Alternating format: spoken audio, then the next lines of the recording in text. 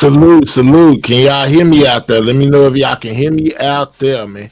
You know what I'm saying? Whether you're watching the StreamYard view or you're watching the the vertical, man. Let me know if y'all can hear me out there. You know what I'm saying? Let me know if y'all can hear me out there.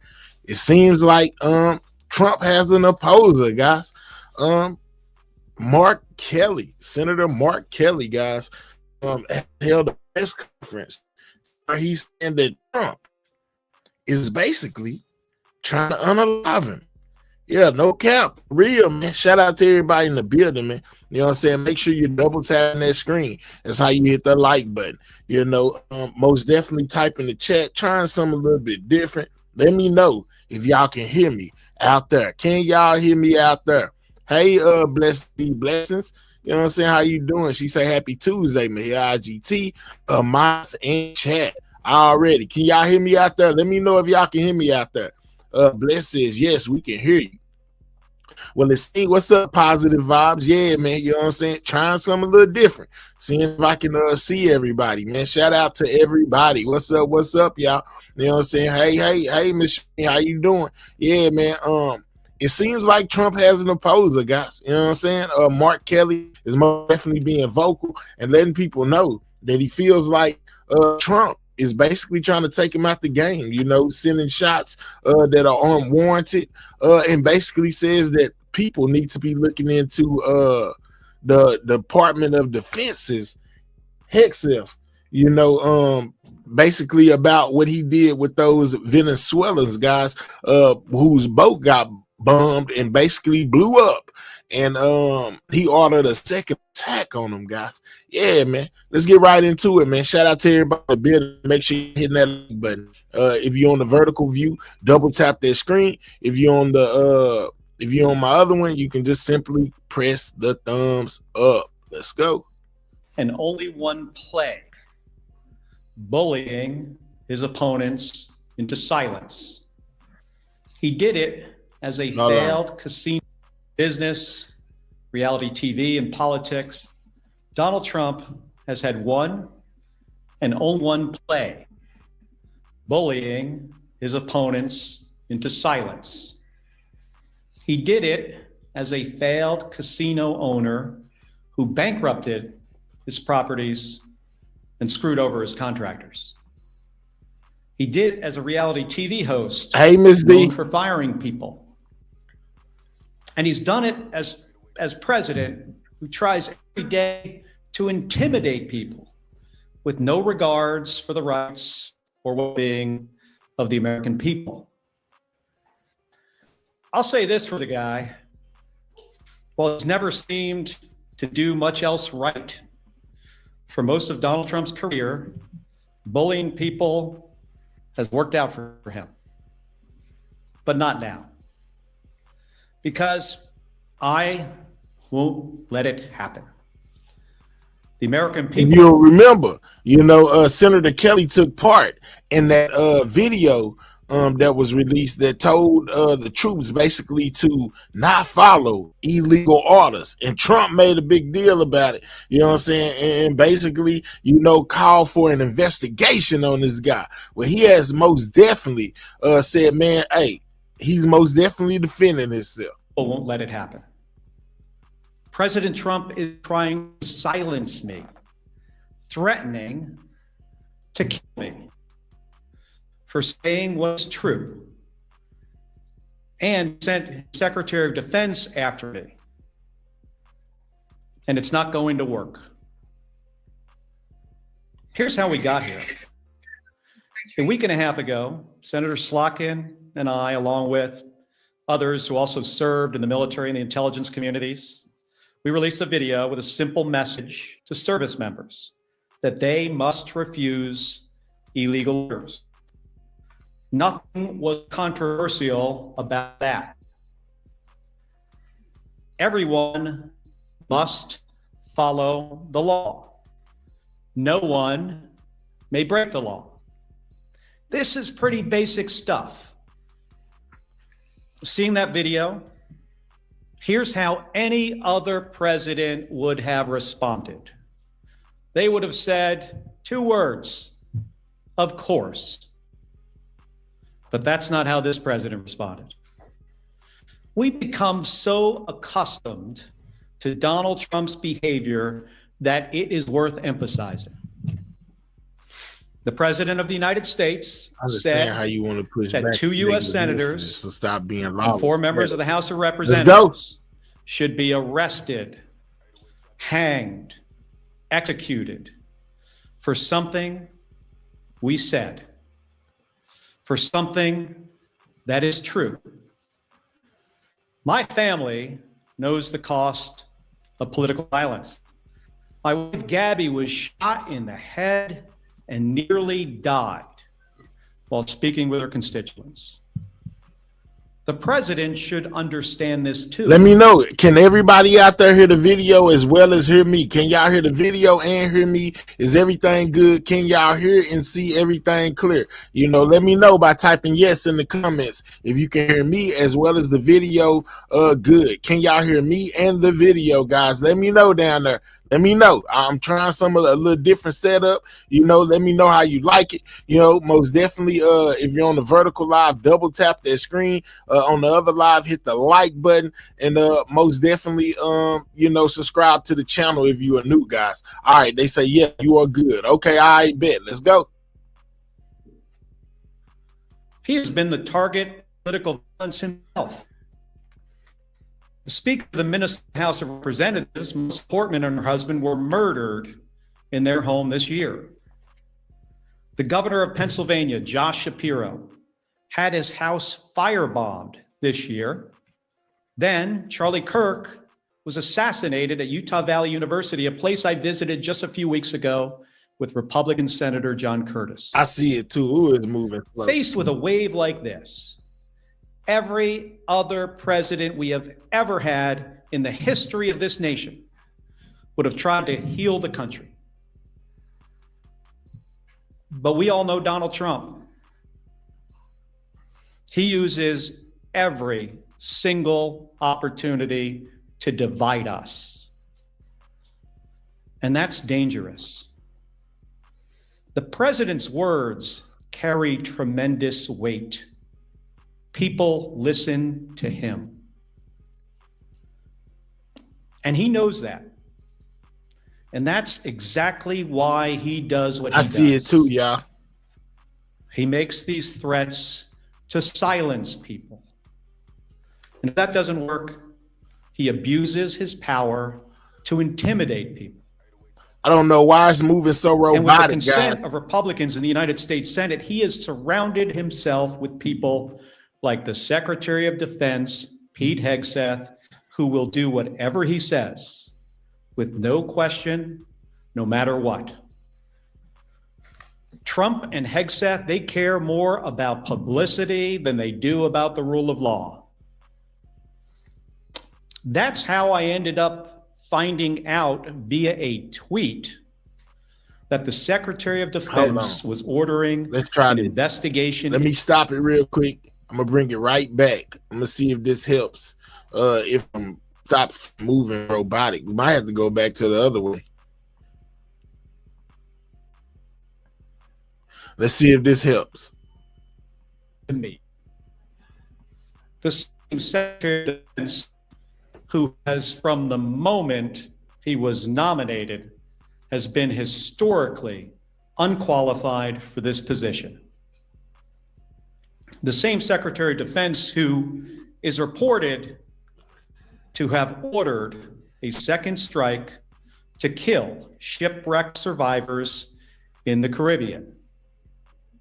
If there's anyone who needs to answer questions in public and under oath, it is Pete Hegseth.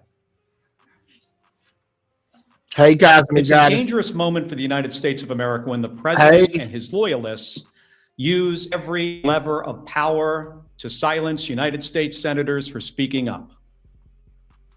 But we all know that this isn't about me, and it's not about the others in that video.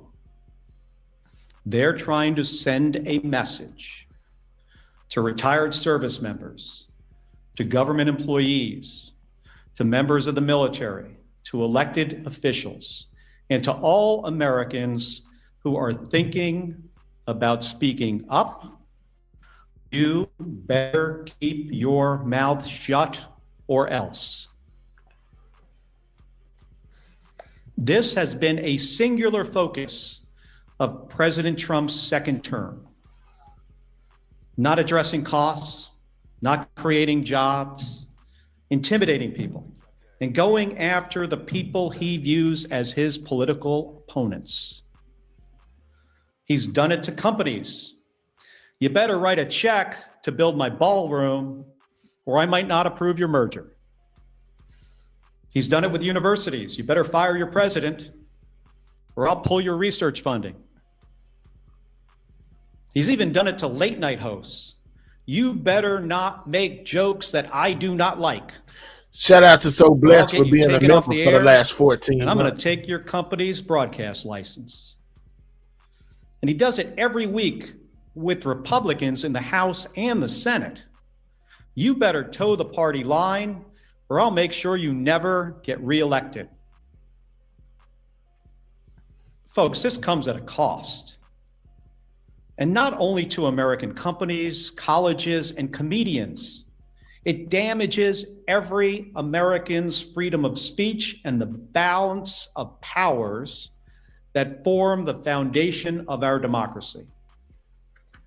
Because when Republicans in Congress are too afraid to disagree with this president, it means that his bad ideas go unchallenged. He's slapped. Well, he is most definitely challenging Trump, guys. He is most definitely challenging Trump. Let's double tap that screen. Get the likes up, guys. That's how you hit the like button. Reckless tariffs on countries across the globe, skyrocketing the cost of everything from groceries to school supplies. Republicans historically, well, at least a year ago, they hated tariffs. But when it comes to voting to undo them, they are too afraid of Donald Trump. So Americans pay more for just about everything because of spineless politicians. It's the same with healthcare costs. There are Republicans in the House and the Senate who really want to do something to prevent these healthcare premiums from spiking for millions of Americans. The solutions are simple. But President Trump says he doesn't want to. So nothing happens. Nothing except a government shutdown. It goes on and on. The president has gone too far. Everybody needs to wake up.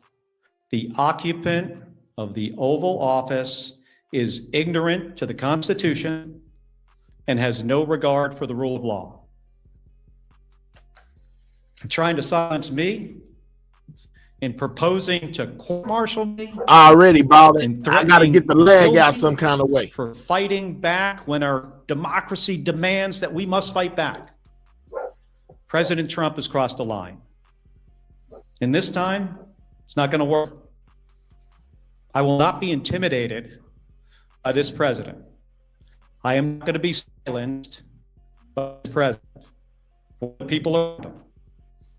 Because I've done too much in service to this country to back down to this guy. In 1991, when Donald Trump was driving the Taj Mahal casino into bankruptcy, I was getting shot at over Iraq and Kuwait. In 2001, after Donald Trump said that the collapse of the Twin Towers meant he now owned the tallest skyscraper in Manhattan, I was carrying flags honoring 9/11 victims into space on a rocket ship. In 2003, when Donald Trump was writing birthday greetings to the monster Jeffrey Epstein, I was the first on the scene to recover the bodies of my fellow astronauts who died when Space Shuttle Columbia exploded during re-entry. In 2011, when Trump was hosting a reality show and peddling conspiracy theories against President Barack Obama, I was sitting next to my wife's hospital bed as she recovered from a gunshot wound. I never even knew that his wife had got shot, guys. That was new information to me. I never knew this. I never knew that his wife had got shot, guys. Ahead. My point is this. I've been through a lot worse in service to my country.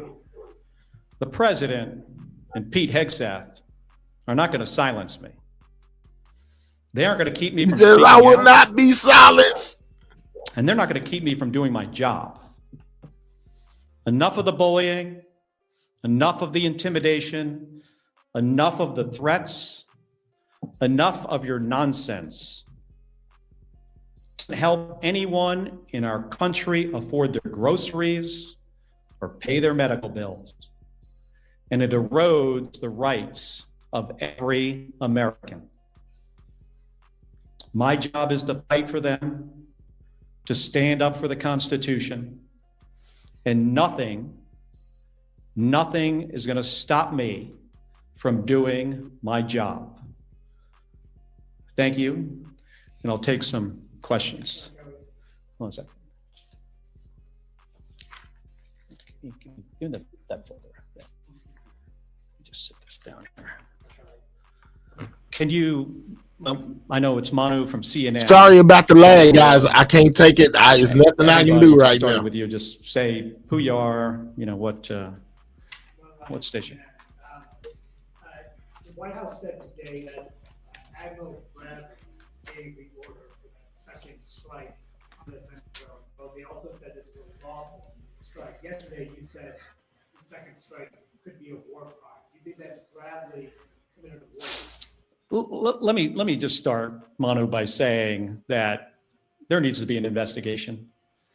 We need to. This is a clear attempt to put confusion and mistrust in military, of DOD and military into the Armed Services committees in the House. Yeah, let me put this up. That's what the White House is saying. I hope what has been reported is not accurate.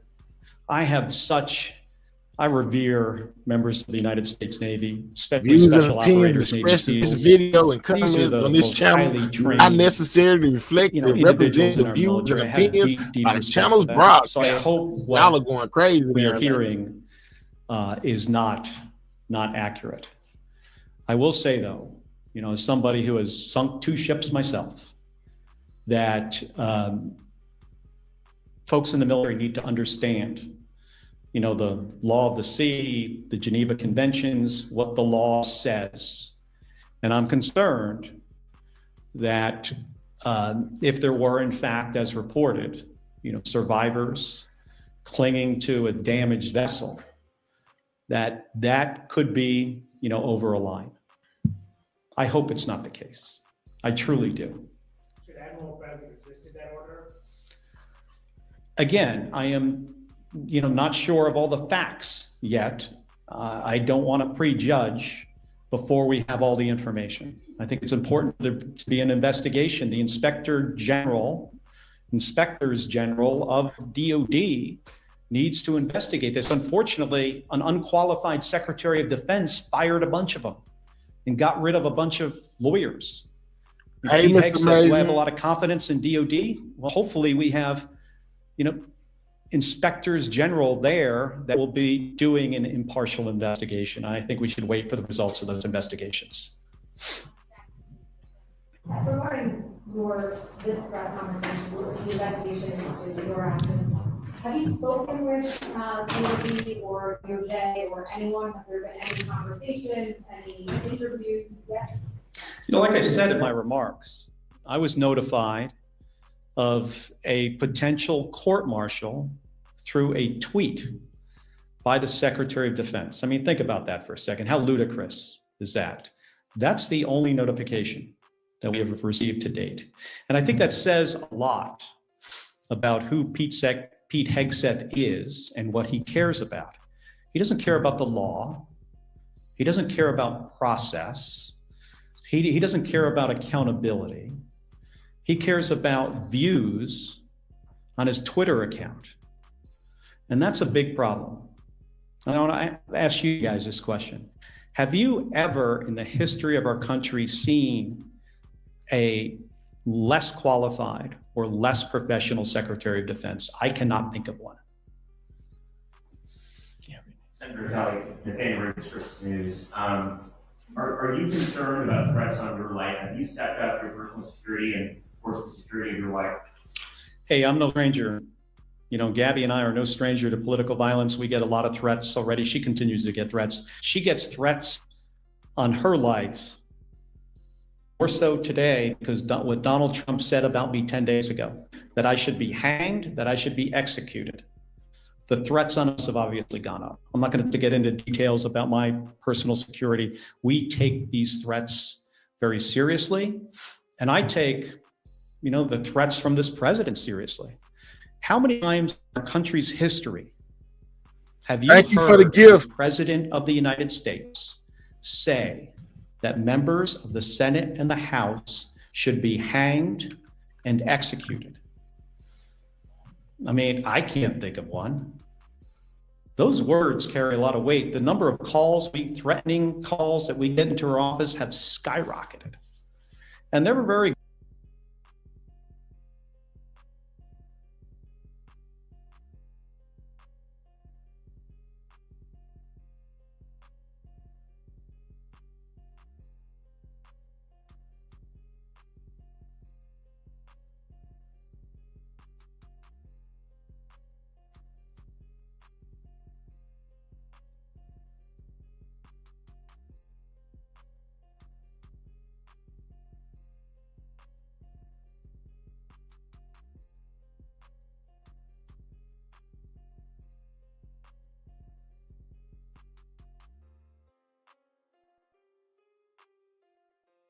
graphic. I mean, some of them were put, not from my office, but another member put them out there for people to hear. Ones we get are worse. Oh, my bad. I did all that talking and I was on mute, y'all. This is what I was saying. I was saying double tap that screen, guys. Get the likes up. If you're on a mobile device, double tap the screen of your mobile device or click those three dots. Hit that thumbs up. That's how you hit the like button as well. We're listening to Senator Mark Kelly basically tell us about Trump. Basically want him unalive, guys. He also talked about however you say his name, the chief of the commander of the Department of Defense, basically allowing a second strike on survivors of a ship that was already struck, guys. They were clinging on to the ship, trying to survive, and he's saying that Hegseth basically ordered a second strike to eliminate those people, guys. Let's get those likes up if you don't mind. But again, you know, that's why he does these things, because he thinks he can shut me up. I have First Amendment rights. I'm a United States Senator. I am doing my job. I'm on the Armed Services and the Intelligence Committee. He ain't going to shut me up. I mean, he intimidates other people. I'm not intimidated by Donald Trump or Pete Hegseth or anybody else. Thank you, Senator Nicole Killian with CBS News. Are you aware, just back on Venezuela, are you aware of whether or not the Secretary has had, Secretary Hegseth, if he's had any conversations with any members of the Armed Services Committee in terms of these calls to investigate? Do you believe the Secretary and Admiral Bradley should appear before the Armed Services? They absolutely should appear. You know, I've talked to the chairman of Armed Services about it and the ranking member. They should absolutely appear. I'm not so confident they will. This is not an administration that tends to follow any norms. But we need to get to the bottom of this, of what happened. And we are not Russia and Iraq. I'm really concerned if the reporting is correct. Again, I hope the reporting about this incident is not accurate. What the White House said today actually indicated it might be, but we're going to have to see. Going back to the DOD matter, are you considering any legal action for this risk of being court-martialed or any of the fees or investigation? You mean like me suing Donald Trump for what he said? I think what he said about us is dangerous. It's ridiculous. It is a violation of our constitutional rights as Americans and our rights as senators to do our job. And he's trying to intimidate us. But I have not considered that, not at this point. Thank you, Senator. Senator, has fundamentally First Amendment issue for you that you're going to highlight against the president who's trying to harness you? And how do you see the whole process playing out? Yeah, y'all mean to tell me y'all don't trust what Mark Kelly says? He was an astronaut.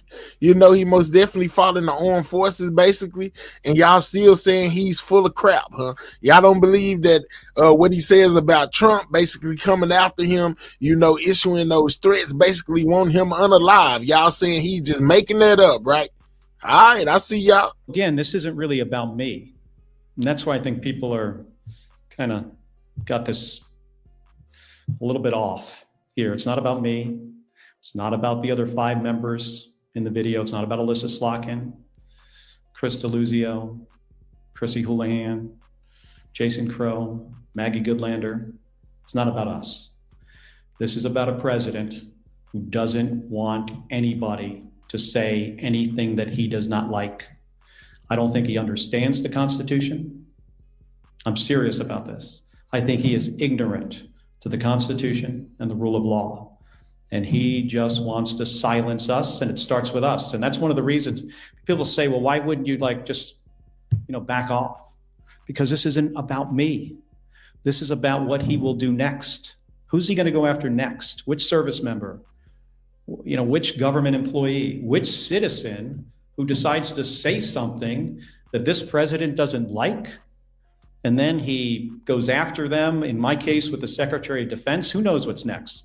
With the Attorney General? I mean, this DOJ has been just, attacking people for all kinds of stuff. And what's next? Our First Amendment rights? Ain't happening. Noah Robinson, Washington Post. Can you tell us anything more about the FBI's involvement in the inquiry into you and the other lawmakers who appeared in the video? Have you scheduled an interview with them? We haven't heard all that much. We got notified. I think the better question is, what is their motivation? Like, did this come from the FBI? Do you guys think the FBI, they went into their meeting that morning and said, of all the stuff that's going on in the country right now, we got to get right on top of this. These guys said something the president didn't like, and now we've got to do something about it. Or do you think it's possible that the president told his FBI director to tell the FBI agents to reach out to these guys? So I think this is a good question for you. All of you in here should be asking the FBI those questions. I don't have the answers to them. Yeah. Can you tell us anything more about the Senate Armed Services Committee's inquiry into the September 2nd strike, the nature of the request for information submitted, what information has been sent back from DOD so far in your conversations with the chairman? Well, we had a brief on the first 3 strikes. And I have said this, before 10 days ago, that they're tying themselves in knots trying to explain why this entire operation is legal. And I imagine eventually, I hope you have an opportunity to see the legal argument that they made to do this. It's important for the American people to see it. We have to get folks before the committee. And, that process might take a little while. But I ultimately think we're going to get to the bottom of this. And again, if what seems to happen actually happened, I'm really worried about our service members. I was talking about this. Kelly says Hexelf should be answering questions. That I am most concerned about is the very difficult situations that this Secretary of Defense is going to put service members into. And it's because this guy is so unqualified for the job. I mean, think about this. He runs around on a stage talking about lethality and warrior ethos and killing people. We have the most competent, capable military this planet has ever seen by far. That's not the message that needs to come from the Secretary of Defense. The message should be, about what's our mission, Kelly said, accountability. Kelly says put hex self on the chopping and block. let me make sure you're equipped to do really hard jobs. Let me give you all the tools you need to do something that often is an impossible mission. And instead, he runs around on a stage like he's a 12-year-old playing Army. And it is ridiculous. It is embarrassing. And I can't imagine what our allies think of looking at that guy in this job, one of the most important jobs in our country. In my view, after the President of the United States, it is the next most important job. He is in the National Command Authority for Nuclear Weapons. And last night, he's putting out on the internet turtles with rocket-propelled grenades. Have you seen this? This is the Secretary of Defense. This is not a Let's take time person. to double tap their screen, guys. Get the lights up. And then every single day after that. I was reporting ABC News, just to put a finer point on it, because you were quite vocal about the sort of flimsy legality that was being offered during the briefings. Were these sort of strikes that are now in the news what you were making reference to when you posted that video telling members of the military that they needed to feel okay to obey orders that they felt were illegal? Based on who this president is and who the Secretary of Defense is, and specifically things that the president has said in the past and things he was What's up, Bean? talking about doing in the future. What's up, D-Ma? 2016, he's talking about something on a debate Nothing stage but that a was traitor. clearly You should illegal. be. Oh my He was goodness, reminded let's by go. Brett I hear Baer y'all from out Fox News there. that would be an illegal order. Military won't do that. You know what the president's response was to that? The military will not refuse my orders, implying that even if they are illegal, they will not refuse them. He's also talked about shooting protesters in the legs. Then he's talking about deploying more troops to American cities and using those cities as training grounds. Do you know what that means? That means using the American people for the military to train on. So we were looking forward to try to head something off at the pass that could have been really, really bad. So it wasn't about this specific thing. Yeah. Jennifer Shutt with Space Newsroom. The NDAA conference report is set to come out later this week or over the weekend or early next week. In addition to that, you all have not yet conferenced out the defense appropriations bill for the current fiscal year. Do you see either of those as options for you? Guys, I need y'all to do me a favor. Double tap that screen if you're on a mobile device. Hit the like button. It helps out the channel.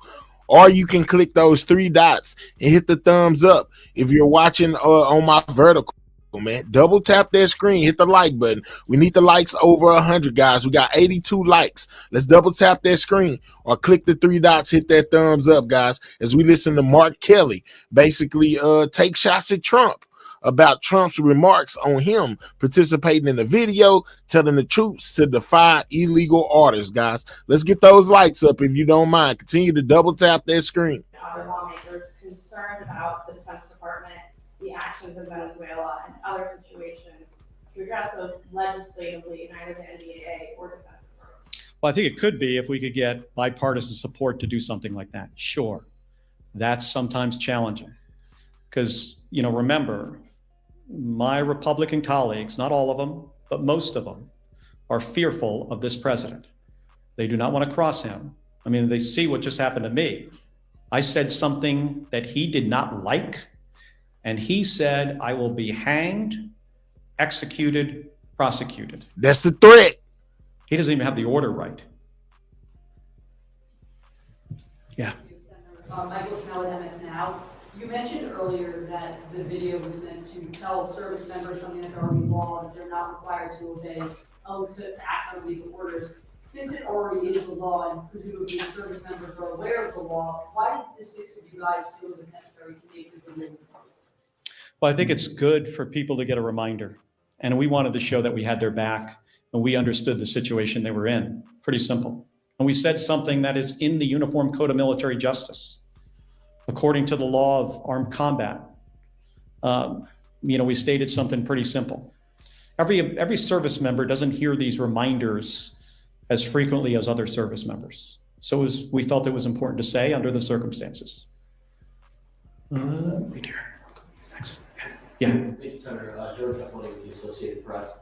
When you participated in the video, did you expect that the president would respond? Verification. We did a video before that he did not respond to. I was really surprised that he responded at all. And I thought if he was going to respond, so what I just said when I gave my remarks, I thought he would have said, of course, members of the military shouldn't follow illegal orders.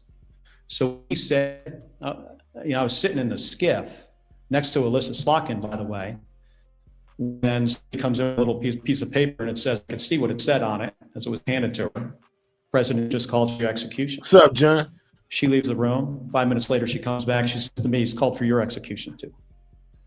That was not the response we expected. Continue to double tap that screen, guys. Get the likes up. We ain't past 100 yet. Hit the like button. As you say, you're still gathering the facts, still not clear exactly what happened here. But if the Secretary of Defense did issue an order to kill people after a strike like this, is that an impeachable offense?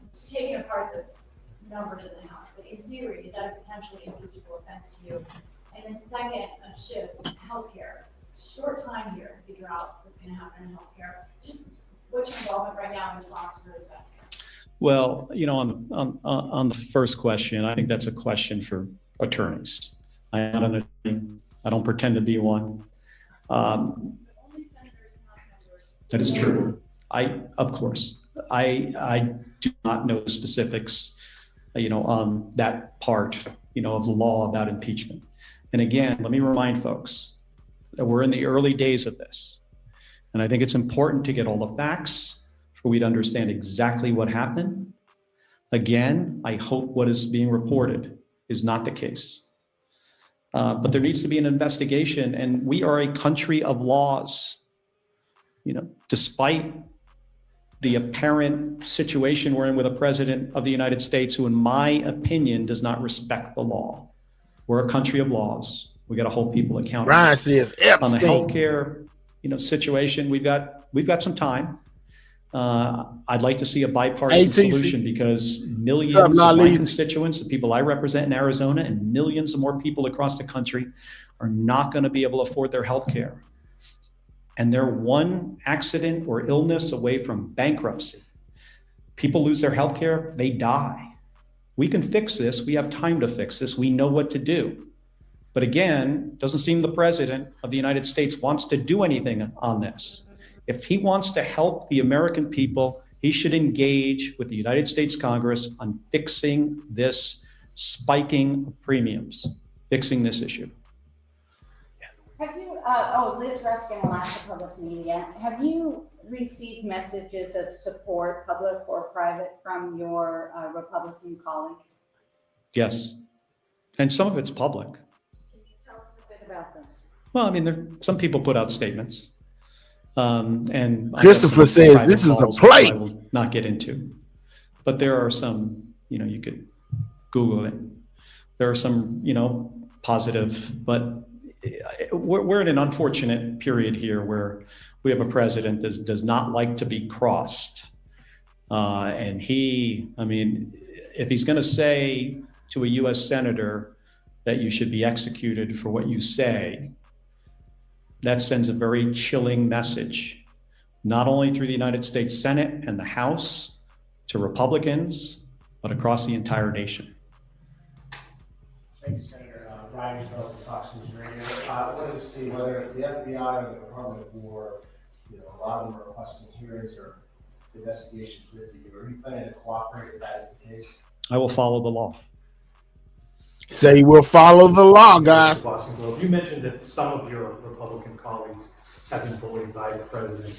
With regards to the boat strikes in the Caribbean, what's your level of confidence that this investigation in the Senate Armed Services Committee will go forward and get to the truth? I have confidence, tremendous confidence in the chairman of the Armed Services Committee, Roger Wicker, senator from Mississippi, and the ranking member, Jack Reed. And I've Let's spoken go, to him Bless. about this, and I know he's going to try to do a thorough job. Where I don't have a lot of confidence is in the Secretary of Defense and what he has done to this department, firing JAG officers, Prayers for your mom, inspectors Nikki. general. It's decimated it. I mean, firing people in the leadership of DOD just because of the color of their skin or if they were a woman. So I have about zero confidence in the Secretary of Defense. I have tremendous confidence in the chairman of the Armed Services Committee. Conor O'Brien, Politico. Senator Schatz tweeted this afternoon, he said Pete Hegseth needs to testify in the month of December before we pass a defense authorization. And I'm just curious, as a member of Armed Services, do you agree with that approach? Should Democrats be open to potentially, holding up NDA to leverage testimony, information, whatever in this process? I spent 25 years in the United States Navy. I understand the importance of the defense bill and the programs that we authorize and the changes we make to policy through that piece of legislation. I've talked to Senator Schatz, and we'll continue to talk about this, but in general, my view, on this is we've got to be very thoughtful about how we handle the process of the defense bill. Yes. Just to clarify, you were not briefed on the double tap of the first strike. None of your briefings have included that. If Hegseth will not testify, will you call on Admiral Halsey of Southcom to come in and testify? And then lastly, on Venezuela, should the United States strike inside Venezuelan territory, do you think that is legal?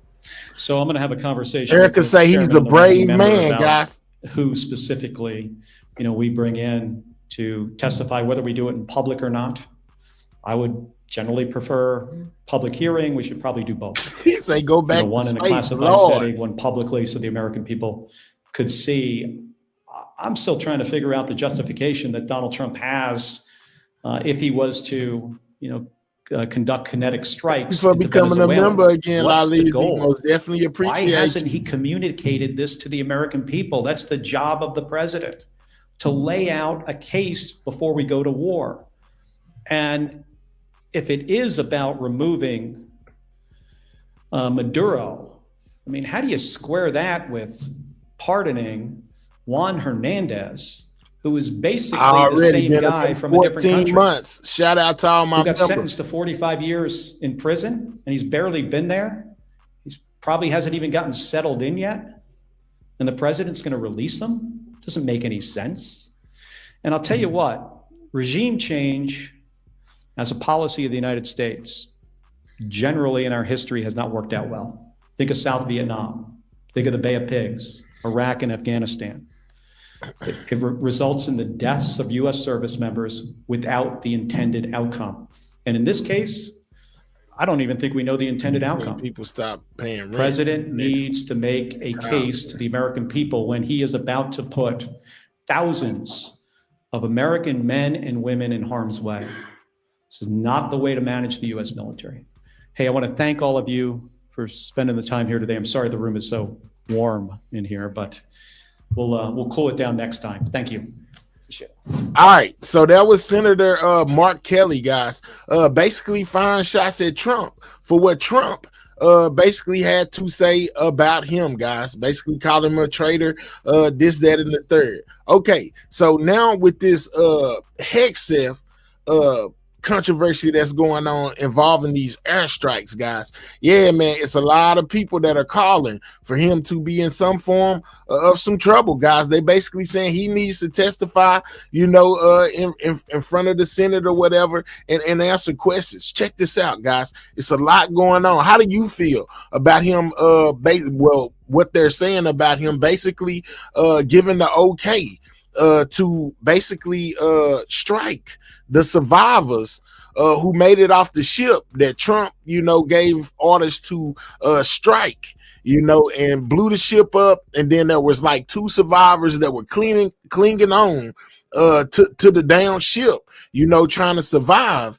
And basically they saying that Hegseth gave the okay to unalive those survivors. How do y'all feel about that? Let me know.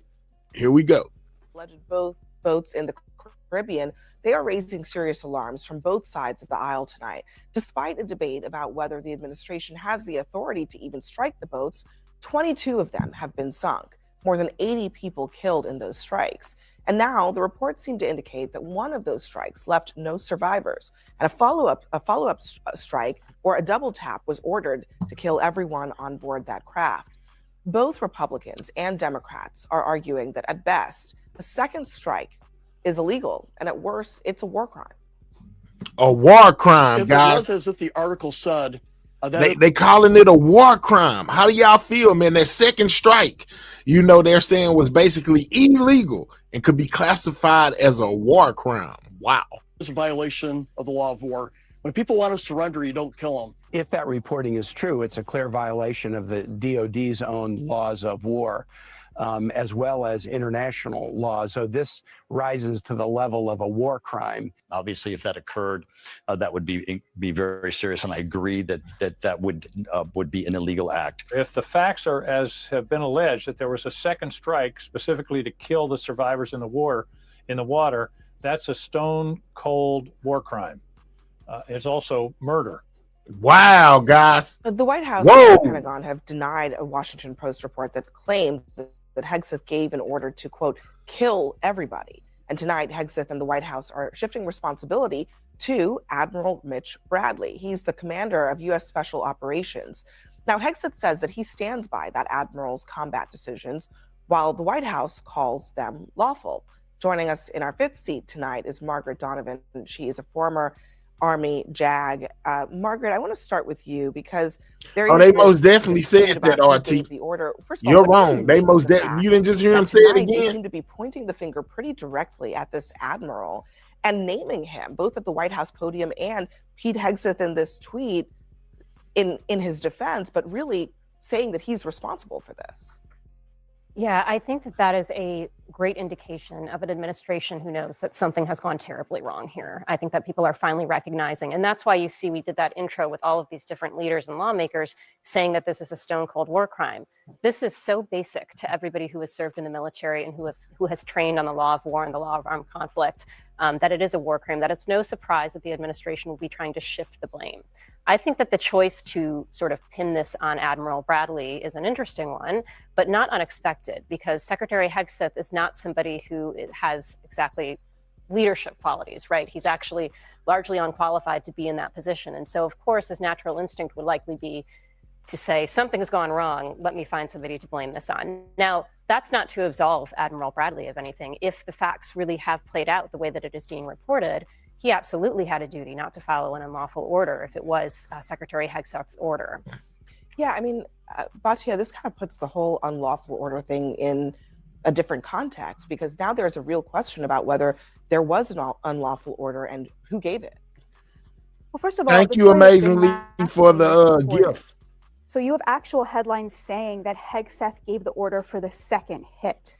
That wasn't in the initial Washington Post article, which claimed that following, by hearsay, somebody claimed to have heard Hegseth say, we have to kill everybody. Therefore, the admiral gave the second hit. So hey, guys, let's take time to double tap that screen. Hit that like button. Get the likes up, guys. Double tap that screen if you're on a mobile device. It's over 300-400 of y'all that haven't hit the like button. All you have to do is double tap the screen on your mobile device or click those three dots in the right-hand corner. Hit the thumbs up. It helps out the channel, guys. Get the likes up. I just want to clear that up. I think that's why Hegseth wrote the tweet, is to just correct the record. But what I don't understand is it is the Secretary of State's right to determine who is a terrorist and who isn't. The Secretary of State answers to the executive branch. Secretary of State Marco Rubio has determined that these boats are carrying terrorists, which makes the attacks on them legal. And the only question is whether that boat was disabled or whether it was destroyed. If it was destroyed, how are there still live people clinging to it? And if it was only disabled, let me just finish the point, then it was still a threat, meaning it was still a legitimate target. And by I've spoken to veterans today, also very confused by all of this bipartisan outrage? I Well, don't get the it. good thing we have a military lawyer Can I just at the respond table. to two So, things? yeah, First, I would say to your point about, who gave this order, what the Washington Post article said. I think that's precisely why we need the Senate and the House to do what they're supposed to do. I Have totally agree, oversight, by the have way. investigation. I totally agree. Let's figure I it out. want more information as well. And completely. second, on the Secretary of State making it something a designated terrorist organization, that actually does not enable you to lethally target somebody. Naming somebody on the Secretary of State's list of foreign terrorist organizations actually only does serious things. You can sanction people who are members of DTOs or FDOs. You can ban them from immigrating to the United States. You can actually criminally prosecute people who give them support, material support to terrorism. But it does not enable you to lethally target them. Yes, many DTOs and FTOs end up being organizations that we target abroad, but that's subject to congressional authorization and the laws of armed conflict when we see them So abroad. you are in a dispute with the administration about that, which is totally fine. Precisely. Yes. Okay. So Yes. yes. So, but I am not. I think that they have that authority. So they have not been challenged yet in any significant way, neither by Congress nor by the court. And so obviously, you're siding with. Yeah, I mean, I'll let you get in, but I mean, I don't want us to lose the point here. The question is actually not whether or not this was a legitimate target. I think there's dispute about that, but that's not what we're disputing. The question is whether it is legal, according to our rules of engagement and the laws of armed conflict that we abide by, to strike a target a second time when the target doesn't appear to pose a threat or is surrendering. That is the part that I think is in dispute. They're calling that second strike into question, guys. That might very well be illegal. I think we should take a step back, because the only reason we know about this is because obviously somebody involved in that operation was uncomfortable with what was happening. Yeah. And that's how the Washington Post found out about it. Somebody leaked this to a reporter. People are not happy with Hegseth's leadership at the department. People are not happy with some of the things that the military is being ordered to do, whether it's the SEAL team, whether it's CENTCOM, whether it's, and I think that we have to pay attention to the fact that this isn't coming from some random reporter who was on the boat with them. This is coming from an internal source who is unhappy with the leadership of the administration. To that point, the Washington Post had a story tonight that this is a quote from a military official. This is protect Pete bullshit, that source said. One official said of Levitt's statement, it's throwing us, the service members, under the bus. Right. I think it's going to be hard for this guy to there keep is his clearly not just whatever happened in that strike, but the cleanup from the White House is causing a lot of consternation. Yeah, well, one thing I would note is every lawmaker you played started their thought by saying, if shout out to Sweetest Brown for being a member for the last 7 months. You don't know the answers to everything. And Botcha raised an important point that there is a difference between disabling a boat and destroying it. If it was only disabled under the laws of war, actually, they would have potentially been able to make that a military target. But I think a couple important points to make here more generally is, it's interesting to hear the media talking about this breathlessly for hours and hours when, Biden or Obama drone striked. The only thing that needed to happen was John Kirby would go on TV and say, oh, we made a mistake. We're learning from it. And nobody batted an eye. And yet now this has become the biggest, It's story, actually though. not true This that has no one become batted the an biggest eye story, at though. Obama's highly controversial drone strikes. That's the first thing. No, and in fact, in the al-Awlaki strike, which was probably one of his most controversial, the legal opinion supporting that strike was fully disclosed at some point. And I think that's what needs to happen here. We need to see the legal opinions. But I think the supporting bigger story, though, strikes. is the average Trump voter looks at this and they think, why is the media breathlessly covering narco terrorists and drug traffickers when the average American looks at this and thinks, oh, Donald Trump is actually what I would say to protecting the average border. Trump voter is that we have rules of engagement in the world that are not there to protect narco-terrorists. They're there to protect American soldiers in combat. And so it's super important for people who, I'm sure a lot of Trump supporters who have loved ones who are going out in armed conflicts, to know that when they are engaged by an enemy, that enemy, if they are not adhering to rules of war, are held responsible for those violations. And that, if they are adhering to rules of war, if they are struck in an attack and then they've survived, there are rules about what happens to them. They don't get just assassinated on the battlefield if they weren't taken out in the initial strike. So that's why it matters. It matters to Trump voters. It matters to Biden voters. It also matters to the United States' credibility in the world, because this isn't just, look, I mean, we don't even know who these people were. We don't know what drugs they were carrying. It's not about that.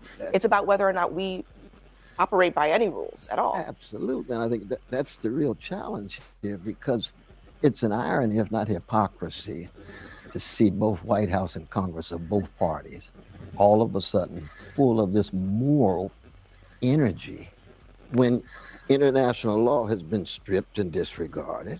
Human rights have been stripped and disregarded. We could talk about that in regard to Gaza, war crimes, what I consider genocide, but we can debate that, right? But same is true with executors. We just had the Prince of Saudi Arabia treated like a king. You got crimes against humanity taking place every day. Same is true in the history of the United States vis-a-vis Latin America. The Monroe Doctrine of 1823, we have intervened in 31 of the 33 countries down there. So you can imagine what they think of us. Military coups against democratic regimes, Guatemala, Gulag, Brazil, we can go on and on and on. So it's an irony to see all of a sudden both of these parties saying, we've got this moral authority concerned about what is a war crime and what isn't. Okay, let's debate that. But the larger context is the war crimes have been shot through the history of the country. All right, so that was some on the Hicks stuff. Yeah, man, shifting responsibility, man. They is most definitely talking about this second strike, guys. They are most definitely talking about it. They saying basically it could be a war crime. What do you think? Evolving narratives. The White House is distancing itself from a deadly attack in the Caribbean that has raised questions about. They say Trump and them are distancing. It has now confirmed that the U.S. military did launch a second strike on a boat allegedly tied to a Venezuelan cartel on September 2nd. Sources told CNN there were survivors hanging on the disabled boat after the first attack, and that a second strike killed them all. The White House is drawing a distinction here, saying the final order for the follow-up strike did not come from Defense Secretary Pete Hegseth, saying instead it came from U.S. Navy Admiral Frank Mitch Bradley. The White House they placing blame on somebody his else. Actions were lawful. Hegseth is this posted deflection, on guys? social media, I stand by him and the combat decisions he has made on the September 2nd mission and all others since. Joined now by CNN Chief National Security Analyst Jim Sciutto. I do want to note, Jim, in the Washington Post, there are all kinds of blind quotes from people saying inside the Pentagon concerned that the administration is scapegoating Admiral Bradley here. Scapegoating.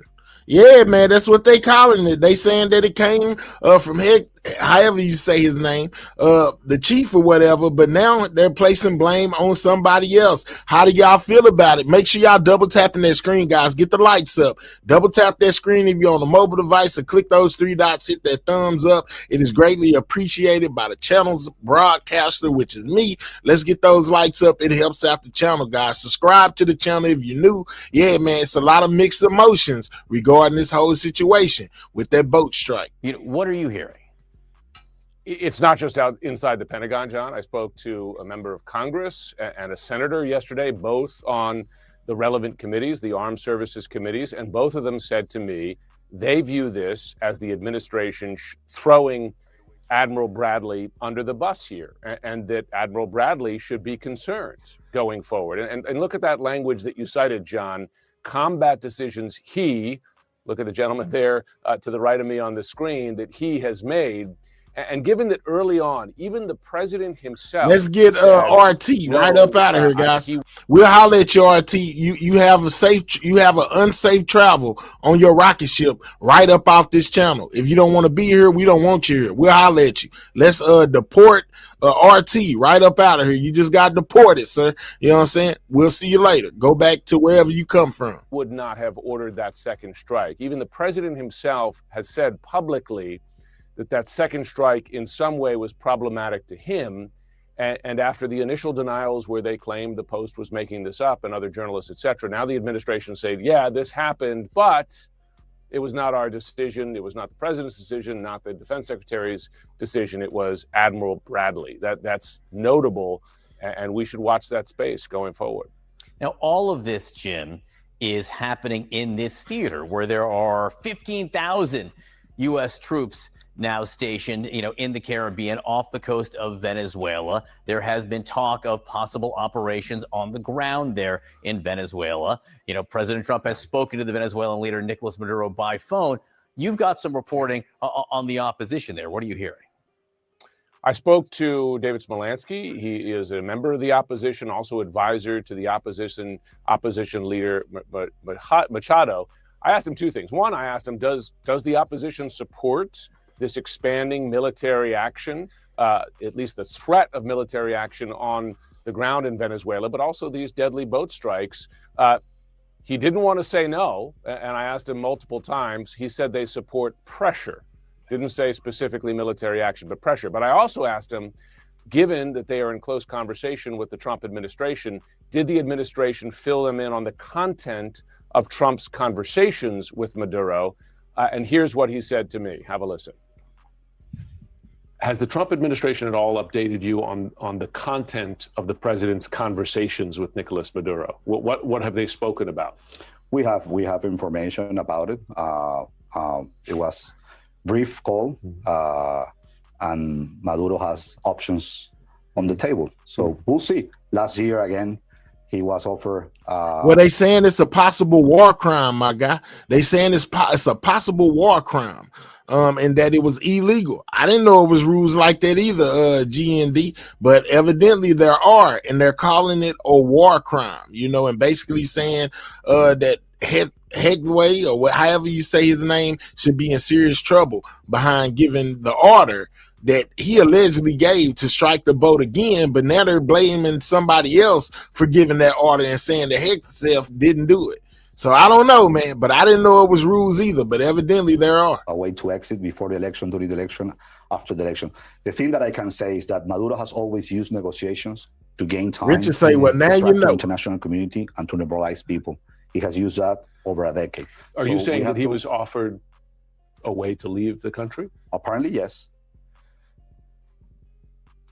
Options on the table, John Berman, and a way to leave the country. The question, of course, is, does Maduro take those options? It seems that the administration's hope is that all that military pressure, at least the threat of military action, will be enough to force him out. But he was quite public in the streets in the last couple of days. Maduro, at least for now, he's not taking one of those options. It seemed quite purposeful to be public like that. Jim Sciutto, terrific reporting. Thank you on all these fronts. Appreciate it. With us now is Senator Chris Coons, a Democrat from Delaware. He sits on the Foreign Relations Committee. Senator Coons, thanks so much for being with us. The White House says it was Admiral Bradley who ordered the second strike and that it was lawful. Admiral Bradley. How persuaded are you? I'm not, and I am encouraged that there is bipartisan effort behind getting to the bottom of this. John, I'm the senior Democrat on defense and intelligence appropriations in the U.S. Senate, and I haven't gotten anywhere near the level of briefing and engagement that Congress deserves before Trump sleepwalks us into a war with Venezuela. This incident that was just covered by the Washington Post in recent days suggests that a war crime may have been committed. And I think Secretary Hegseth likely gave the order. I know Admiral Bradley. He's the SOCOM commander. He came up through the ranks. He is decorated. He's experienced. He's seasoned. He was one of the first Americans into Afghanistan after 9/11. I'd be very surprised if he did this on his own without direct support or a command from the secretary. The New York Times is reporting a nuanced version of this today, Senator, where it hears from multiple sources. The Times reports that Secretary Hegseth, his initial order was to attack the boat and kill people on the boat, but it didn't give any instructions as to what to do if there were survivors there. It also raises the possibility that the follow-up strike was targeted on the boat itself, not the survivors, which may hold a different weight under military law. How does that impact your view of this?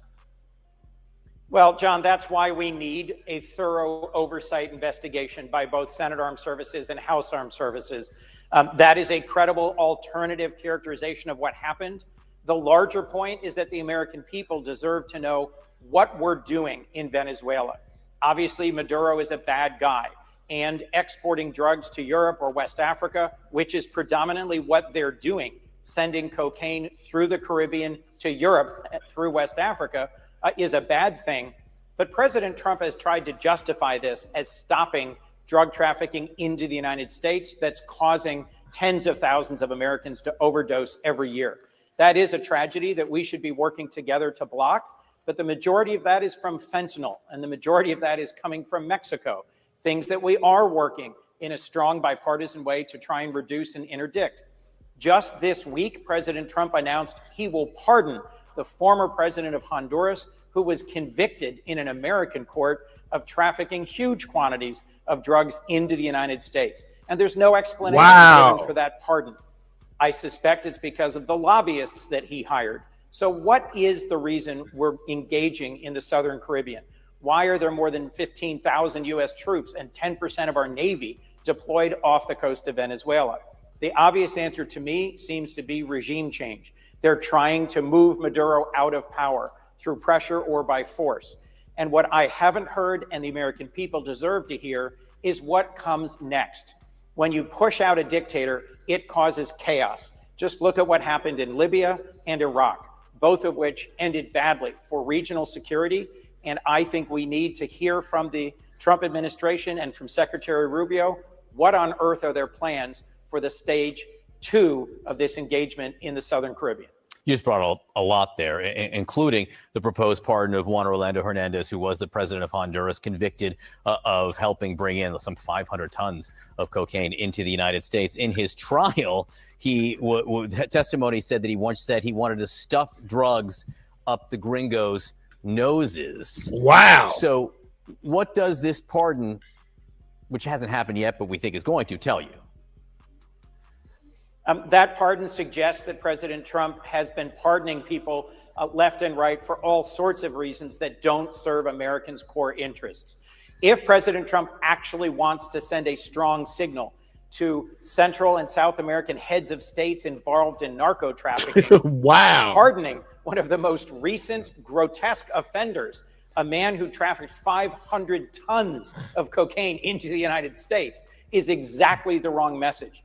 So, as is so often the case here, Trump says one thing and does the other. He says he supports law enforcement and pardons the January 6 rioters who assaulted law enforcement. He says this campaign is about stopping drugs coming into America, and I think we will soon see him pardon the immediate past president of Honduras, who trafficked hundreds of tons of cocaine to the United States. I need to hit refresh on my browser. The pardon has happened, and the former president of Honduras, I'm told, has been released. But your point is well taken. Very quickly, Senator, Secretary Hegseth at one point said he actually was monitoring the strike on this boat via a live feed in Venezuela.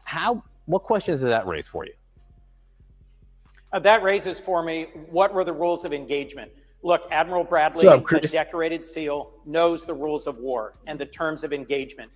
And there's quite a distinct thing between intentionally killing survivors who pose no threat to America or American forces and going after a boat in a way that, frankly, we still haven't seen the legal justification for. So I think if Secretary Hegseth was as directly involved in giving orders and monitoring the situation as you just suggested, that will support the bipartisan outrage at this attack that violates the most basic rules of war. We'll figure out, or we'll see soon, what Congress finds out. Senator Chris Coons from Delaware, great to see you this morning. Thank you very much. All right. So that was a little bit more on the Hegseth situation, right? And just like with anything else, the White House, the Republicans are most definitely going to come out and speak about it, right? Well, they most definitely are, and I got the press conference. Hold on, let me find which one of them it is. All right, with Mike Johnson and the rest of the Republicans basically speaking on this entire situation. Let me bring it up real quick. Hold up. Here we go.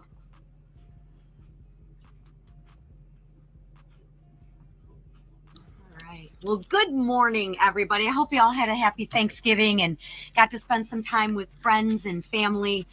Well, they're saying, I see somebody saying, what did Hegseth do? Well, they're saying that allegedly, now it's mixed stories, Megan. They're saying that Hegseth ordered the second strike on the on a ship from Venezuela that was allegedly carrying drugs, and after the first strike, they blew up the boat, but there were still survivors clinging on to the boat, and they're saying that he ordered a second strike that basically unalive the survivors, and they're calling that a war crime. Well, now they're saying, the White House and other officials are saying that it wasn't Hegseth that actually gave that second order, that it was another guy. I think his name was Brown or something like that. I don't want to get it wrong. They try to cast blame on somebody else and say that Hegseth didn't do it, which got a lot of debate going on, because they're saying that that second strike was illegal and it should be considered a war crime. That's where we at so far. Let's see what the Republicans have to say about this. Tragedy that struck Washington just before Thanksgiving. Our National Guard was attacked on American streets. Yeah, he said it wasn't him. And so was our nation's generosity, compassion, and sense of security. It was wrong. It will always be wrong. So please join me in praying for the families, first responders, and every guardsman still in our capital today. Now, to the work before us in the House. Millions of Americans just returned from Thanksgiving on a holiday where they watched get more expensive every year under Joe Biden.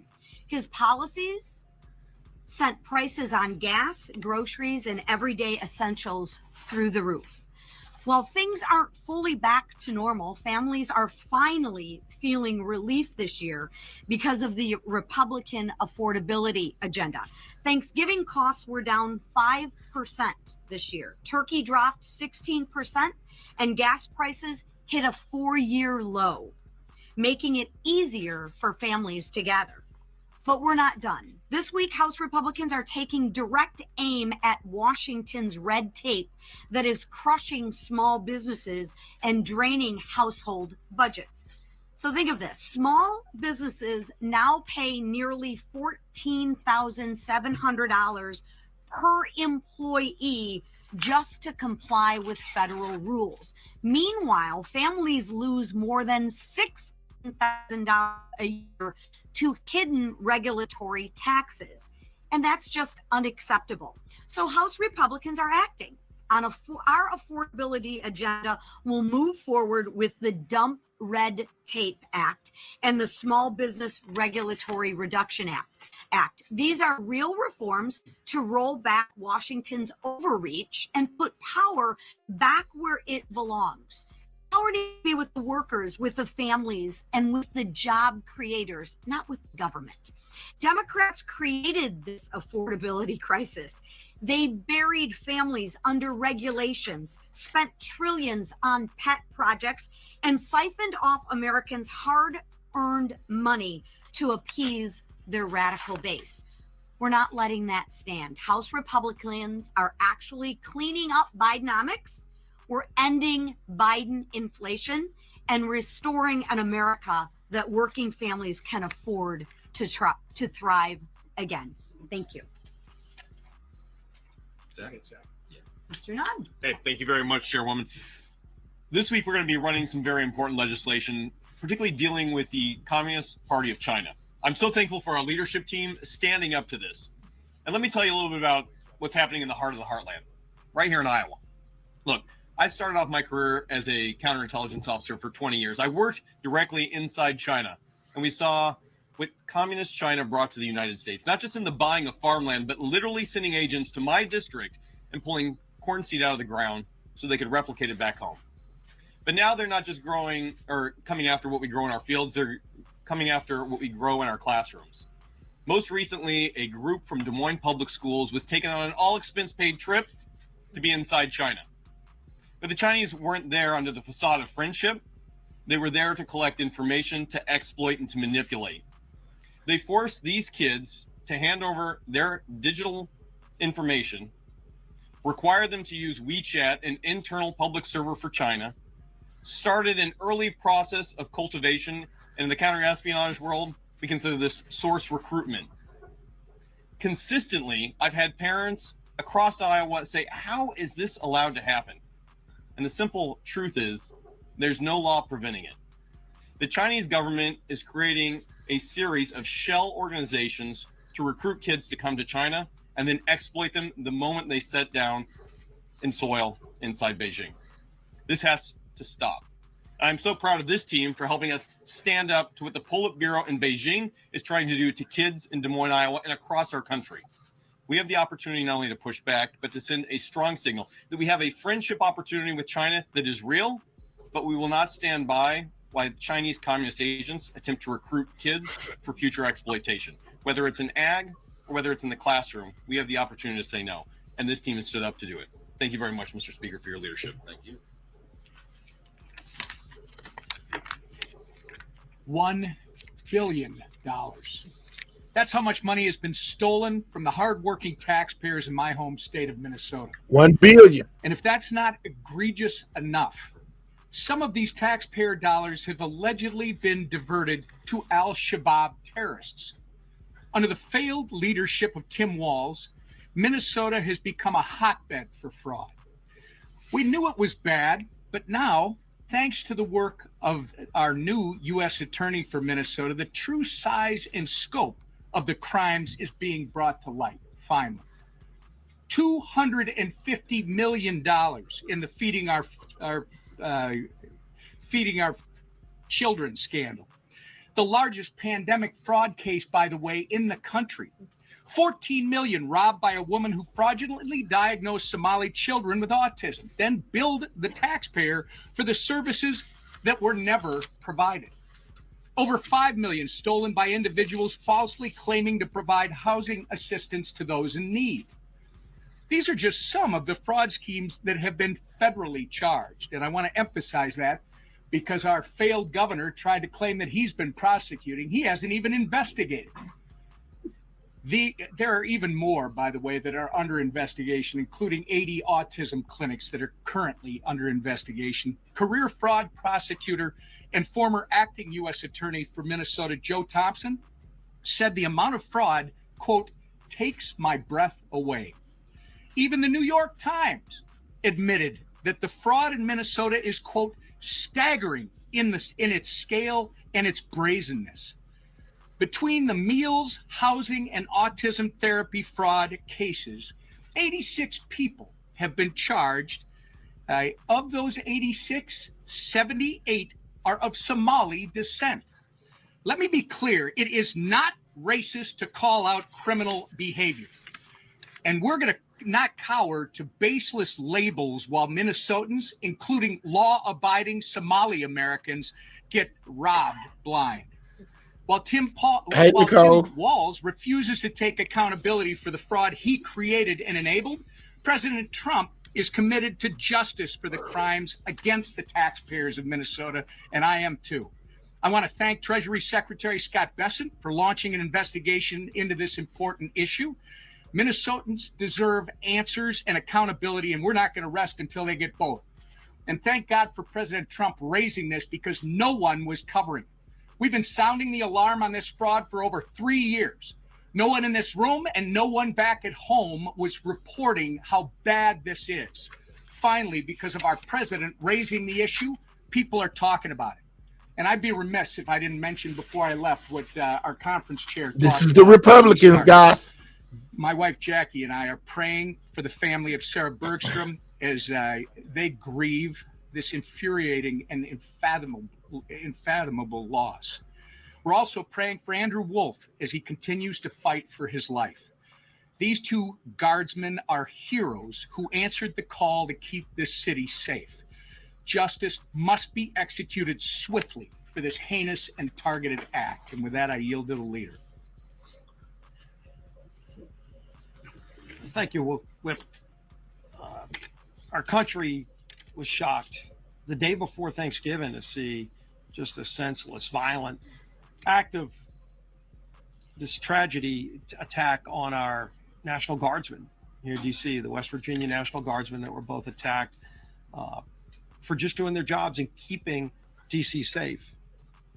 I too want to. Lord have mercy. Can we get these likes up, man? We need 40 more likes. Double tap that screen, guys, if you're on a mobile device, or click those 3 dots, hit that thumbs up, guys. We are way under on that like button, man. Please hit that like button. It helps out the channel.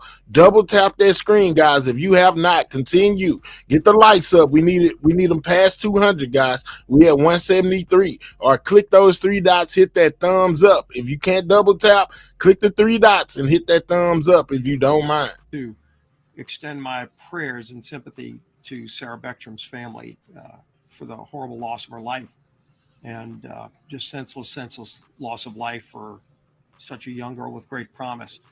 And then, of course, Andrew Wolf, who is still at the hospital fighting for his life from the gunshot wounds that he suffered. And we keep him in our prayers, his family as well, and pray that he is able to recover and come back. And I know the people of West Virginia share that. The people of America share those prayers. This week we have a number of bills we're bringing to the floor to continue to address some of the problems that were created by the Biden administration that drove up inflation, that drove up higher costs.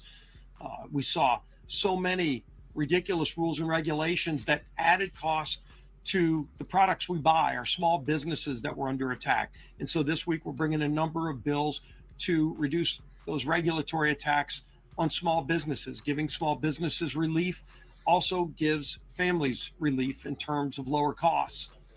We're going to bring more bills that came out of the Education Committee to take on what is happening in our universities and our schools, where the Chinese Communist Party tries to move Confucius Institutes into our schools, teaching our children, trying to put communist ideas into our children in our schools. And so we're going to continue to have more transparency and prohibit that kind of money coming in from China to our schools. We're bringing the SCORE Act to give some structure. Over the years, you've seen lawsuits erode the ability for the NCAA to even police college athletics, to the point where now it's the wild, wild west. There are no rules in place, no structure. You have people that can play until they're 26 years old in college athletics. You don't have any protections for a lot of the student athletes. And so we first restore the ability for policing through the NCAA. Congress won't be doing the regulations. It will be the NCAA having the ability to police college athletics again. We also protect women's sports. We protect Olympic sports by ensuring that you have an equal number of women's sports to men's sports, that you have a minimum number of sports, so that a lot of the Olympic sports that are so important to our country, as we see the Olympics coming up here again. In many cases, our Olympians come from the college ranks. And so we protect that too. And again, just putting structure in place for what is right now wild, wild west atmosphere. And we're going to continue to work on healthcare proposals to ensure that families have choices and lower premiums. That's what Republicans care about. Democrats have never cared about that since they passed the Affordable Care Act and all the broken promises and lies that went with it. If you like what you have, you can keep it. Probably the most broken promise in all of politics, where millions of families lost the good healthcare plans that they liked because of the Affordable Care Act. And of course, there's nothing affordable about the Affordable Care Act. All we've seen is increased cost, 80% premium increases. Democrats just concerned about bailing out insurance companies who get record profits, while families see higher premiums because of that failed law. What we want to do is give families options, lower premiums for families. And again, they say they're trying to lower premiums. Already, we're going to bring bills to the floor to do those two things, to lower premiums for families and give them options so that they can get what's best for their families. They don't have to be enforced into a plan that the government tells them they have to be in, that's too expensive for them and doesn't work for their family. Dwayne says lies. Whatever they want that makes sense for them and for their family. So we're going to continue to work on that too as we move an aggressive agenda, and that agenda is led by our speaker, Mike Johnson. Thank you, Mr. Leader, this leadership team, Colonel Nunn, for being here with us this morning. Mike Johnson. There is a lot going on, and we want to give you some updates on things. I hope everybody had a blessed Thanksgiving. It is true that our hearts were heavy. Of they course, say they are Sarah lying. And Andrew, I hear y'all, man. All opinions are welcome, National man. Guardsmen who were senselessly attacked Thank you for the while they gift. volunteered for service to defend the rest of their fellow Americans, and they literally took bullets for it. And so our prayers are with Andrew as he recovers, and our hearts and prayers are with the family of Sarah. It reminds us that freedom isn't free. Can we double tap that screen, guys? Get the likes up. Double tap that screen. We're 2 away from 200. Yeah, we need y'all to double tap that screen or click the 3 dots and hit that thumbs up if you don't mind. Subscribe to the channel if you're new. Day of Thanksgiving and prayer, a proclamation. And he declared that because the Congress requested it of him. And of course, Washington was the first and best person to do that, to start the tradition. And he wrote famously in his proclamation, he said, it is the duty of all of us. It is our duty to acknowledge the blessings of God, to be grateful for what he's done for our country and all of us individually, and to humbly implore his protection and favor. It's never been more important to do that. And it's a great reminder. Thanksgiving is a uniquely American holiday, as we know. And it's a great time to sit around the table and be reminded of those blessings. And chief among them is the freedom that we enjoy.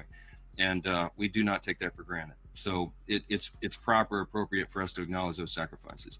Now, there's a lot going on across the country. There's a special election in Tennessee today, you may have heard. Tennessee's 7th District. I spent all day there yesterday. I think it was 10 hours and 12 events, I think. I was with Matt Van Epps, our Republican extraordinary candidate for the seat there that is open and will be filled today in the election. He's running against someone who truly is, by any objective measure, a real radical. She famously said that she hates Nashville, which is the largest city in the district, which is kind of an interesting campaign strategy, and hates country music. You know, it's Tennessee. So Matt Van Epps is an extraordinary candidate by contrast. He is a lieutenant colonel in the Tennessee Army National Guard. He's a combat veteran. He flew combat missions, deployed 8 times over to the Middle East and dodged missiles and bullets for his country. He worked in Tennessee state government and is a highly capable, competent, calm, common sense conservative. He's exactly what that district needs. We're excited for him, devoted husband and father, America First Patriot. So I'm just, hey, if you're in Tennessee's 7th District, Nashville, and 14 counties, go vote today. It matters. Special elections are strange animals and anything can happen. And when you're in a deep red district, sometimes people assume that the Republican, the conservative will win, and you cannot assume that because anything can happen. So we encourage everybody to go out there and make that happen. The people are fired up. I was there and really enjoyed the energy there. We're going to see that across the country next week as we go into this very important midterm election next year. I mean, in all the weeks ahead. And as we go into that election, remembering again how important all of this is. And as we put some posters up here to remind you and remind all of ourselves what an extraordinary run we've had in the 119th Congress. Now, in spite of the fact that we had razor thin majority, I mean, it many times, as you know, 1 or 2 vote margin, we still have had one of the most consequential Congresses in the great history of this extraordinary nation. And you know, if you look at what has been accomplished for the first 10 months of this term, this year, the 119th Congress, this new administration, you could stack that up against any Congress in history. I think it's probably in the top 5 in terms of marquee landmark achievements. And you know, part of our both a blessing and a curse is we did so much of it in the one big beautiful bill, the working families tax cut. There's so much to talk about. It's as if it just got brushed aside. But the component pieces of that is Thank you, Lenise. nation-shaping, productive, pro-growth policies that have ever occurred to help all Americans.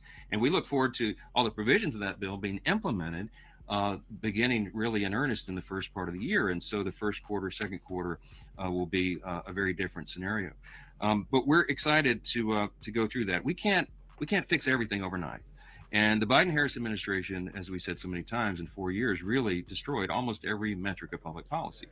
Don't go flip a switch to do that. It takes some time. And we've been working earnestly and around the clock to do that, to work on solutions, to solve all those problems, and to make government more efficient and effective and responsive.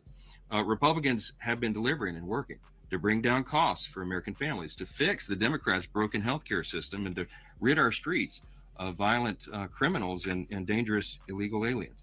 All this has been our goal since January, and we've been delivering. And as the year comes to an end, we started to reflect upon what we've done in that first 10 months and ultimately the first 12 months, and it's really something.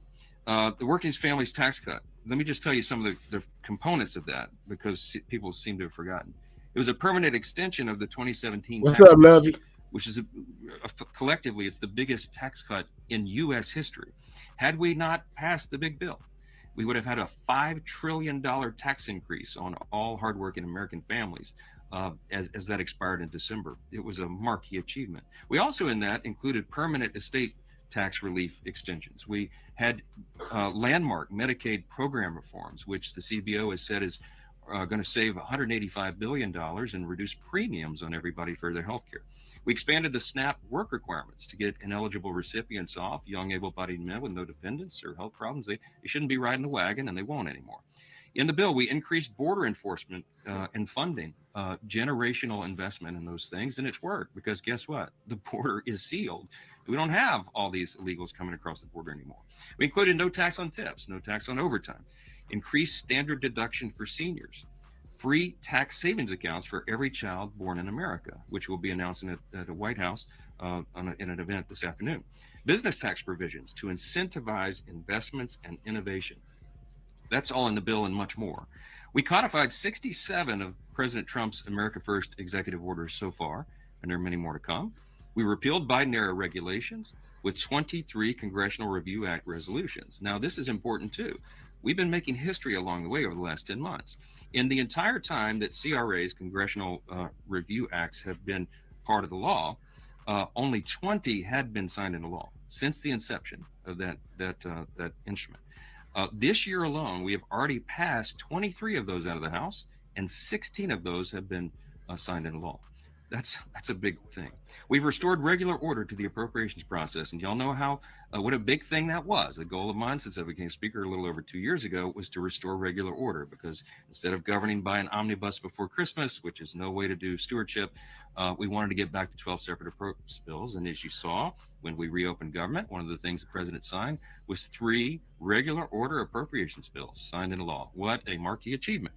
We had agriculture, legislative branch, military construction, VA, bill signed into law, and both chambers and the appropriators are working right now to put the next bills, get them prepared, and get them enacted and signed into law. We've also, in the last 10 months, defunded wasteful spending through rescissions, billions of dollars there. We passed and signed into law the Genius Act, the bipartisan landmark crypto legislation. We passed and signed into law the Laken Riley Act, the Halt Fentanyl Act, and the Take It Down Act. And the House has passed the SAVE Act, the Illegitimate Court Counter Action Act, Protecting American Energy Production Act, the Protection of Women and Girls in Sports Act, Fix Our Forest Act, the Ticket Act, Unlocking Our Domestic LNG Potential Act, American Entrepreneurs First Act, Stop Illegal Entry Act, Made in America Defense Act. I could go on and on and on. Remember, these are just the top lines. The House has passed 331 pieces of legislation this year that will directly improve the quality of life for millions of American families. And that's a lot to be thankful for. By the way, just this week, as was mentioned earlier, President Trump is signing into law the IRS Math and Taxpayer Help Act.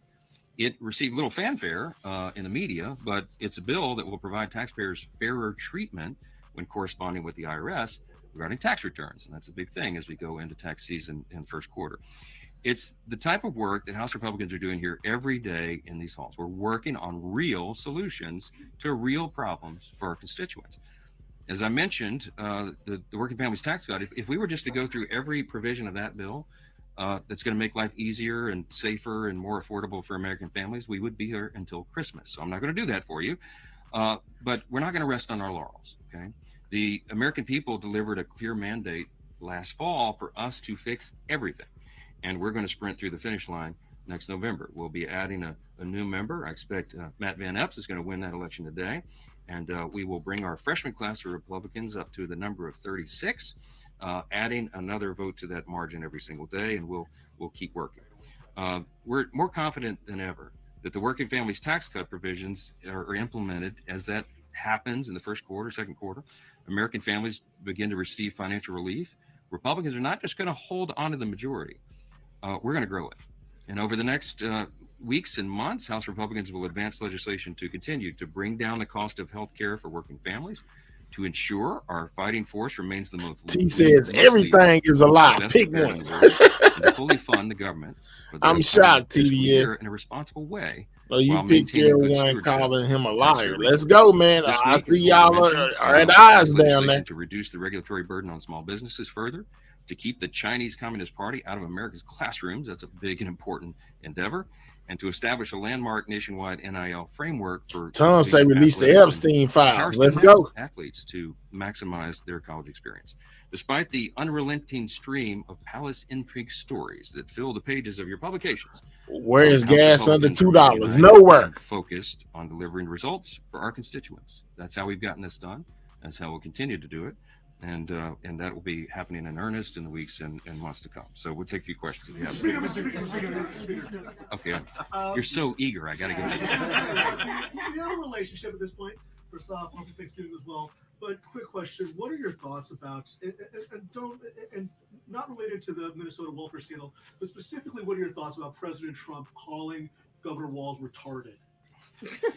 Well, look, that's not the word that I would choose. I think his reaction was probably a spontaneous one to the enormous amount of fraud that was announced there. We're thinking it may be, could be $2 billion. Congressman Emmer, of course, represents that state, and it is an outrage. And we're told that this was funding terrorist organizations in Somalia. And so it's a lot to look into. I mean, all of us, when we heard the news, we reacted in different ways. Well, good for Houston, because I'm right down the street. And let me tell you, it ain't nowhere close to no 2026. It is way above that, like $3-4 or something like Look that. into it, and the administration is as well. And we're going to get down to the bottom of that. $289. Appears to have a lot to answer for. So it was a really stupid thing.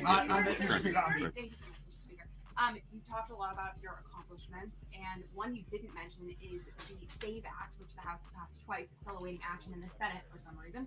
But many are still asking when an in-person, same-day, hand-counted paper ballot measure will be passed, and will that be done in time for the 2020? Right. Yeah, I've been asking that myself. Right. I think that would be a really important measure to eliminate. Absolutely not. Fraud in elections. And there is some element of fraud in every election. We all know that. And we have a duty as lawmakers to prevent as much of that as is humanly possible. The SAVE Act has been a big priority of ours. I think I did mention it in the list, but it was so long. I certainly intended to. It's an important measure, and we would certainly love to get that signed into law. We need a little help in the Senate, of course, to do that. We don't have control over all elections. The states in our system, as you know, have a lot of responsibility over that, and that is federalism. We support that. The states have that in their jurisdiction of authority. We don't want to federalize all elections because that could open up a whole other can of worms. But with regard to federal elections, at least, elections for Congress and Senate, we do. All right, Cheese. And so the SAVE Act would be an effort to ensure that we eliminate as much fraud as possible. I've obviously been a big champion. I was a co-author of it before I became Speaker. We've been working on this, and we'll continue to try to get it done. So it's a big priority. Yes, ma'am. Yes, ma'am. Yes, ma'am. Thank you, Mr. Speaker. Elise Stefanik wrote on social media this morning that you are protecting the deep state by not including a provision in the Intelligence Authorization Act. What's your reaction to this claim, and why is House Republican leadership not united on this? Well, all of that is false. I don't exactly know why Elise won't just call me. I texted her yesterday. She's upset that one of her provisions is not being. Let's go. Yes, 2008. I explained to her on a text message as soon as I heard this yesterday. I was campaigning in Tennessee, and I wrote her and I said, "What are you talking about? This hasn't even made it to my level." The way regular order works is, and I think she should know this. We'll be talking about it, I'm sure, today. The way this works is that it has to go through committees of jurisdiction if it will be attached to the NDAA. And this provision that she's working on, I think, is under the jurisdiction of judiciary. And so there's a four corners engagement and agreement that's required. You all know how this works. The two chairs and the two ranking members of the committees of jurisdiction, which would be judiciary in the House and Senate, all have to agree, or at least 3 out of 4 have to agree. It's typically unanimous to make sure that it makes it onto the bill. Well, in this case, I found out last night, this wasn't even on my radar, that apparently didn't happen. I haven't even talked to those chairmen. I haven't had time because I got in late last night. But apparently those 4, the 2 chairs and the 2 rankers in both chambers did not agree. And so that provision was dropped out of the NDAA. It doesn't mean it can't become law or even that is a final decision. But I sent my friend Elise a text last night and I said, can you find out what the issue was and I'll help you resolve it. I support her provision. I mean, I would vote for it. I think it's smart. And I'm not sure exactly why it wasn't included. So I don't know why she's frustrated with me. I literally had nothing to do with it. But I'm happy to roll up my sleeves. Love to I want place everybody blame everywhere to be else. successful, and we're going to try to make the bill as best it can be. On the Caribbean boat strikes, the administration has acknowledged. All right, the Caribbean boat strikes. Here go the thing with Hexel. They have not said if there were any defenseless survivors. Should they release the video to Congress, the unedited video to Congress and to the American public? And two, if the defenseless survivors were killed, would that constitute a violation of the laws of war? I'm not going to prejudge any of that. As you know, both of the Armed Services Committee and the Senate and the House will be having hearings on this to review, and that's their role. I have been listening. Again, I was pretty busy yesterday. I didn't follow a lot of the news, but I caught up a little bit early this morning. That my assessment of this, my understanding is that most of the people that have looked at this, at least in a preliminary review, say that the admiral who ordered the second strike thought it was necessary to complete the mission. He's a highly decorated, highly respected admiral in the Navy, and he made that call. And so, we're going to have to look at that. I'm sure Congress has a right to look at it. I don't know how much of the tape should be released because I'm not sure how much is sensitive with national security and all that. I haven't had a chance to review it, so I'm not going to prejudge it. So Mike says he hasn't had time to watch the video of the survivors in the water basically yet. But the official who gave the order is very respected in the military, he says. But once again, doubling down on he hasn't watched the video yet. He don't know what's sensitive. But saying basically they're going to have a hearing on it here in the near future. But I will say that it's not an unprecedented thing. One of the things I was reminded of this morning is that under Barack Obama, President Obama, he had, I think there were 550 drone strikes on people who were targeted as enemies of the country, and nobody ever questioned it. Okay, and secondary strikes are not unusual. I'll blame it on Obama. It has to happen if a mission is going to be completed. So I haven't reviewed. All right, so since Obama ordered a secondary strike one time, and nobody said nothing about it, let's sweep it under the rug and make it okay, because we're playing the blame game like we always do. Scope of the mission, I haven't reviewed that particular strike. I don't know what went into the admiral's decision matrix, but it's something Congress will look at, and we'll do that in the regular process and order. I think it's very important for everybody to reserve judgment and not leap to conclusions until you have all the facts, and that's what will be uncovered. Yes. Secretary has to testify. Thank you, Mr. Speaker. The question is a little bit self-serving. It's Giving Tuesday, and so just asking everyone to consider perhaps public television among the many worthy charities. Louisiana Public Television, one of the best. Yes. I'm surprised they didn't blame it on Biden. And then on healthcare, two of your members came out of the meeting just now and told me that it was their impression that the House Republicans are likely to get on board some kind of short-term extension for the subsidies while you work out long-term reform. They weren't members who love that idea, but they said it looks like that might be necessary. Where do you think things stand, and could something come before the House by the end of the year? I don't know who you talked to, but they might have left early. I was up there for quite a bit today. We were talking about a lot of issues, and what I said, we didn't commit to that. What I said is, when you have, this is just practical, okay? When you have a razor-thin majority, which we have, this is not like the old days. In the old days, they had 30, 40-seat majorities, and so 4 leaders could go in a back room, create the agenda, and hoist it upon everybody and say, this is what you're doing.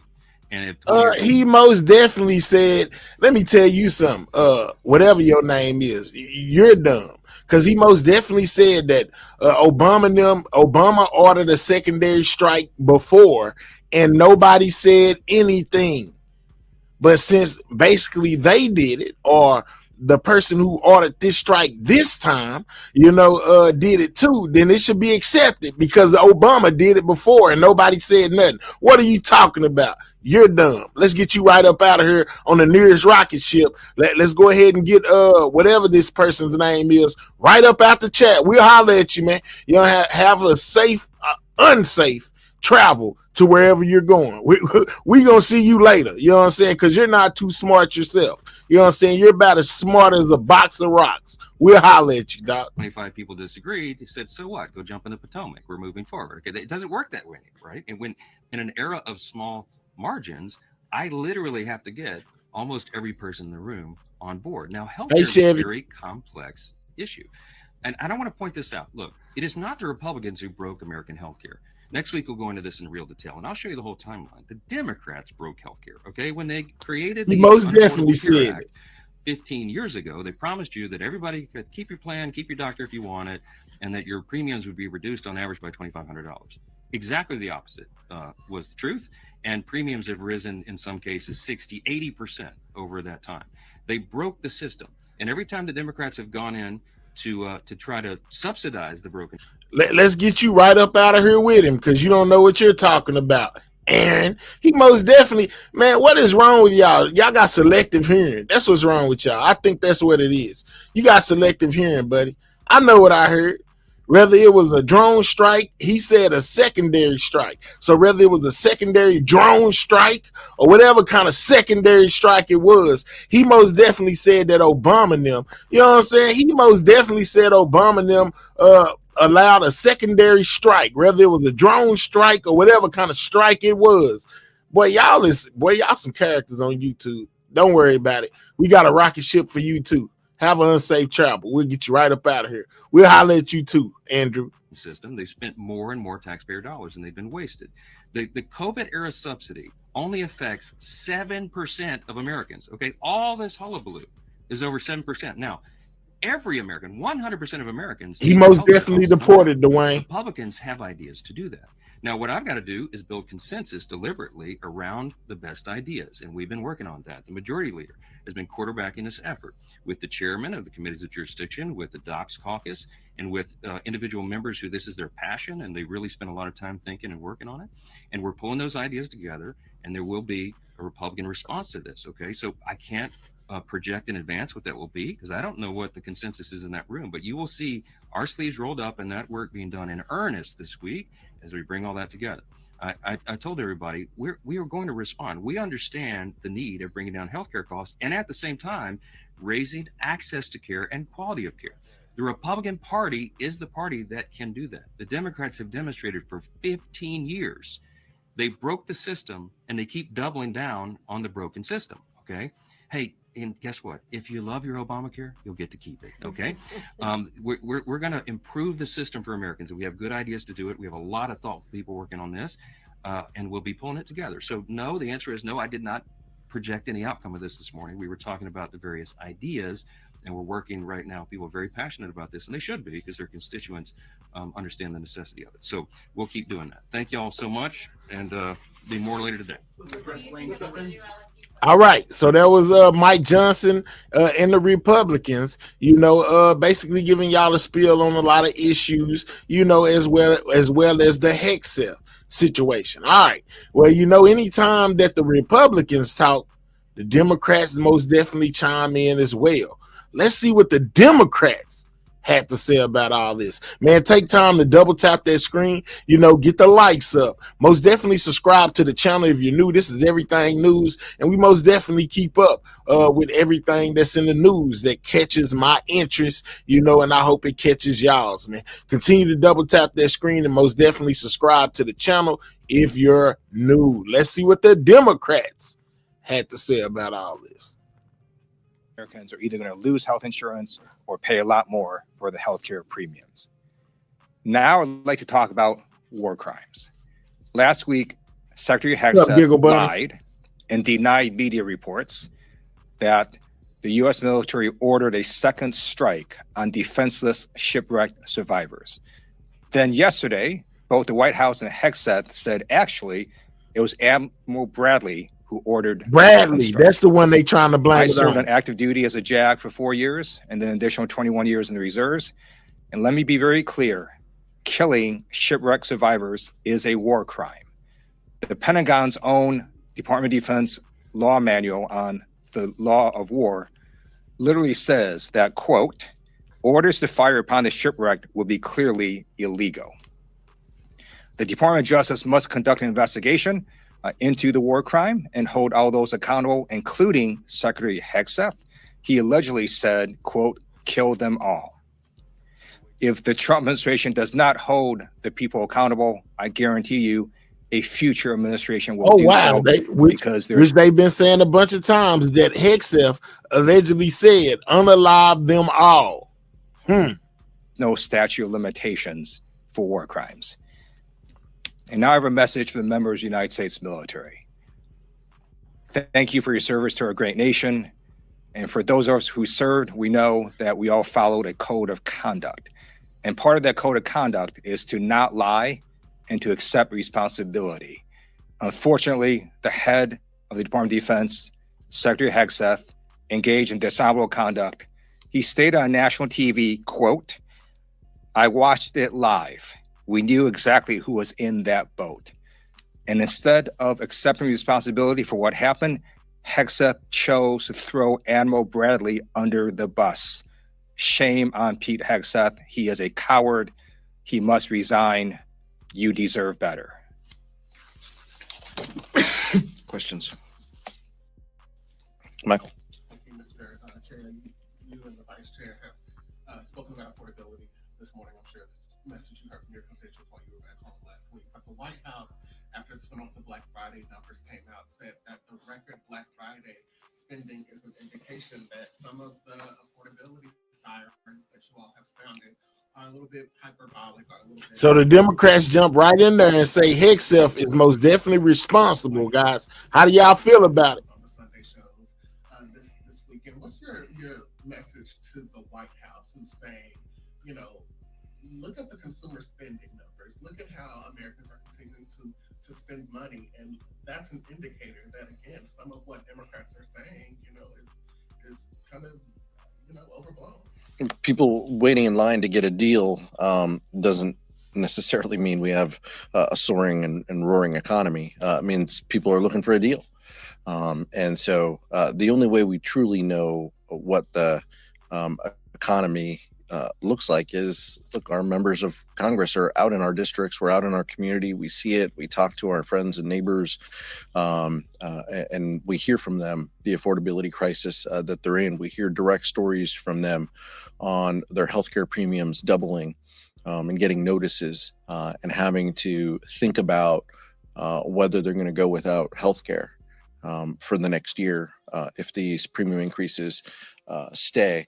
That's what we hear. So, but look, in communities all across the country, people, you know, Black Friday is a tradition to go wait in line and to try to get, you know, a deal, to try to get ahead on the Christmas shopping.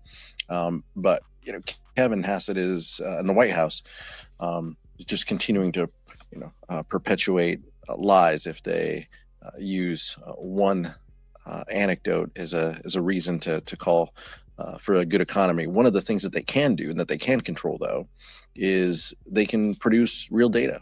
They can fund the Bureau of Labor Statistics. They can fund agencies that give us good data. Shout out to Lanice for being a member for the last 14 months. She says, get your membership so you never miss out on everything news. Absolutely. Shout out to you for being a member for the last 14 months. Let's go. So we have an understanding of what is happening with the economy. They don't want to do that because they know that the tariffs that they've imposed on Americans are crushing people. And they know that those costs are thousands of dollars that people will face this holiday season as a result of Trump's reckless economic policies. I find it really funny Republicans are making that argument about Black Friday setting records. The reason it set records is because prices increased. That's why, because people are paying more and getting less. And that's why we see consumer sentiment surveys that shows that consumer sentiment has been rapidly dropping. Polls after polls show that American people know that affordability is a crisis and they want Trump and Republicans to do something about it instead of focus on stupid things. Yeah, we'll get to Tyler, but just one last point. None of the bills, Michael, it's a fair question. None of what we're saying on the House floor, you know, comes back to addressing, you know, this issue. If Republicans were so confident that the economy is in the right place, that the American people feel good, you know, they talk in their morning meetings about wanting to address the affordability crisis. They have an opportunity every week here to put up meaningful bills that address that. We don't have that this week. We haven't had that in months. And their only solution is to do whatever the president asks them to do. Thanks, Mr. Chairman. A question for both you and maybe a little more for Vice Chair Lewis. You discussed Secretary Hegseth statement. But is impeachment for the defense secretary, is that something that should be on the table? And would you guys potentially support that right now? They said an impeachment meeting regarding this alleged follow-on strike on the shipwreck are borne out. Yeah, let's not draw the conclusion before we hear the evidence. I appreciate that both Senate majority and minority members, as well as House Armed Services members, Chairman Rogers and Ranking Member Smith, indicated that they want a full accountability to what's happening in Venezuela, especially with the strike, as the vice chair mentioned. That's where this should start. Look, Republicans are not going to impeach Pete Hegseth. We feel he should resign. The vice chair said that multiple times. Oh, they want him out of there. They say he should resign. They're not going to impeach him, but they feel like he should resign. Had in this country. So that's how we personally feel. But when it comes to the evidence and the accountability and the oversight, let's go through that process. But members of the military, need to tell the truth, as the vice chair said, and we need a full accounting of what happened on that day with that strike, in particular, and whether there were crimes that were committed. I agree with Chairman Aguilar that we need a full accounting to get all the facts first. All right, but we already do know that Sergeant Hegseth lied, as did Sean Parnell at the Department of Defense. He also lied. They denied the media reports last week. And then just yesterday, the White House and Hegseth himself confirmed, yeah, a second strike was ordered, and then they threw Admiral Bradley under the bus. That's what happened. Kyle Maduro with the PBS NewsHour. When it comes to the expiration of the expanded ACA subsidies, how much are you constrained by what can get 60 votes in the Senate? And are you willing to compromise at all on the Democratic discharge petition in order to get a handful of House Republicans on board that you would need to successfully move a discharge petition? Republicans have said that they want an extension, that they support the Affordable Care Act tax credits. We're giving them an opportunity to do that. That's what this discharge petition is about. As Leader Jeffries has said for months, Democrats will go anywhere and have any discussion with our Republican colleagues about addressing the Affordable Care Act tax credits or the affordability crisis. If Republicans want to have a conversation about solutions, we're all ears. What we're saying is we have a solution. We have a solution with more than 200 already. Pretty most definitely do that for work with us and let's address this. But right now, the Republican conference is in chaos. They haven't had a healthcare strategy ever. So we're not just going to sit around and wait for them to come up with 1 year, 3-year health savings account, all these things that they don't have consensus among themselves. They're in disarray and disagree with their own leadership on this. And it appears that Donald Trump might even disagree with them because before the holiday, he was willing to engage on this reportedly. So what we're saying is if we have a solution, we have a vehicle, we have an opportunity, let this, and then we can have conversations about what goes on in the Senate. I'm not a Senate expert, and so we're not pretending to be. We're trying to pass legislation out of this chamber. Open to Congressman Fitzpatrick's framework if the details are released in the next week or so? Look, we're open to solutions that deliver support for the American people. We have a viable solution with 200 supporters plus. If any member of the Republican Party has a solution with 200 supporters, I'll have. Thank you. Building off of that question, would you guys consider doing a separate discharge petition on a bipartisan basis for a different, proposal like the Patrick's last one? Look, this is the vehicle that has 200 supporters. If there are people that show that they have 200 supporters on a piece of legislation, we're happy to engage and to talk. But what we're saying is this 3-year solution is the easiest, the cleanest, the most viable forward where we are now. We understand how to count votes. Catherine Clark is great at that. And so we're going to continue to follow the guidance of our members, but we want real solutions. We don't want talking points and working groups. So we want real solutions to the American people. The clock's ticking. The end of December is coming quickly, and people deserve relief. So that's what our proposal is focused on delivering. And thinking about that, so are you open open to a 2-year extension as opposed to a 3-year reform, which is what Swazi and Fitzpatrick seem to be talking about right now, if they can show you that it can pass the Senate and get signed in the budget. What we're saying is there's 200 plus Democrats on this discharge petition. If Republicans want to work with us on this, if they want to deliver for the American people, they have a real opportunity to do it. But don't just join a working group and put a press release out to your constituents saying you're willing to engage. Sign a discharge petition, force a vote.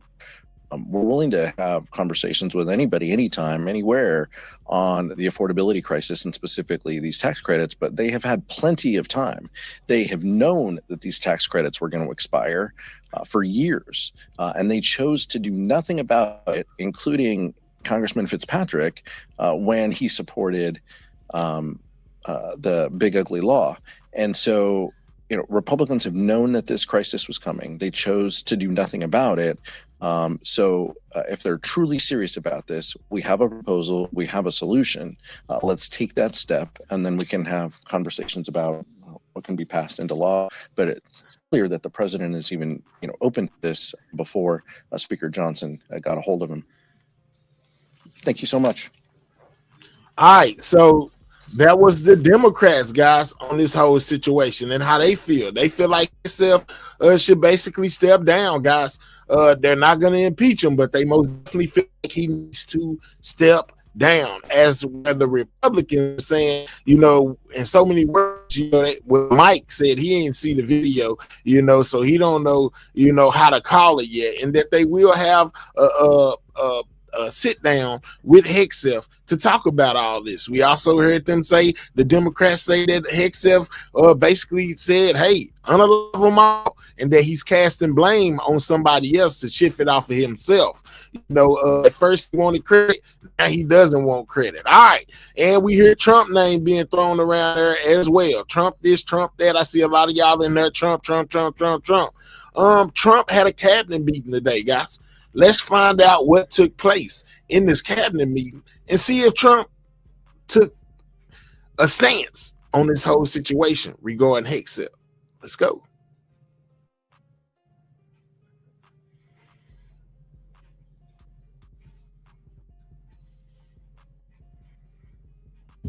Issues that have been exposed to the world for, in many cases, over 100 years. We brought them up, and we're using them as they should be used. But the cabinet room looks beautiful, like it should now. The Oval Office looks beautiful, like it should. It was not. It was like the rest of the country. It was in disrepair. 1 year ago, our country was dead, and said to me by many leaders, we had a dead country. Now we have the hottest country anywhere in the world. It's true. The hottest country anywhere in the world. Think of that. In 4 long years of the Biden administration, there were just $1 trillion of new investments in the United States in 10 months. We've secured commitments of over $18 trillion. So they had, in 1 year, less than $1 trillion. That's in a period of 4 years. But 4 years at less than $1 trillion. In 10 months, we have more than 18 trillion. Is that right, Scott? It's even going to be higher than that. It'll be higher by and the going end of up. the year, And we're waiting for the Supreme Court case, and it's so important and so vital for this country because we're not only respected again, we're putting out wars by our trade policies, and we're taking in hundreds of billions of dollars, and our country is wealthy again and secure again, and it's part of national security. I hope that goes well. I think it's very important, but when you think of the number, we're going to be over $18 trillion in 10 months, and which is a record times probably 8 or 10 times, I think more than that, for any country. There's never been a country that's had that kind of an investment ever in history. And there's never been a country that's had half of that. It's a tremendous thing that's taking place. We have companies moving in from all over the world, from Mexico, from Canada, from Europe, from China, from Japan a lot. We just had Toyota is going to spend $10 billion, they just announced, on building new plants in this country. Our workers, they're going to be all workers.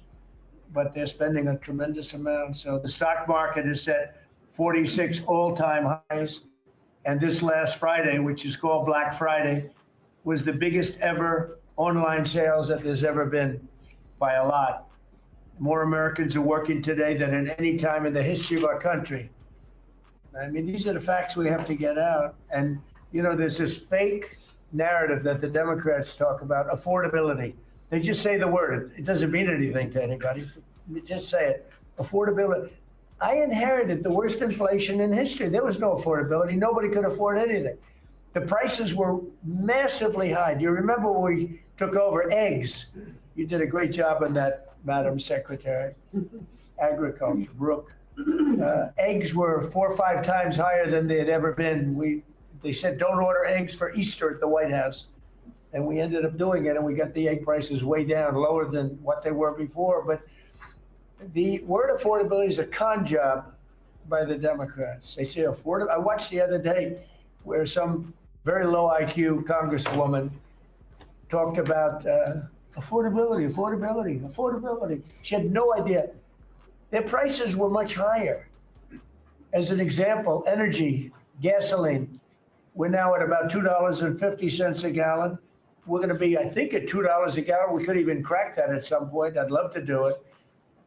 And we could do it more easily if we weren't building up the strategic national reserves, which Biden emptied out before the election so that he could try and get elected, meaning he started it, then he got thrown out of the race.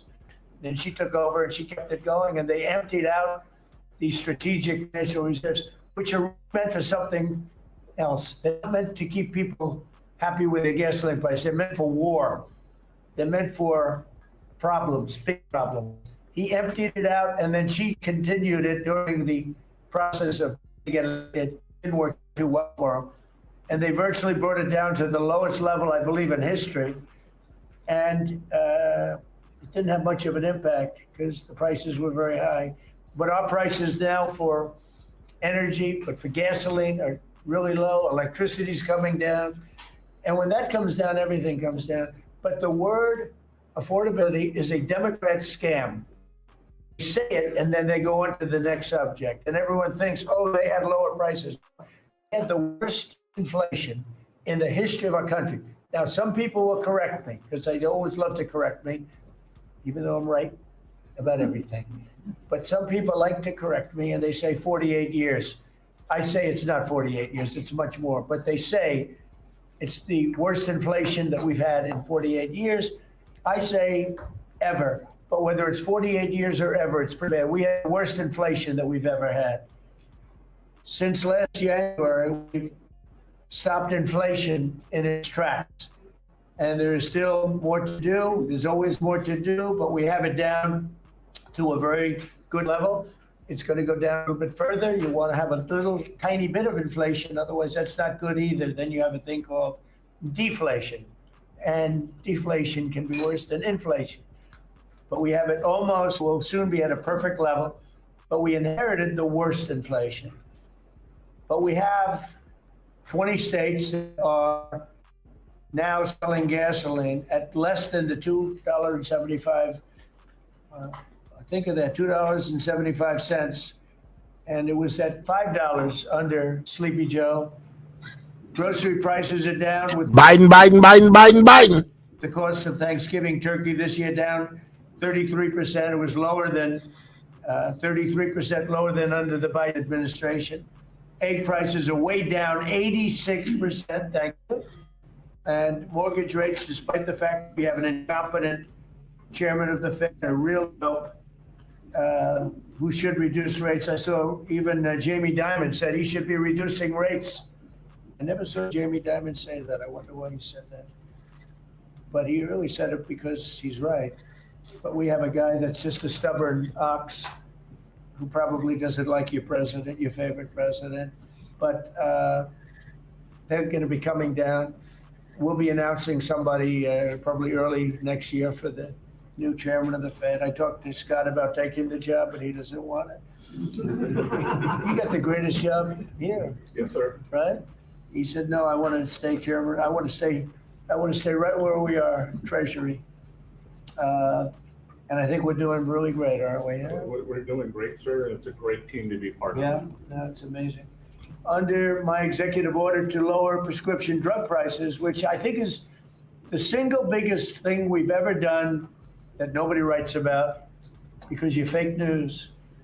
I've made unprecedented deals along with Bobby and Oz and all of the people that work on it. A lot of people that you wouldn't even think work on it, but they do, to slash drug prices by 200%, 300%, 400%, 500%, 600%, 700%, 800%. Nobody's ever heard of it before because I instituted favored nations. I've been good, Duke. What's up with you, man? No nation agreed to do it. And then I said to the nations, if you're not going to do it, I'm going to charge you 100% tariff, which is more money than we're talking about. And they said, sir, we'd love to do it. Please, we would be honored to do it. And they agreed that they would go along with the whole thing. Nobody thought you could do it because they felt, number one, you couldn't get the drug companies to do it. So we're paying, as an example, for the, let's call it the fat drug, FAT, for fat people. Anybody use it at the table? Don't ask. But the fat drug was $135. Think of that. For certain people, $1,300 for certain countries, $1,300 in New York. So in New York, it was $1,300. And in London, it was $135. And a friend of mine called me, he said, what is this? Why is it? He got used to paying $1,300. Well, now what we have it down to is, Bobby, what's the number? Like 150 or something? We have it down to a low number, don't we? Yeah, it's around 100, 125, 150. Yeah, think of that. So we got it down from $1,300 Yeah, Duke. What's up, Tanisha? to $125 to $140, depending on various countries. In other words, we're paying the lowest price, tied for the lowest price in the world. It's, people said you could never do that because you couldn't get the countries to agree to it. I did. Every country agreed to it because I said, if you're not going to agree to it, that's okay. I'm going to charge you tariffs. And as soon as I said that, they said, we agree. And then we had to be a little tough with the drug companies, but they came along. The bigger problem was the countries. The countries just wouldn't go along with it, but they did. Every country. So we have reduced drug prices by 500, 600, 700, 800, 900%, depending on the drug, depending on the company, depending on all of the different factors involved. Nobody's ever even thought of drug reductions like that, price reductions. And I told you the story that in my first term, I was so proud of myself because I reduced drugs. It was the first time in 28 years that drug prices were reduced. It was 1/4%, 1/4%. And I was so proud of myself. I said, it's the first time in 28 years that drug prices went down over the course of a year, over the course of a presidency. 1 year. 1/4%. I had a news conference. I was so proud. Now I got them down. I don't know, Chris. 1/4%. I got them down 400, 500, 600% and more. And the fake news won't write about it. And it's going to have a huge impact on healthcare because a big part of it's buying drugs, buying prescription drugs. It's going to have a huge positive impact because Obamacare is a disaster. I said it years ago, and I say it now, and the money should be paid, taken away from the insurance company. Obamacare was made to make the insurance companies rich. Their stocks have gone up 1,000% in a short period of time because the money goes to the insurance company. I want the money to go to the people. Let all the money go to the people, and let the people go out and buy their own health care. And I see on television, people are advertising now, we will help you buy health care. We will go out and help you buy. That's becoming like an industry because of what I said. So something's going to happen. It's probably not going to be easy because the Democrats, frankly, they don't want to make a good deal for the people. They just want to make a bad deal for the country. They want to make a bad deal for the Republican Party. But the Republican Party is united. And I will say that what I would like to do is the money doesn't go, trillions of dollars get paid to drug companies. And you still have lousy health care. Obamacare is horrible health care. We want it to go to the people and then let the people go out and buy their own health care, and they'll do great. They'll do great. So we're negotiating that now with the Democrats. Well, congressional Democrats want the largest tax hike in history. I proudly signed the largest tax cuts in American history with the great big beautiful bill. Okay. The great big beautiful bill, the biggest piece of legislation ever signed, and that includes the extension of the original Trump tax cuts. But it's the biggest tax cut ever signed, and it includes no tax on tips, no tax on overtime, and no tax on Social Security. Nobody's ever seen anything like it. So think of that. And in addition, you get, if you buy a car, this is great for our car industry because we have a lot of car plants. We're bringing back the automobile business. 60% of it was stolen because we had incompetent presidents or incompetent trade people. But 60% of it was stolen over the years, and now I think we're bringing it all back. I think we'll be bigger than we've ever been in the auto business. That's not even to mention AI, where we're leading China. We're leading China by a lot. They're not going to catch us. We have to be smart, but if we're smart, they're not going to be able to catch us. They know that. They told me that. Next year is projected to be the largest tax refund season ever. And we're going to be giving back refunds out of the tariffs because we've taken in literally trillions of dollars.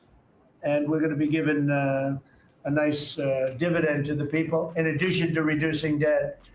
As you know, I inherited a lot of debt, but it's peanuts compared to the kind of numbers we're talking about. So we're going to be making a dividend to the people. And additionally, we're going to be able to reduce debt. And as time goes by over the next 2, 3, 4 years, those numbers are going to go up. And I believe that at some point in the not too distant future, you won't even have income tax to pay because the money we're taking in is so great, it's so enormous that you're not going to have income tax to pay.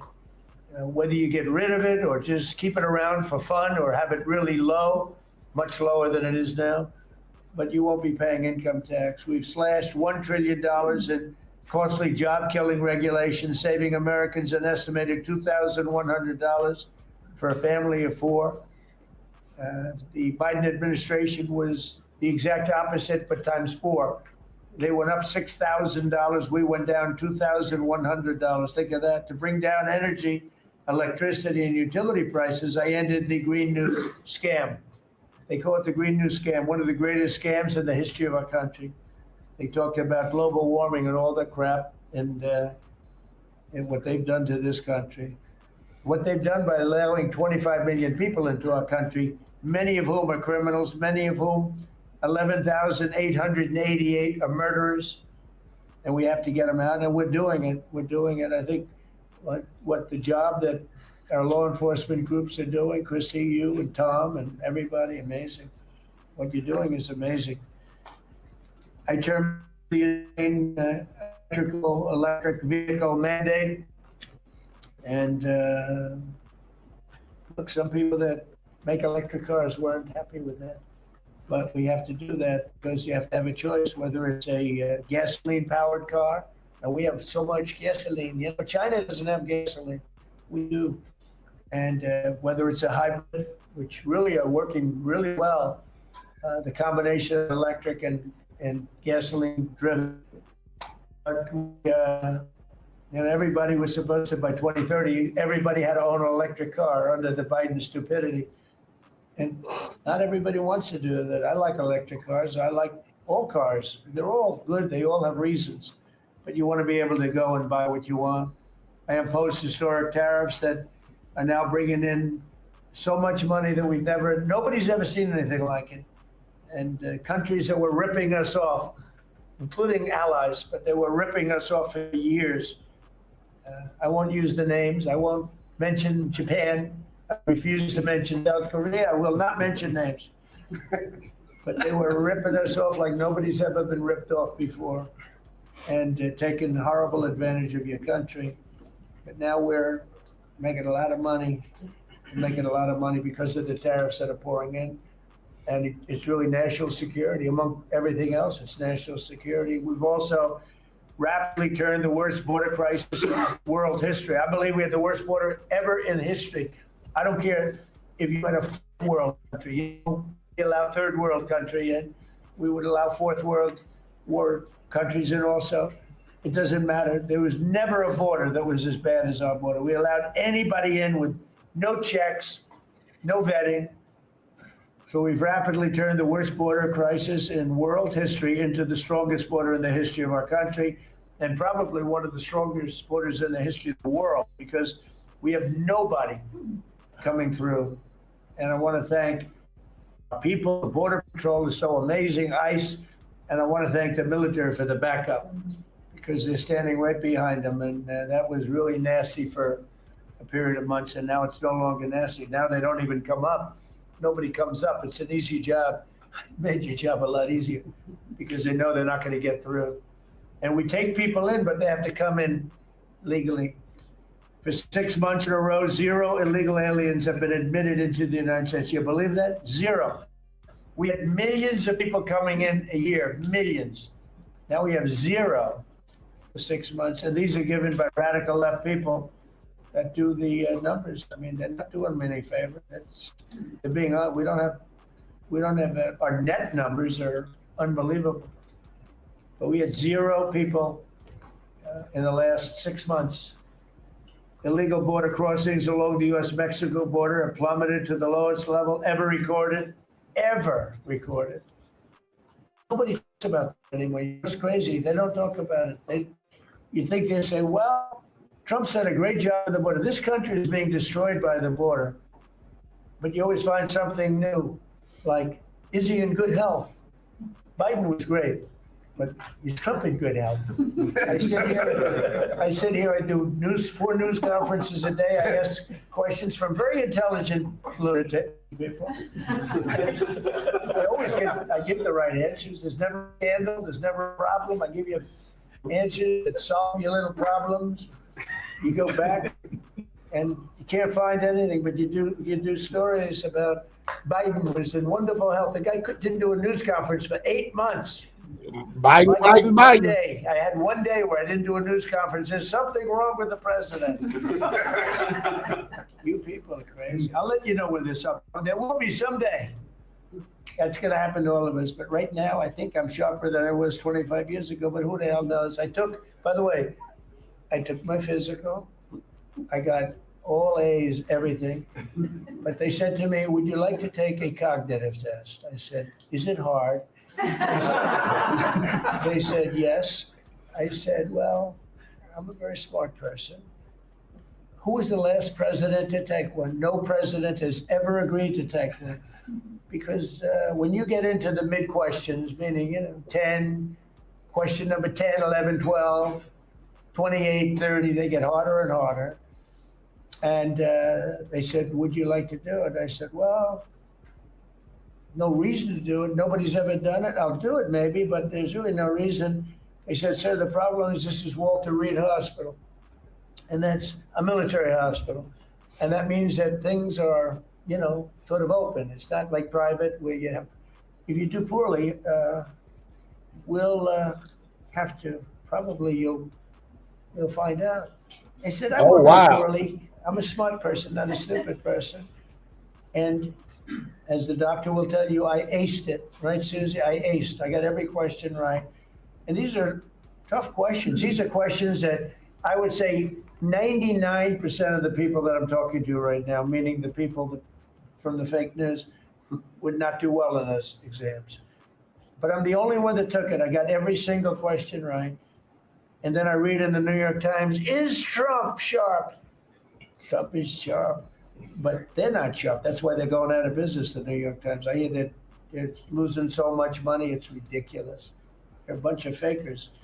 But we can never let another thing happen like what happened to us with a fake election, with a rigged election, where a guy like Joe Biden assumes the presidency. Because the man was grossly incompetent. And he was incompetent 30 years ago. But he was really incompetent for those last few years, and our country was put in great danger because of it.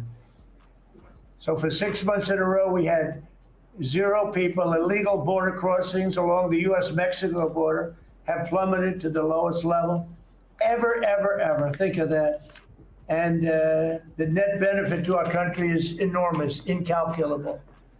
America is strong and respected again. On the world stage, we're really respected. In fact, I went to a NATO and they were calling me the president of Europe. We're doing very well. We have a lot of respect. As you know, we have a problem with a war that our people are trying to settle now with Russia and Ukraine. We are not involved in the war monetarily anymore. Biden gave away $350 billion like it was candy. That's a massive amount of money. And much of it in cash, a lot of it in equipment. I don't give away anything. We sell the equipment to NATO. The European nations pay us for the equipment, 100% price. And then they bring it to Ukraine or whatever they do with it. But we're trying to get that settled. I've settled 8 wars. This would be the 9th. And our people are over in Russia right now to see if we can get it settled. Not an easy situation. Let me tell you what a mess. It's a war that never would have happened if I were president. Not even a chance. And it didn't happen for 4 years. We've renamed the Department of Defense the Department of War, and I thought that would be controversial. And frankly, I tell you what, I haven't met one person. There's not one person I've met that doesn't like it.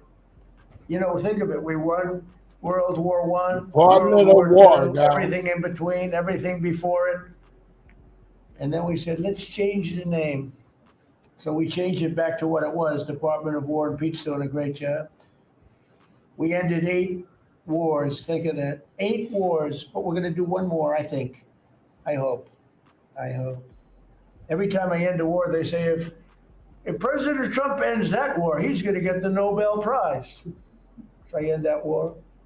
Well, he won't get it for that war, but if he ever gets it for the next war, now they're saying, if he ever ends the war with Russia and Ukraine, he's going to get the Nobel Prize. What about the other 8 wars? India, Pakistan. Think of all the wars I ended. I should get the Nobel Prize for every war, but I don't want to be greedy. Actually, the woman who got the Nobel Prize said, "You've got to be kidding. Trump deserves the Nobel Prize." So that was very nice of her. I appreciate it, which is true, actually. But I don't care about that. You know what I care about? I care about death. I care about all the people that are dying. And last month, 27,000 young people died, mostly young people, mostly soldiers, despite some missiles being shot into Kiev and other places. But think of it, mostly young people. 27,000 people died between Russia and Ukraine last month. What a shame. So we're restoring law and order to our cities and towns. If you look at what's happened, and I want to pay my deepest respects to those 2 incredible people from the National Guard in West Virginia they came from. I spoke to their parents. Sarah is gone. She passed away. She's looking down on us now, and she loves her parents, and they loved her. They were, somebody said, how are they doing? I said, the word is devastated. Doing. How are they going to do? They're devastated. The rest of their lives they're going to be devastated. She was an incredible person, highly respected, top of her class, everything. She was like a perfect human being. 20 years old, just started. She was like a baby. She was so proud. They were giving her a promotion. And she told the parents that she was getting a promotion. And they were so proud of her. Then they get a call that this happened. And we have one young man who's fighting for his life. He's fighting very hard. I think he's probably doing better than anybody. They said he didn't have a chance. I'll tell you, the one who said he's going to live is his mother. Spoke to his mother. Sir, he's going to live. I spoke to her very soon after this horrible event took place with this scum that is able to come into our country. I spoke to his mother. Sir, he's going to be okay. I'm telling you. No doctor thought that. Nobody thought that. He was hitting bad places, and she was like so positive. It was incredible. And it's possibly right, Pam, right? Possibly right. Boy, it would be amazing. If he lives, it would be amazing. A miracle, actually.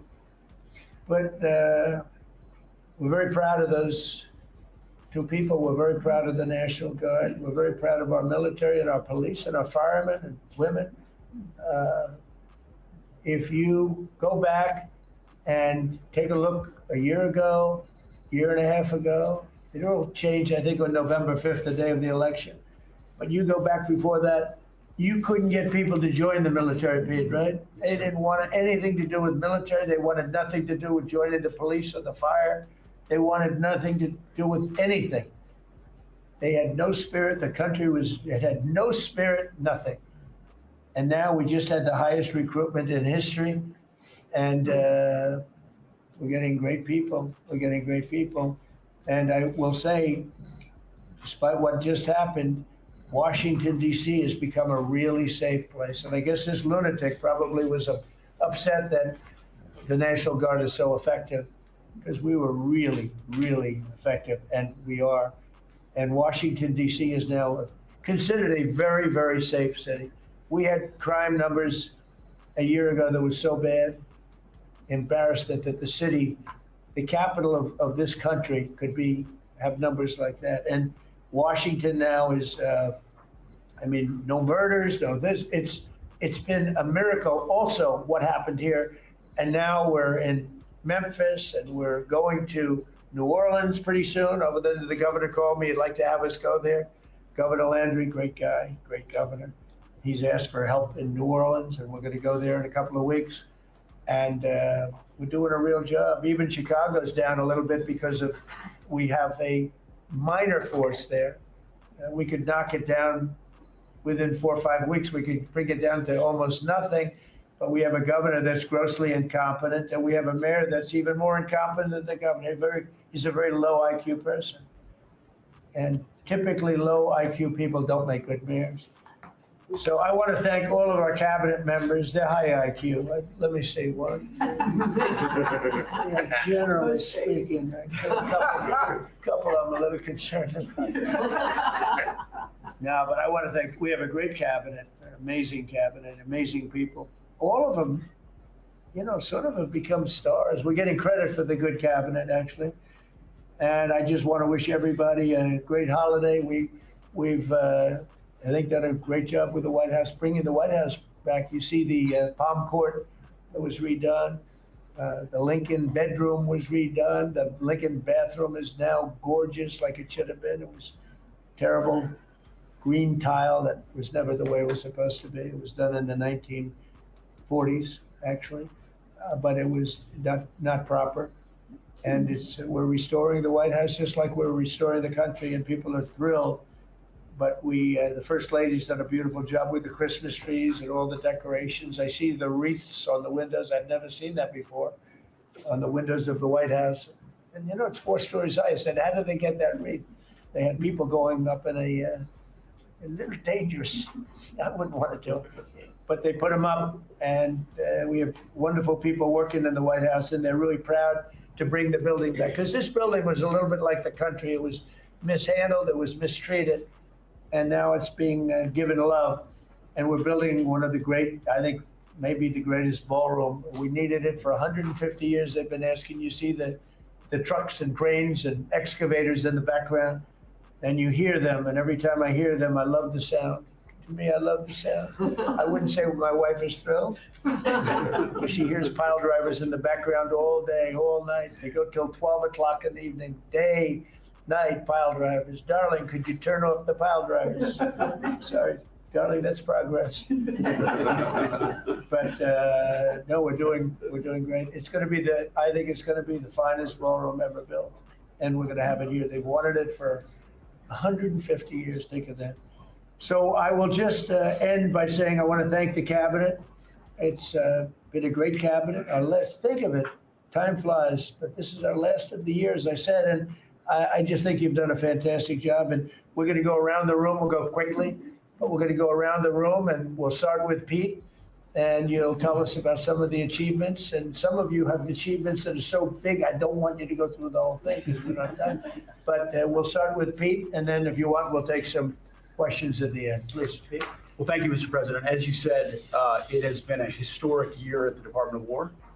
Recruiting and retention over this year are at the most historic levels. And we got in the building, guys, with Trump. Over Thanksgiving, the spirit in our ranks since the election under President Trump is unprecedented. I've never seen anything like it as a soldier myself in uniform, and I know a lot of you feel the same way.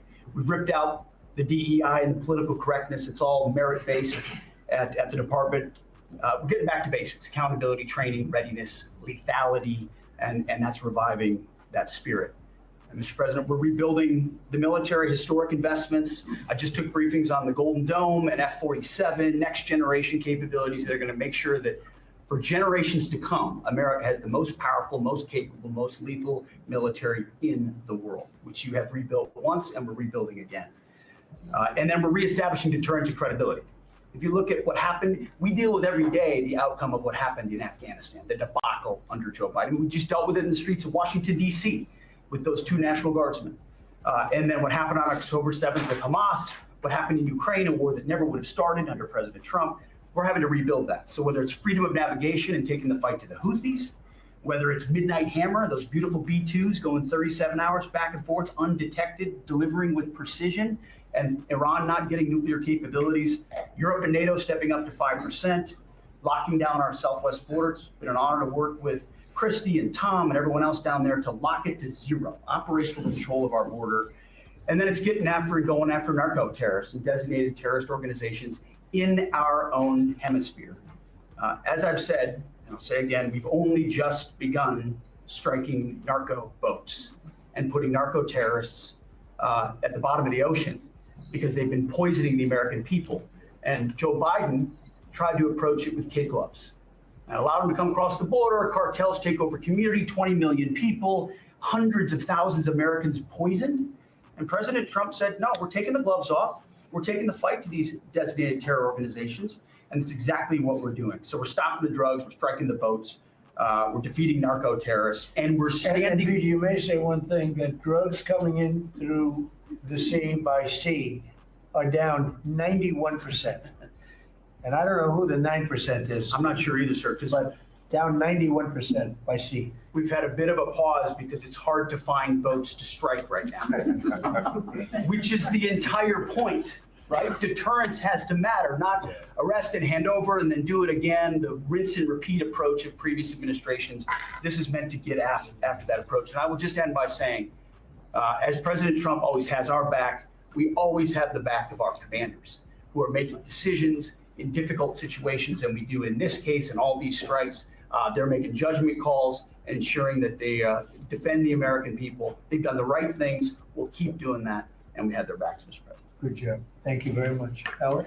So we set out to stop the ripoff of the United States of America. This is about global change of trade. We've been ripped off since 1945 when we set this policy. So we set out, and together with my partners, Jameson Greer and Scott Bessett, we set out to change that. So we started, the first one was the UK deal, right? We asymmetric, they pay us 10% and we get charged nothing. That allows us to export, and that began the process. Then we did the biggest, European Union, 450 million people, $20 trillion economy. They completely opened their borders to us, and we charge them 15%. That makes America $100 billion a year and turns it back to where our economy is the best. And so it proved that President Trump's trade agenda was the right trade agenda. Then we go to Japan and Korea. They offer us $750 billion in cash to build in America at the president's direction. And we're going to start, as an example, nuclear. Right? We need to have a nuclear arsenal in America of power, the generation of power. So we're going to build hundreds of billions of dollars financed by the Japanese and the Koreans, meaning they give us the money, we build it here, and we split the cash flow 50-50. We're going to build ships, $150 billion worth of ships in America. That changes the way things work, right? After those trade deals, then you go to how are we going to reshore? Right? Let's start talking about the auto industry, right? We've been competed against by Koreans, the Japanese, the Europeans. We're kicking our tail. President Trump changed it. 25% tariffs, bring it all home. This year, General Motors stock up 40%, Ford up 34%. And on the same day that we announced we had set all the tariffs, Sean Fain, the head of the United Auto Workers, called and said, I can't believe I'm calling a Republican Secretary of Commerce to tell the president that this is the greatest administration for auto workers in America.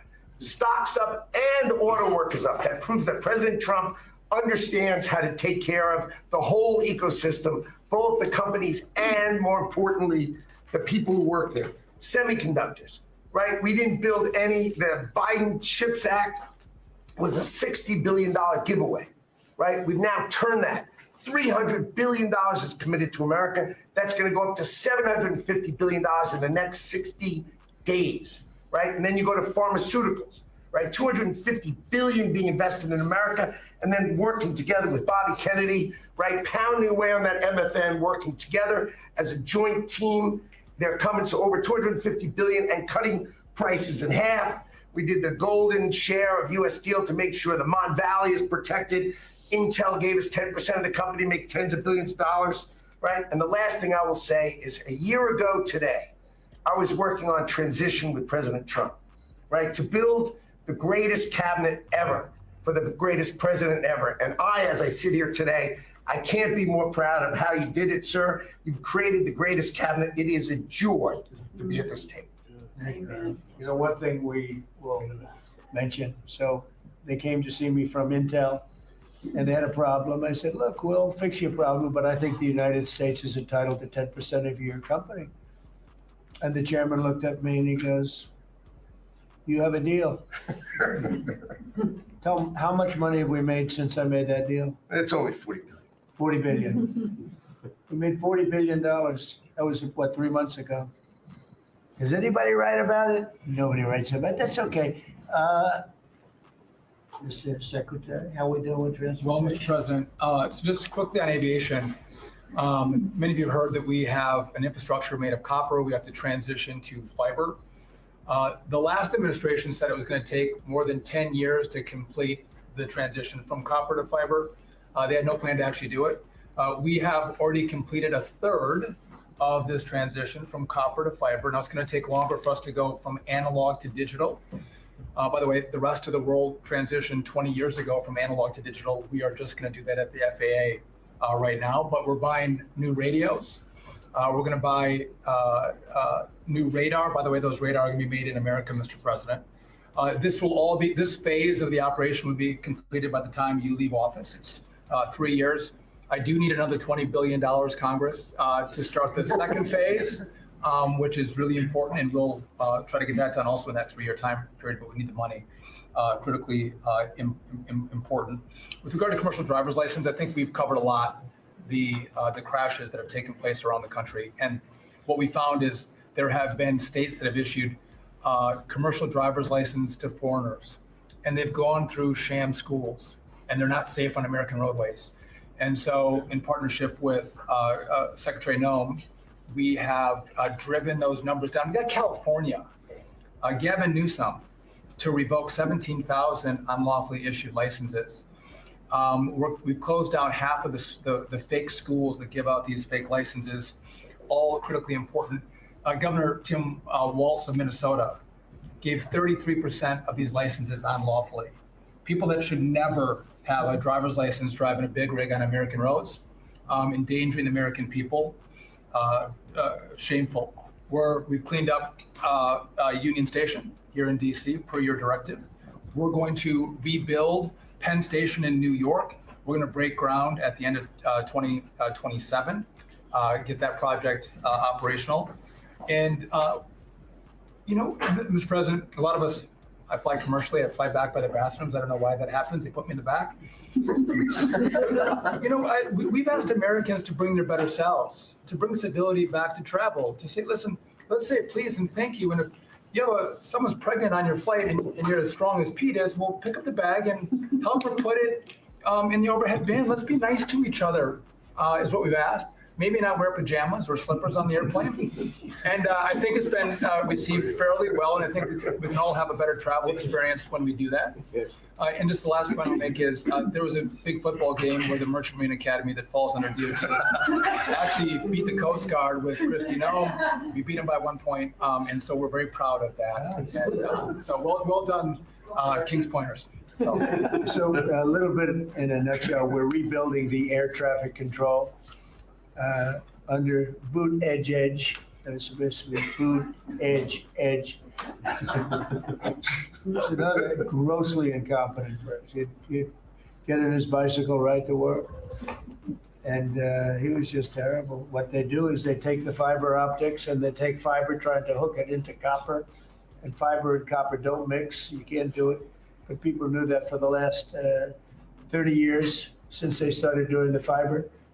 And they spent billions of dollars and it didn't work. And you saw that by the helicopter crash. You saw that by Into the Plane. You saw that by a lot of things. So we're doing a brand new air traffic control system, and it's going to be the best, and it's going to be from top to bottom. And we have the 3 top companies in the world bidding on it. And it's going to be one bid, and we're going to have one company responsible, and it'll be the best system. And it's going to be, look, our skies are safe. Otherwise, we wouldn't let people fly. But we're going to have the safest skies. We're going to have the best system anywhere in the world. We're also going to rebuild Dulles Airport because it's not a good airport. It should be a great airport, and it's not a good airport at all. It's a terrible airport. It was incorrectly designed with a good building. Actually, it's got a beautiful terminal. Saarinen was the architect, one of the greatest architects in the world at the time, a great architect. And so they have a great building and a bad airport. But we're going to turn that around, and we're going to make Dulles Airport serving Washington and Virginia, Maryland, etc. We're going to make that into something really spectacular. We have an amazing plan for it and other things, but you're doing a really good job. I appreciate it. The people movers of Dulles, we had a crash recently. So we're going to announce that later today, a request for bids on this. But again, it's a not a great airport, which we can make great in this administration, Mr. President. We have a design that's amazing for Dulles. It's going to take Dulles and make it a really bad, it was a badly designed airport. We're going to make it into as good as there is in the country. It'll be exciting. Okay, please. All right. Well, Mr. President, it's good to be here at this meeting because in 1 year you can look around the table and see the change. And I think one of the biggest changes is how this cabinet works together. And I want to start there. There's often been said, I found out some things this year that I didn't know, that the Department of what was Defense, now Department of War, and the Veterans Department had never really communicated. Now, we're fraternal twins in a way. Pete and I are. He lifts better, I'm better looking. But in the looking at this, I mean, he brings them in. He keeps them for a number of years, up to 20 or longer. And then they come into what the country is committed to our veterans. And if you don't have both ends working correctly, then recruitment lags, morale lags, and we've been able to work and fix a great deal of that. I didn't need to change our name, but I did do one thing. I put the veteran back first at the VA. And we did that in 1 year. How did we do that?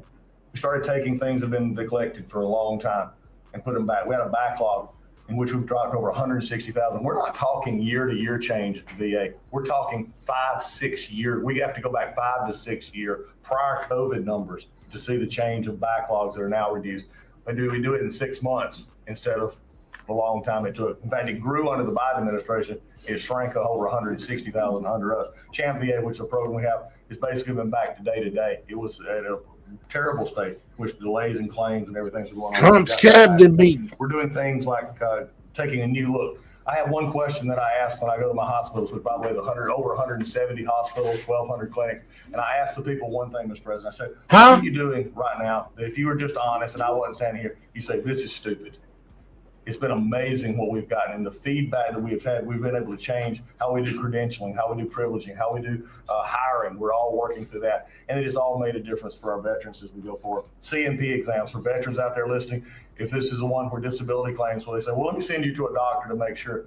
Most of the time we have that already in the record. We're working now where those could actually be changed, where we just look at the record and not have to send them to a doctor. That's almost a $3 billion savings that we can let, and also not taking what the veterans get. We're also getting ready to announce here pretty soon a reorganization that's going to bring our hospital system organizationally in line with the 21st century. We are the largest healthcare organization. It's about time we acted like it, Mr. President. You gave that leadership. We're going to do it. And also one thing, community care contracts getting ready to go out. It's one of the largest contracts in the federal government, but it does exactly what you and I talked about before, making sure that our veterans can get care in the system or in the community, wherever they want it. We're getting ready for that.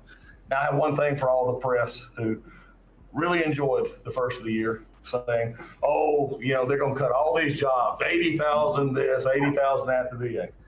Mr. President, every success that I just gave you came after the fact, or pretty much after the fact, that we had 30,000 take early retirement. Early retirement, no risk, although you reported it as loss and risk. You can't help yourself. Took the retirement. Every bit of success that I just told you about came with a reduced workforce. There was a motivated workforce that said, how can we take care of veterans? That's what this cabinet does. That's what we're doing for you. And you've got the highest approval rating we've ever had at the VA. So that tells you something. You're doing a great job. Thank you very much. Jameson, please. Well, there's been some activity on trade this year. For about 75 years, we had a system, global trade system premise in the United States having totally open borders, right? Not just on immigration, but on goods and services, and everyone else generally kept higher tariffs, higher non-tariff barriers, et cetera. Obviously, the outcome was we had a huge trade deficit. You took it head on. You gave all of us who work on the file a lot of leverage. So we spent the past 10 months or whatever we've been doing now, just going around the world and flipping the script. So now we're in a situation where we protected our industries, have the tariffs, and the other countries have decided to take their tariffs down and non-tariff barriers. And we've done it in a very constructive way. We've achieved agreements on reciprocal trade, which are a new kind of trade agreement that's really focused on making sure we have balanced trade, we have reciprocal trade, that we're treating each other fairly. And it's been embraced by the international community. And it's going to be exciting to see what it's like 5 years, 10 years from now, because you've changed it. And that's how it's going to be now. And I think you should be commended for it. We look forward to what happens. Thank you very much. You're doing great. He's doing a great job. Thank you very much. Please. Thank you, Mr. President. Last time I was here, I said that the amount of dereg that we had for regulatory was 30-1. Since then, it's up to 48-1. Your goal had been 10-1, which was in excess of 6-1 in the first term. It's actually much higher than that, but I made my team redo the threshold a little bit because it sounded so unbelievable. But the amount of work that's done with this entire team is astronomical. And another detail in that is that when we propose a rule, some of the biggest ones that you care the most about don't go into that count until they are finalized. So next year we should be even more eye-popping. One of those to talk about is the federal acquisitions regulations, which you gave us a charge 6 months ago to dramatically reduce. In 6 months, reported by 25%, 500 pages, 2,700 mandates, which is a third of the mandates. That's going to lead to savings, competition, and speed. So probably $40 billion for the agencies in savings over the course of 10 years. When we get up and running, it'll be north of between $200 and $400 billion. Competition, about 45% of government bids only have one bidder. Thank you to the super chat. I missed it. That will now change, and then we're just getting faster months, and hopefully we turn into years, which means you all on this table can buy things that you need quickly, and that you have better vendors to come, many of them small businesses who want to participate in the federal procurement process. So making all sorts of improvements on that front. It's very exciting. Thank you, Mr. President. Later in the regulations, we're cutting them at levels never seen before. And I have the record from the first 4 years, but we're blowing that record away. So it's been really great. Good. Scott? Yes, sir, Mr. President. Great to be with everyone. And when you were giving your report, which was fantastic, I listened to the report of all my colleagues here and those that will come. It reminds me when I played in the NFL, we had this thing called game film. You know all about film. And we had a saying that said, the film don't lie. The film tells a real story. And I hope that the American people, when they watch the film that's going on now in this time in our history, they will see that America is better today than it has been. So I thank you for that. And thank you for giving us good stories that we can tell for the American people. Scott, we're saving our country. Okay, and I don't want to be braggadocious. We're saving our country. Our country was going down and would never have been able to come back. We're saving all of us, but we're saving our country. Go ahead, please. So at Housing and Urban Development, in keeping with your executive order, sir, in making America's streets safe and beautiful again, we've been very intentional about making public housing in our country safe. And I want people to know, our colleagues know this, but people in America know that we actually care about people that live in public housing around our country. A lot of public housing is wrought with crime, sex trafficking, drug trafficking, illicit drugs, illegal aliens living in public housing, but we put them on notice, let you know that it's not lost on us. We care about the people, we're paying attention to it, and we're gonna root out crime in public housing. We've been very focused on working with the Memphis Safe Task Force, the DC Safe and Beautiful Task Force, working with Pam and Christy and others, and law enforcement. Our law enforcement is tremendous. Every single night they go out and they go to public housing to make sure that our people are safe. We need 20 more likes, guys. Safe, and so at HUD, we need 20 more likes. 20 more likes. you know, it's a Tap that screen and click the 3 dots. Hit that thumbs up, guys. 20 more likes. Double tap that screen. The people that live in public housing, the assurance that they will be safe. And we also announced a new crime hotline, sir, that people that live in public housing, if they see criminal activity, if they see illegals living there, if they see drug trafficking, if you see it, if you hear it, report it. Don't be afraid. And so work with our Office of Inspector General. We've set up this crime hotline, and also working with Christy and Department of Homeland Security, making sure that everyone that lives inside of public housing is accounted for and that they are American people. And so I say that and I emphasize that to know that we prioritize American people and American. We need 5 more of y'all to hit that like button, guys. Make sure y'all subscribing to the channel if y'all new over here, man. This is Trump cabinet meeting live from the White House, man. Double tap that screen, guys. We need 2 more. Two more people to double tap their screen if you're on a mobile device, or click those 3 dots, hit that thumbs up if you don't mind. Most definitely double tap that screen, guys. 2 more people own. Lastly, sir, in Atlantic City, we took over the Atlantic City public housing because the living conditions were deplorable. And they have people that have been living there for 3 generations and they were being treated very bad. And so I took it so that we can now give people a safe place to stay. And working with the First Lady in the Foster Youth Initiative has been a great joy for me and our team. So thank you for doing that executive order to make sure that our foster youth have a safe landing pad and have financial literacy as they age out of the foster youth system. And so you talked about affordability. HUD has supported over 1 million Americans in home ownership and affordability, and over 560,000 are first-time home buyers. So I hope that the press will write about that good news, that 1 million people are able to own a home and to refinance their homes. And so we are moving our building from DC to Alexandria, Virginia. So thank you for your support. We're going to save the American people about $500 million. So that's my report. Thank you, sir. Thank you, Scott. Well, coming off of Thanksgiving, moving towards Christmas, I think it's the season of Thanksgiving, and 2 words for me are gratitude and joy. Gratitude to you for, as Howard said, bringing this team together. I say it a lot, but I'll say it again, that this is like family at this point, and I don't know that there's ever been an organization like this, at least a government like this in the history of our country. These jobs are hard, but the joy every day in getting to fight for America and save the country is the privilege of all of our lifetimes, I believe. So thank you for that. At U.S. Department of Agriculture, the People's Department, Abraham Lincoln launched this department in 1862. But under your leadership, we have finally, again, put farmers and ranchers and rural America first. In the last year, it's no longer DEI, climate change, sending out money based on the color of a farmer's skin. It's now about literally putting farmers back at the center of it. And under the last administration, we talked a lot about affordability. We'll continue to talk about that.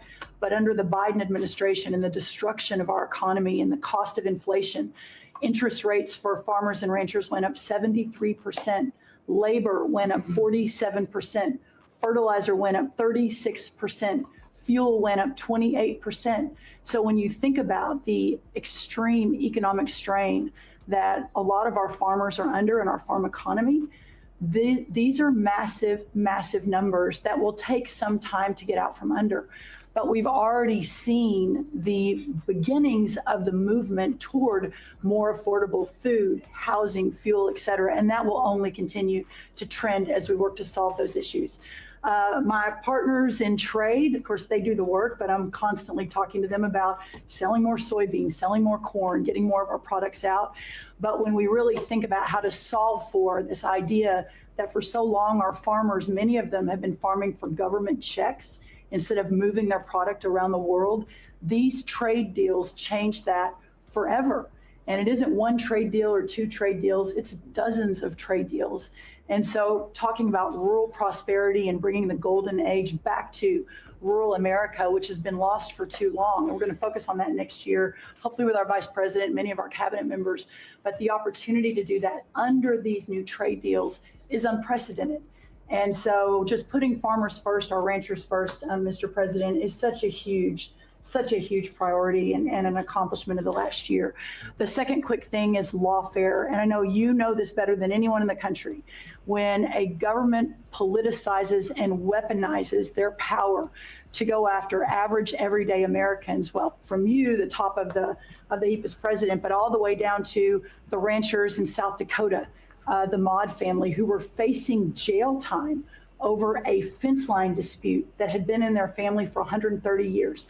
We fixed that. The Henry family in New Jersey, who were facing their farm being taken away for eminent domain to give to affordable housing, we fixed that. So being able to completely change the trajectory of private property rights, but especially as it has to do with our farmers and ranchers and our rural communities, changes everything for our country. And then the third thing, we have so much great things to talk about at USDA, but the third thing, which became very much a part of the national conversation during the Democrat shutdown, was SNAP reform, food stamp reform. When all of America saw what so many of us know and have been working on, but when you have so much rampant fraud in a program that 42 million Americans participate in, now big good piece of news that I hope is written about, since you became president, about 800,000 of those 42 million have moved off of food stamps, which is hopefully the plan with better jobs, higher wages, et cetera. But still, when we found 186,000 dead people's Social Security numbers being used, 500,000 people receiving benefits more than twice. We had a couple of people receiving benefits in 6 states. In February of this year, we asked for all the states for the first time to turn over their data to the federal government, to let the USDA partner with them to root out this fraud, to make sure that those who really need food stamps are getting them, but also to ensure that the American taxpayer is protected. 21 states said yes, not surprised. 29 states said yes, not surprisingly, the red states. And that's where all of that data, that fraud comes from. But 21 states, including California, New York, and Minnesota, the blue states, continue to say no. So as of next week, we have begun and will begin to stop moving federal funds into those states until they comply. They say the sleepy done. And allow us to partner with them to root out this fraud and to protect the American taxpayer.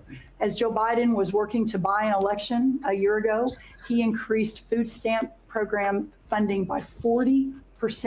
So now as we continue to roll that back. So the partnership in Making America Healthy Again is also in food stamps, but a lot of what Bobby and I are doing together is really remarkable. But again, just gratitude and joy for this work, and so grateful to you. The final thing I'll say, a lot of gratitude to Secretary Marco Rubio for wearing his Aggie maroon tie as a reflection of Texas A&M beating Florida handily about a month ago. So Marco, I want to thank you, and much gratitude and joy in my heart as well. Yes. But thank you. We also have to say something about China with one of the largest purchases ever in our country, the soybeans. Yes, sir. And so I want to thank President Xi. We had a great meeting. We were in South Korea, and I went to a lot of other places too, but we met in South Korea, and President Xi was great. And China gave us among the largest orders in the history of your world, agriculture. That's right. And sir, may I say, this is the remarkable result of real leadership and your real leadership. Just a couple of days ago, China announced that they were going to halt all purchases from Brazil because they had found some irregularities in some of the soybeans they're buying from Brazil. And what that means is a continued signal that this country and our farmers produce the best, highest quality soybeans, sorghum, et cetera, in the world.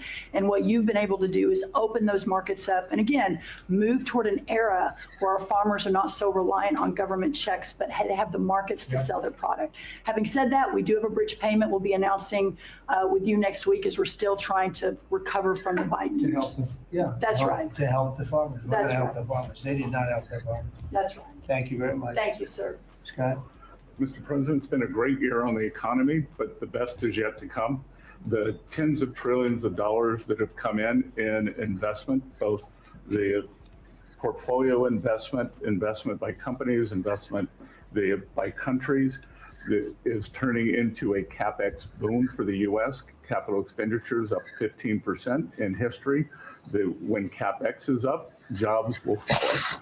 The One Big Beautiful Bill is an incredible, as you said, thanks to your leadership, along with Speaker Johnson, Senator Leader Thune, we had that done on July 4th, which everyone said was impossible.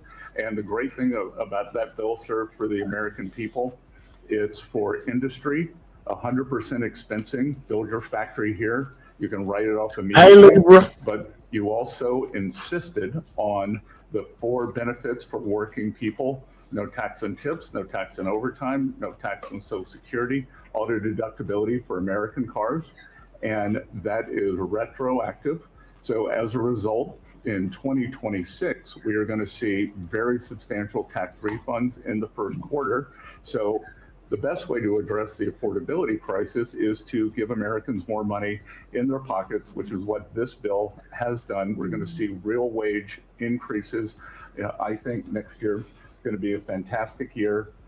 Taxes, deregulation, energy certainty. That's why everyone with your leadership is coming. Trump sleep, got his eyes closed. He really sleep. Since 2020, everyone said Trump out of we're there. going to have growth. We've had 2 4% quarters before the Schumer shutdown. We're going to go back to that. So not only are we going to have great growth, but it's going to be low inflationary growth. And stock market obviously is following, but next year is going to be the year for Main Street as all this kicks in. And you came in, immigration, I called it the 3 I's, immigration, interest rates, and inflation, that were killing the American people. Close the border, the promise kept. Interest rates are down, and 10-year bond, again, best year since 2020, and inflation led by energy prices. I think they need to wrap this up for Trump pass out. He almost there. He's sitting up with his eyes closed. He's leaning forward, close his eyes. Trump about to fall asleep any second now. Going to roll next year. I think it's going to be a fantastic year. That we can look back, be very proud of this year, but I think 2026 is going to be great for the American people. Thanks to you. It's going to be great. Thank you very much. Mr. Vice President. Thank you, Mr. President. It's an honor to serve with this great team that you've assembled. And I just want to pick up on something you said, Mr. President, because you hit the nail on the head. They need to give Trump some It is coffee. absurd that Democrats talk about an Trump affordability got out of there. crisis that they created and the people around this table work every single day to address. You'll hear a lot of statistics today. You hear a lot of statistics in our political conversation. I think the most important statistic for the American people is that under the Biden administration, the average American family lost over $3,000 of household income. And under the first 10 months of this Trump administration, they have gained over $1,000 of household income. What that says very clearly is that we are fixing the problem that Joe Biden and the Democrats created in the last administration. If you look at every affordability crisis that's confronting the American people today, it is traceable directly to a problem Yeah, you caused got out of there. by Joe Biden and congressional Democrats. Why did homes get so unaffordable? Because we had 20 million illegal aliens in this country taking homes that ought by right go to American citizens. Why did tax bills get so unaffordable? He fighting it. He fighting that Democrats were sleep, y'all. raising taxes, while congressional Republicans under the president's leadership, we're now cutting taxes. Why did food get so expensive? Because we printed trillions of dollars and threw it into green scams that made our Trump like, yeah, suffer, while Americans will pay higher prices for food. On every single one of those issues, Mr. President, I think we've made incredible progress. But it would be preposterous to fix every problem caused over the last 4 years in just 10 months.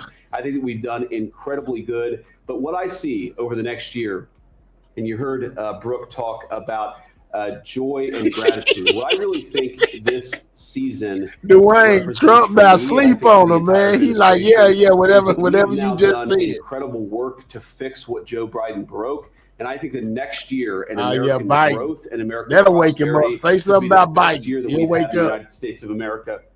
It's going to happen because we're all working hard. It's going to happen because we have the greatest country in the world. But I think for congressional Democrats in particular, oh man, Trump over there half sleep. Janelle 2289.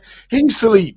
Don't be mad at us for laughing. We're not laughing at what they talking about. We laughing because Trump's supposed to be wide awake. They are disclosing very important information, and he over there sleep. That's all I'm saying. He over. he like yeah. Biden, yeah.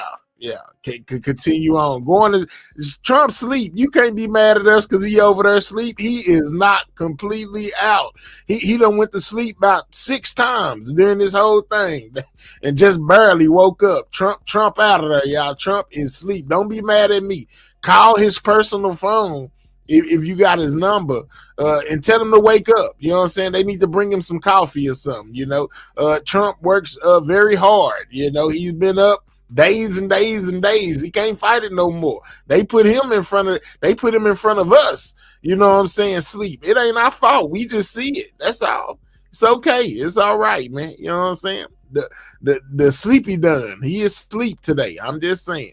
They want to talk about affordability. Now look, he forcing his eyes to stay open. I give him about 10 more minutes. Them eyes gonna be closed all over again. Trump gonna be asleep. What they need to do is take the camera off of him and put it on somebody else that's there so he can take him a quick nap. We are fixing what they're broken. We're proud to do it. It's the job that we were elected to do. But I think 2026 is going to be the year where this economy really takes off. Thank you very much. Thanks, sir. Great. Yeah. President Trump, thank you for talking about Sarah. Heartbreaks for her family. And Andy is doing well. His parents, Melody and Jason, wanted me to tell you, and I was with them yesterday in the hospital. He's a miracle. I was there when the surgeons came in, and they wanted you to know this. He's a miracle. And if everyone in this country can continue to pray for that family, he's got a long road ahead of him, but he is a miracle. And of course, our DC initiative is led by our amazing, and the monster will be held accountable who did this.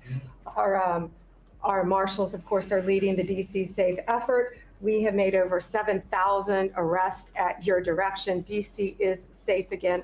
Working with everyone around this table, Pete and everyone. Scott and I were in Memphis together last week, and everyone, and Bobby, your HHS, doctors and medics are on the ground to help people in Memphis and DC.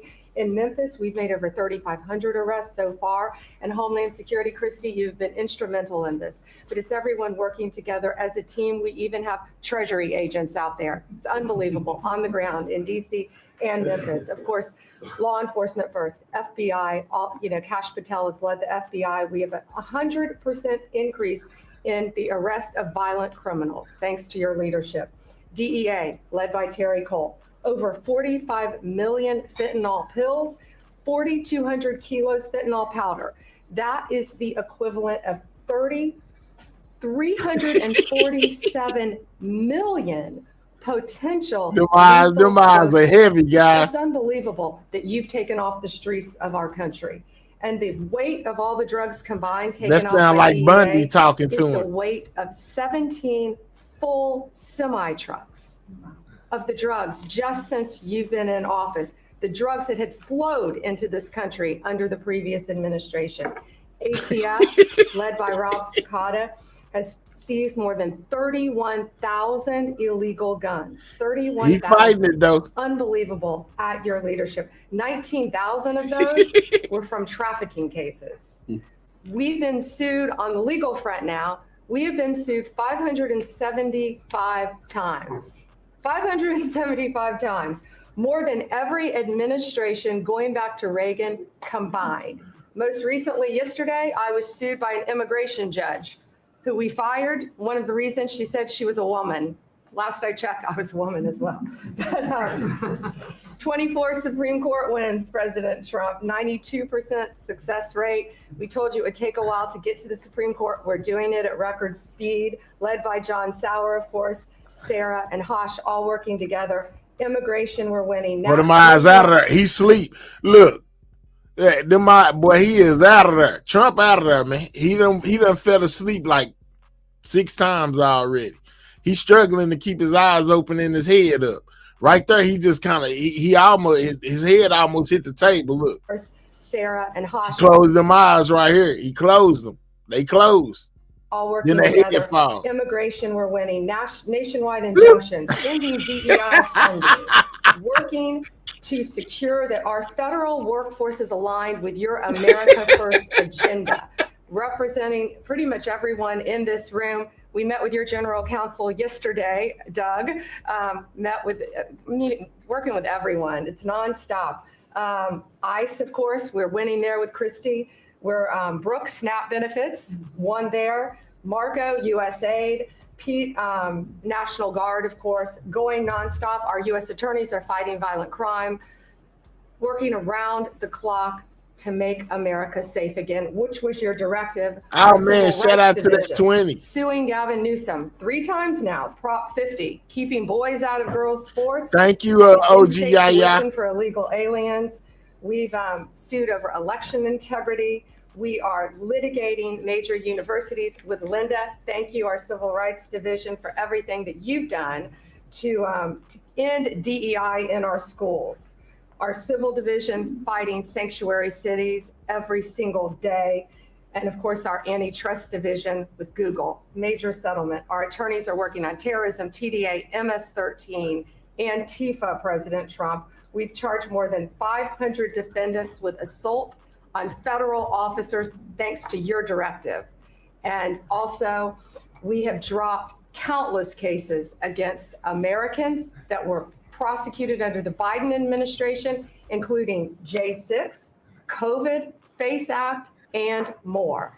And as everyone knows, we cannot talk about pending grand jury investigations, but no one is above the law, and that includes what happened in Arctic frost.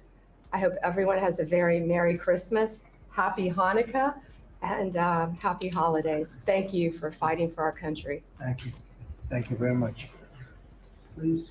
Well, thank you, Mr. President. Thank you for allowing me to be at this table.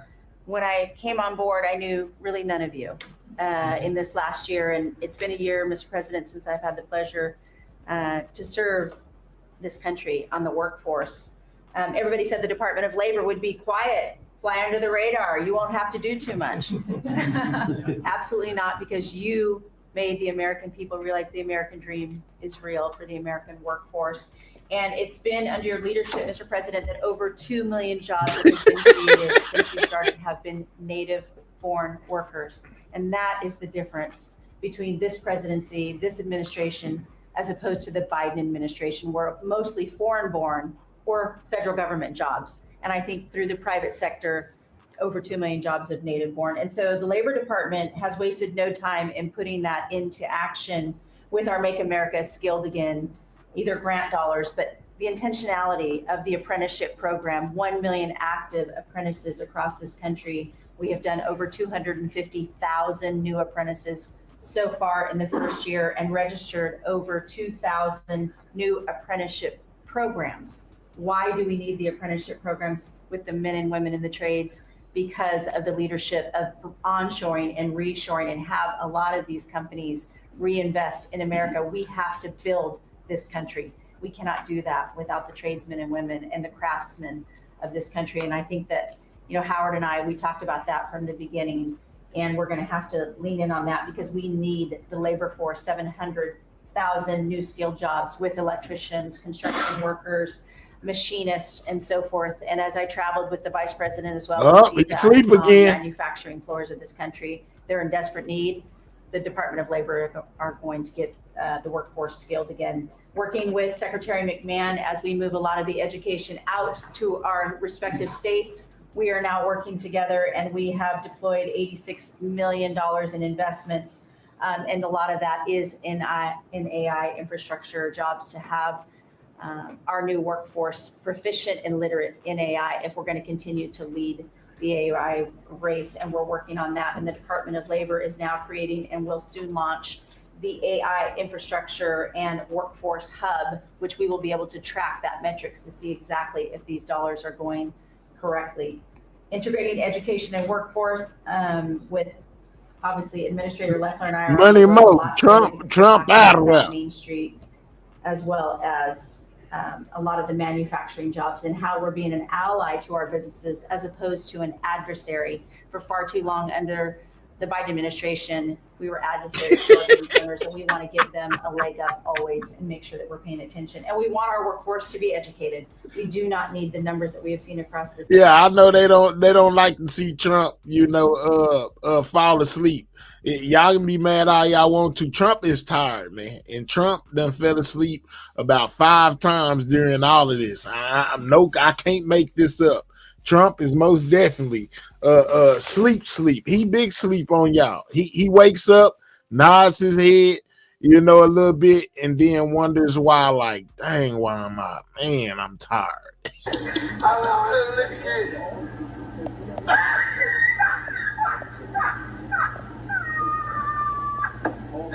What the fuck? What the fuck is going on?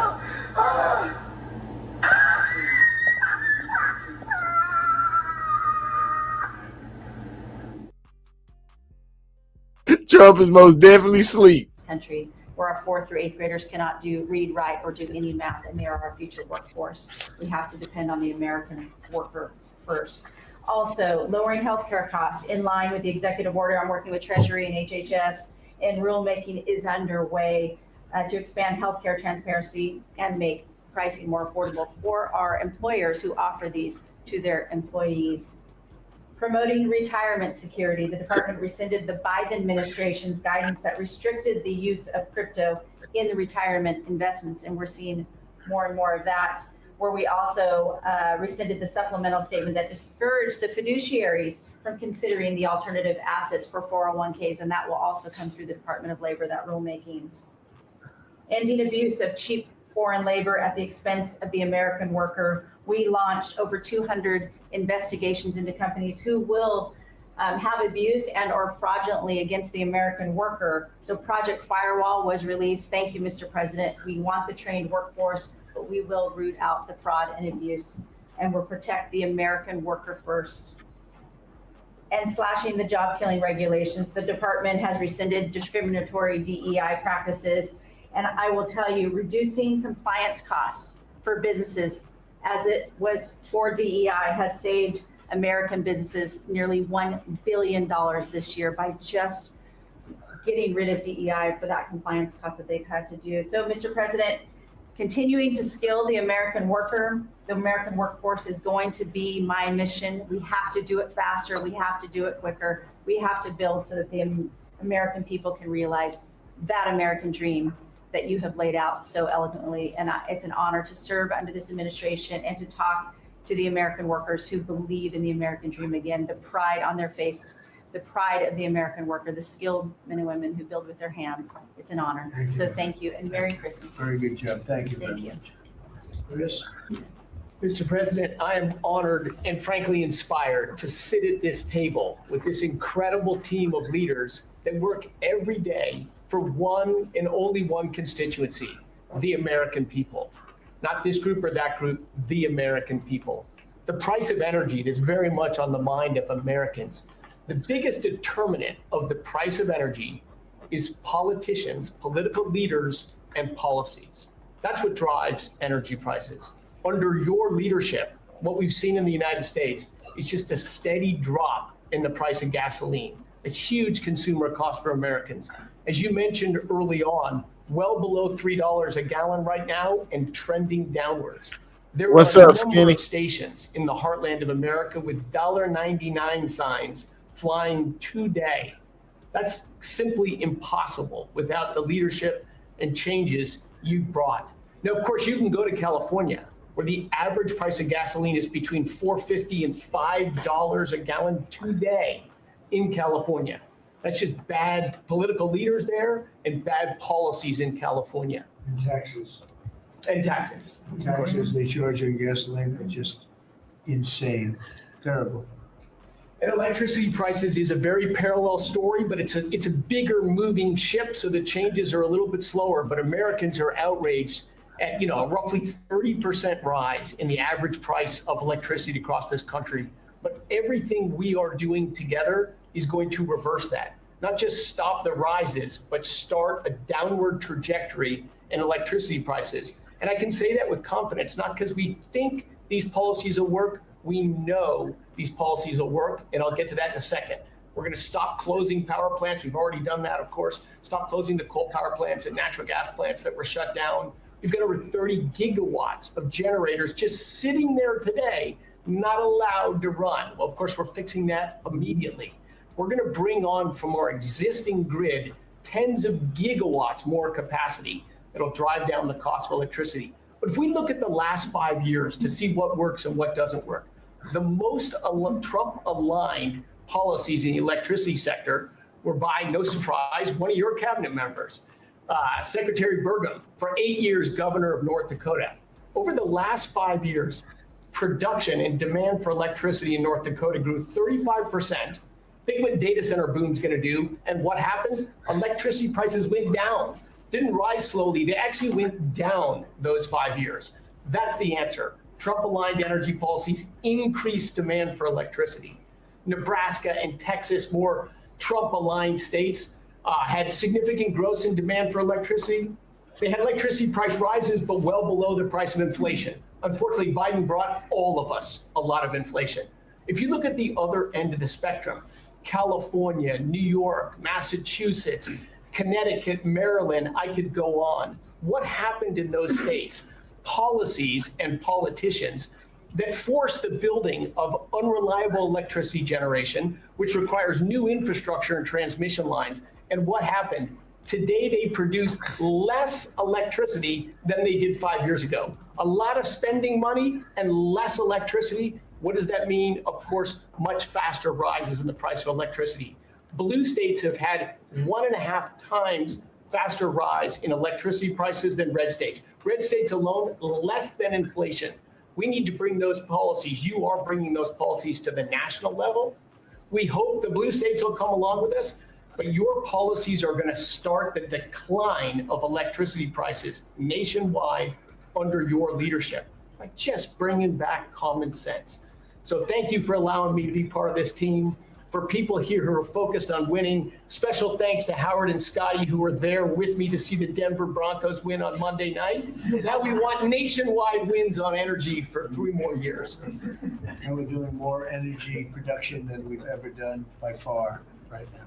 Records across the board that'll continue to be reset every year you're in office. Thank you very much. Well, Mr. President, thank you for giving me a very interesting job. Some days it's a little controversial too, but it's been an honor to work for you. You are a great American.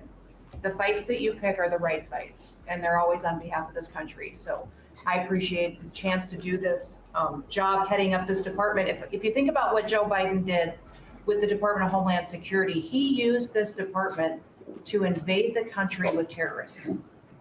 He opened up the borders, let anybody come in that wanted to. He put them on airplanes. He let them through our airports. If they could figure out a way to get to our shores and in our country, he just opened the door and invited them in. So it's our job to get them out. And I want to thank you for this team, because I look around the table and I think every single person here has helped me do my job over the last year. They've supported us at the border and given us resources. Marco negotiates all the travel documents and relationships with other countries to take their people home. 2 million people have gone home already.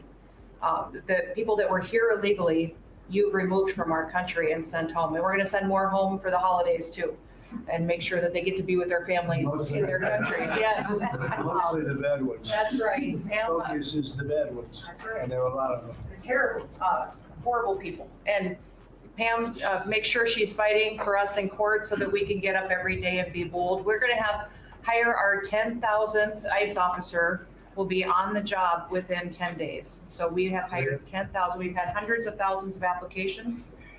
We've got within the department, TSA went through this government shutdown without any delays. They all showed up for their shifts and worked hard doing security. And they have been absolutely fantastic. Sir, you made it through hurricane season without a hurricane. Yeah. And so FEMA, you kept the hurricanes away. So we appreciate that. And FEMA is deploying resources and dollars 150% faster than ever before. So if somebody does have something bad that happens to them, you are immediately there helping them and telling them they have the resources to get back up on their feet. So we have built and deployed hundreds of miles of border already. You have cut the fentanyl flow over the southern border by over 56%. You've saved hundreds of millions of lives with the cocaine you've blown up in the Caribbean. And, you told me to look into Minnesota and their fraud on visas and their programs. 50% of them are fraudulent, which means that wacko Governor Walz either is an idiot or he did it on purpose. And I think he's both, sir. He brought people in there illegally that never should have been in this country, said they were somebody that they're not. They said they were married to somebody who was their brother or somebody else. Fraudulent visa applications, signed up for government programs, took hundreds of billions of dollars from the taxpayers, and we're going to remove them and we're going to get our money back. And we're going to, this next year, make sure that we only put people in leadership positions in this country that love this country and have its back. So thank you for letting us get up every day and have a purpose. We Thank appreciate you it. very much. Thanks, Chrissy. Appreciate it. Mr. President, you're exactly right. We are saving this country. We're doing it one Main Street at a time, and we're doing it at record speed and at record levels.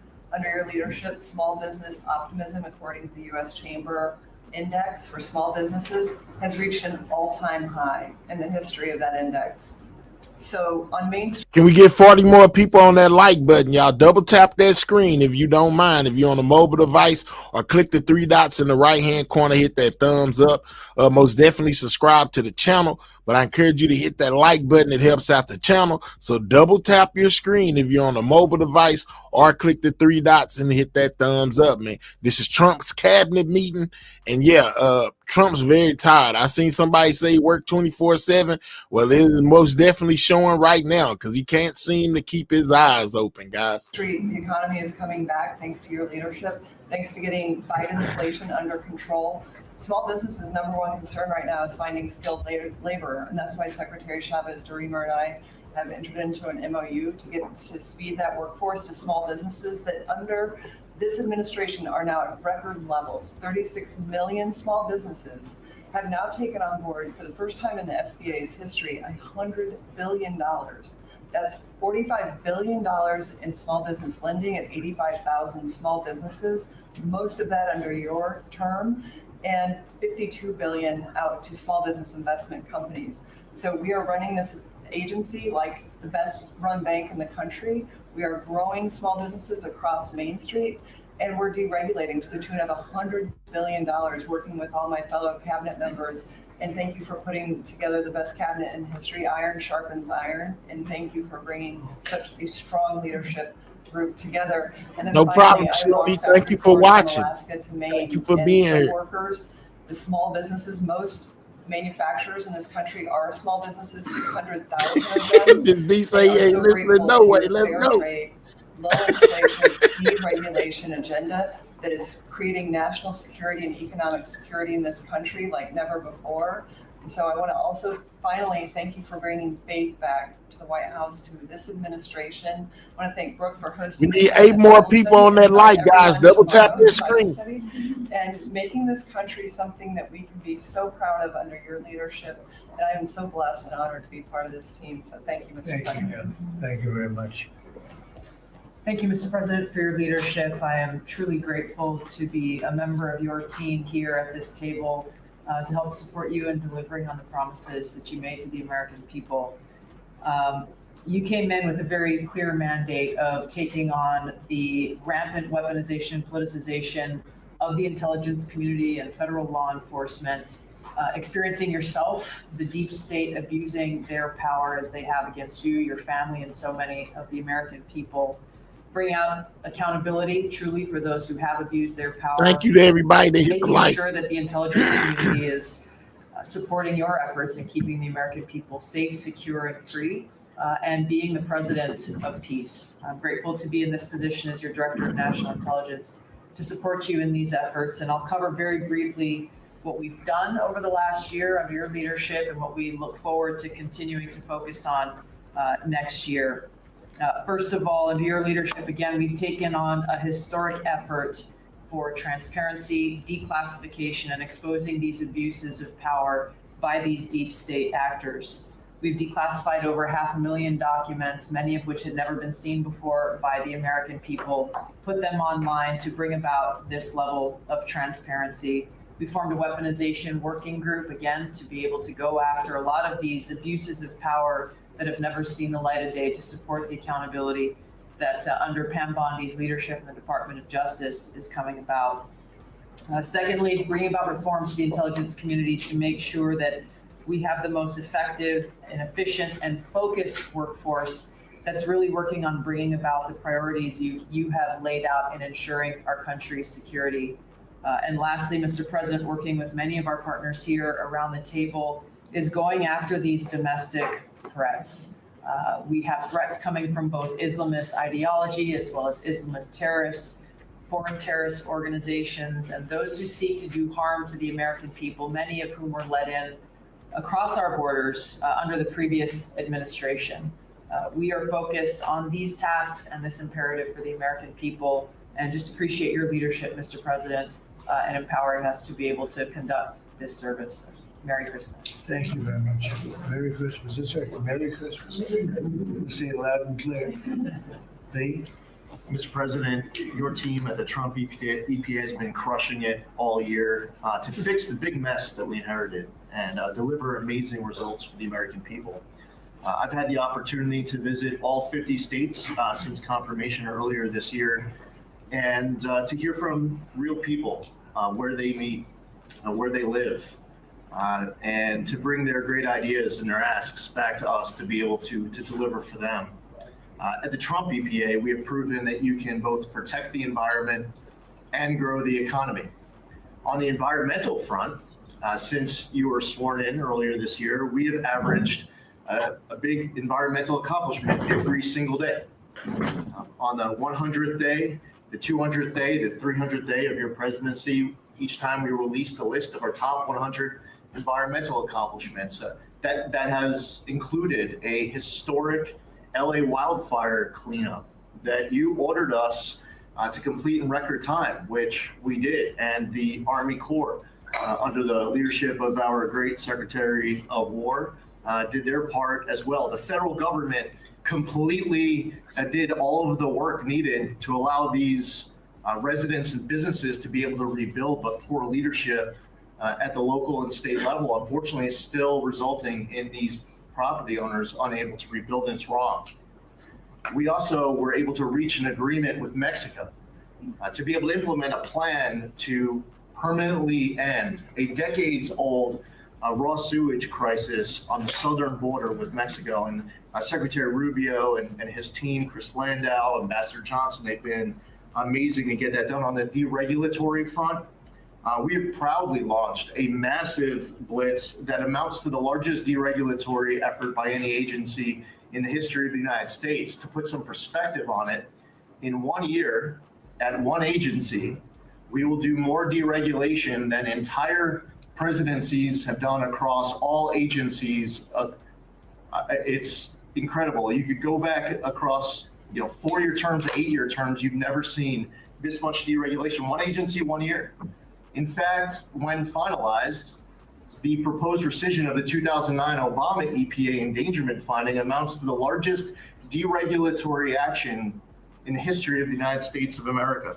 From fixing the agency's definition of waters of the United States, which is important for our farmers, our ranchers, and other landowners, to the effort to end electric vehicle mandates and promote consumer choice, eliminating regulations designed to eliminate Entire sectors of our energy economy, we're thinking big and we're delivering big. What's up, Will and We Ford? reduced terrible derailments on diesel exhaust fluid systems. We're getting water moving faster, new pipelines and power plants built, and we're helping to unleash energy dominance.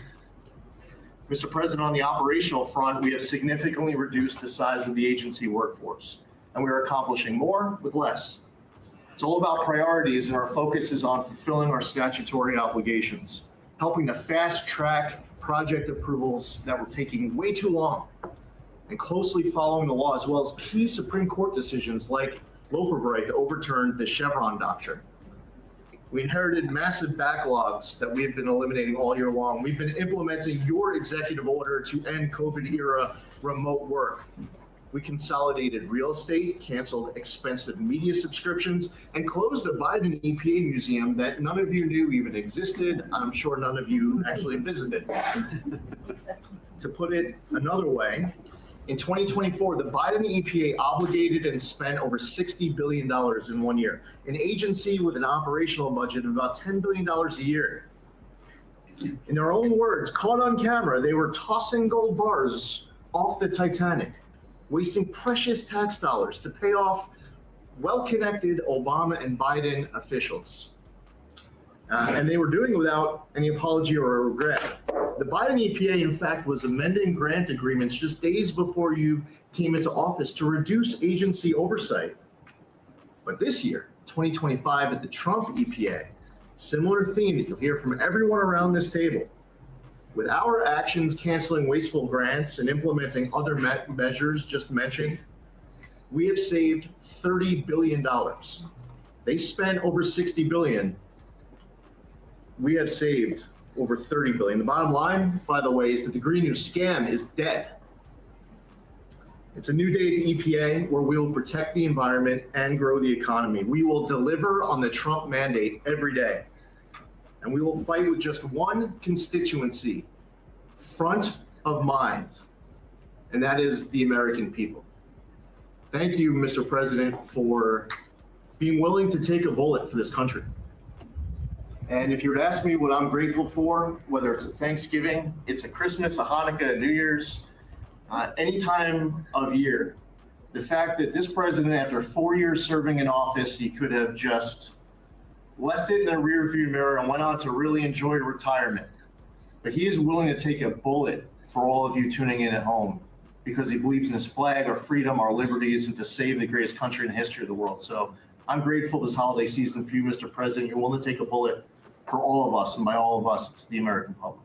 Thank you. Thank you. Mr. President, good morning, everyone. Well, in spite of the fact that your charge to me is to fire myself, we've really been incredibly hard at work making sure that we can return education to the states. And as I sit and listen to all the emergencies that we are addressing in this country, from the economy to our borders to everything that we're doing, I would say, sir, that if we do not fix education in our country with this hard reset that you are expecting, I think the greatest national emergency we could face is our education. Because if we are not going to educate our children, we're going to continue to fall behind the rest of the world. When there are only 30% of 12th graders, 8th graders, and 4th graders that can read at proficiency level, that is an incredibly harsh statement to make about our country. And you told me when you first were elected president, and you looked at, I think, right after you took office, the first NAEP scores, which is Nation's Report Card, came out and showed how far down we were in educational proficiency in our country. And not only the NAEP scores, but the international scores as well showed us about third from the bottom. You told me you were not only embarrassed, but you were angry about this, and that we had to do something to change this in our country. And we took a hard look at it, and you absolutely said the bureaucracy of education in Washington is keeping its thumb on preventing growth where we should have, because it's best handled at the state level. Letting states put their programs in place, and some states are going to do it a lot better than others. but it's not going to happen from Washington, D.C. And when I hear things like, well, with no disrespect to any other country in the world that have really great programs, Germany, Sweden, Norway, I hear about this all the time. Point of fact is, they're this big. The United States is this big. We can't do it from Washington, D.C. It has to be done at the state level. So what we've been doing, as Lori brought up, Secretary of Labor brought up, we have a great working relationship. We have already signed and implemented one MOU or interagency agreement to handle the WIOA program and the Perkins grant. Thank you for the gift. Works. I call these. Thank you. These are programs, pilot programs that we're putting out there. And if these are going to work, we will be able to permanently transfer these programs to other agencies. They're working like a charm. We've taken some of our best people in education. It still operates under the budget of the Department of Education and under the management of the Department of Education, but working with Lori's personnel. And when I hear pushback on that to say, well, how can this possibly work? The education and put it in labor. Let's be efficient. One example, in order to draw down on a lot of the grants that they are helping us with, we're using their grant system. The grant system at the Department of Education is like held together with bubble gum and rubber bands. And it did not interact with any other agency. Now we have this really smooth operation already in labor. So that has prompted us to sign also other interagency agreements, 2 more with labor, 1 with HHS, 1 with the Department of State, and we'll be moving other programs, but these are proof of concept. Let's make sure they're working and working smoothly before we ask Congress to codify these permanent moves. So that's kind of in the world of K through 12, what we're looking at right now, but in the world of higher education, as Attorney General Bondi mentioned, we've been working really very hard to make sure that we've got anti-Semitism and DEI out of our universities, and put some pretty stiff fines on, worked some good deals. I've enjoyed working with Harmeet, who is just an incredible negotiator. So we're bringing all of that to bear as well. So I can say, sir, that we are moving to return education to the states and to bring the level of education back up, making sure our students can read, are reintroducing the science of reading in schools.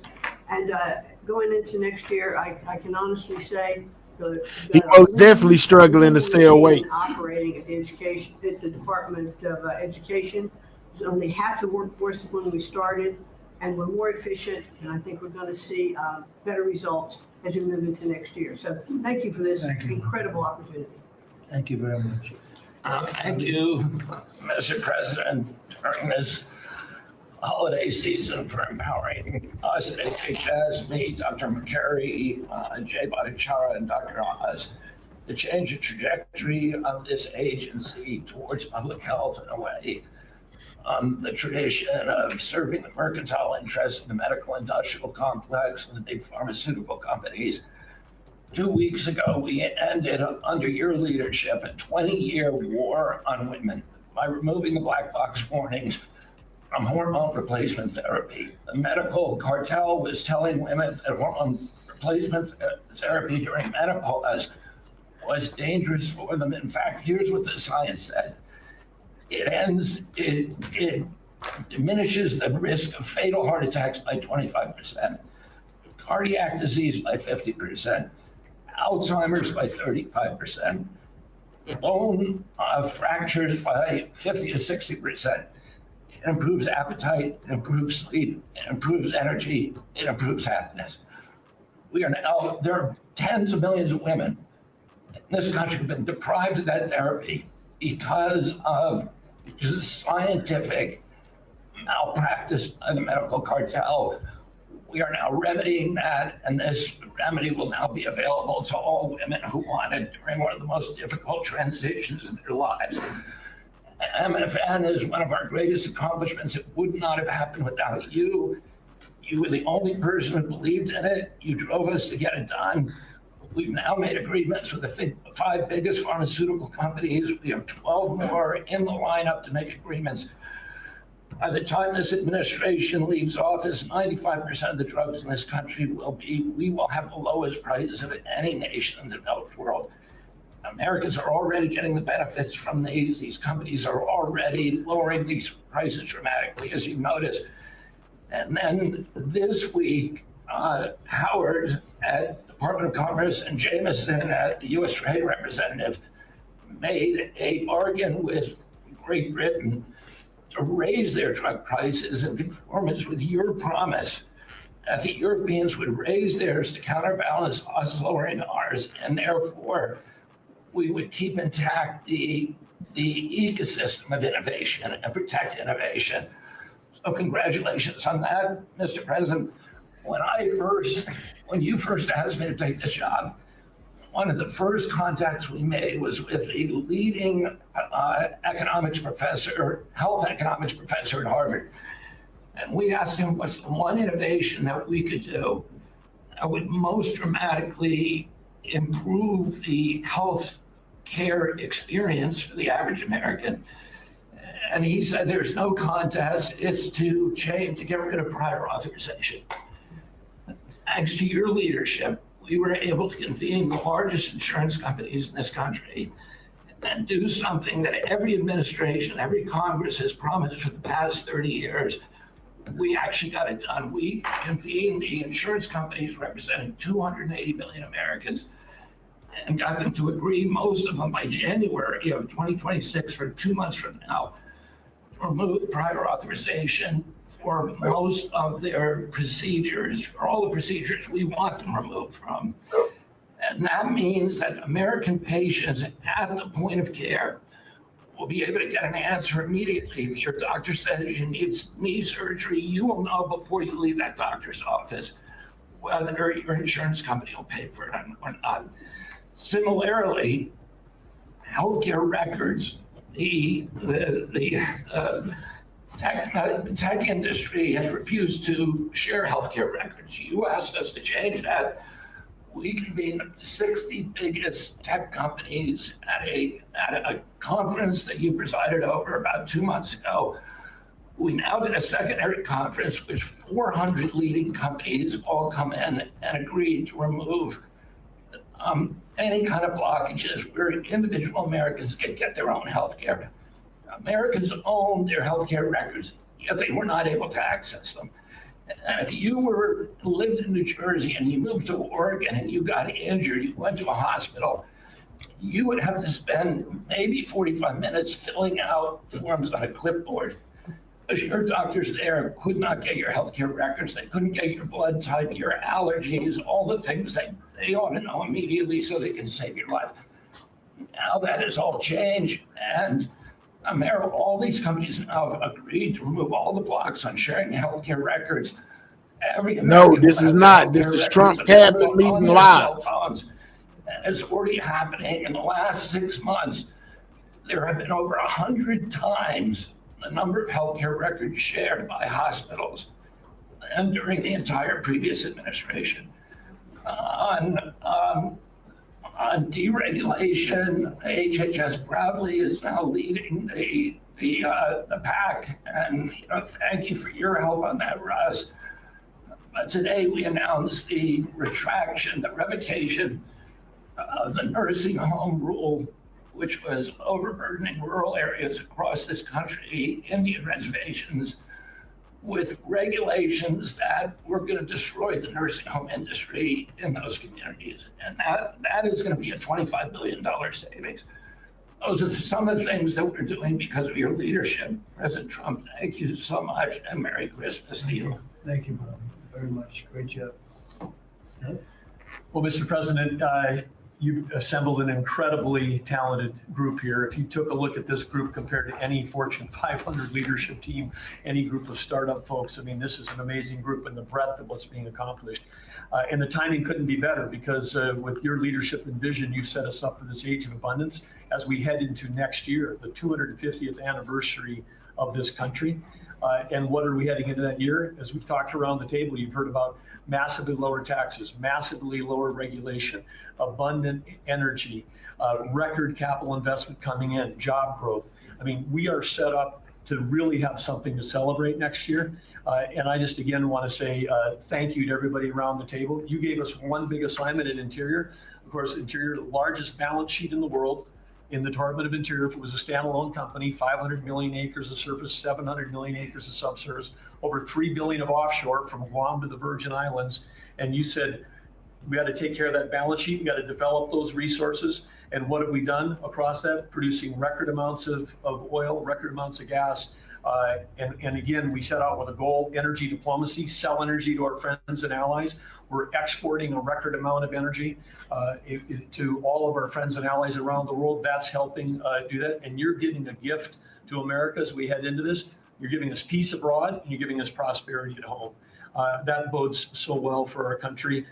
One small little gift that we're giving to all Americans from one teeny part of Interior, which is the national parks, is that not only are we keeping prices low for all American citizens, offering 10 free days for our national parks next year to coincide with our holidays, but also a $100 surcharge for non-residents. That is going to raise hundreds of millions of dollars for helping restore and preserve all of our best parks. So as we close out, then I want to also say a big celebration going on here in Washington, D.C. We've been thrilled to be part of the National Park Service, the U.S. Park Police, part of this great effort across a number of us on making D.C. safe and beautiful. This will be the safest, most beautiful capital in the world.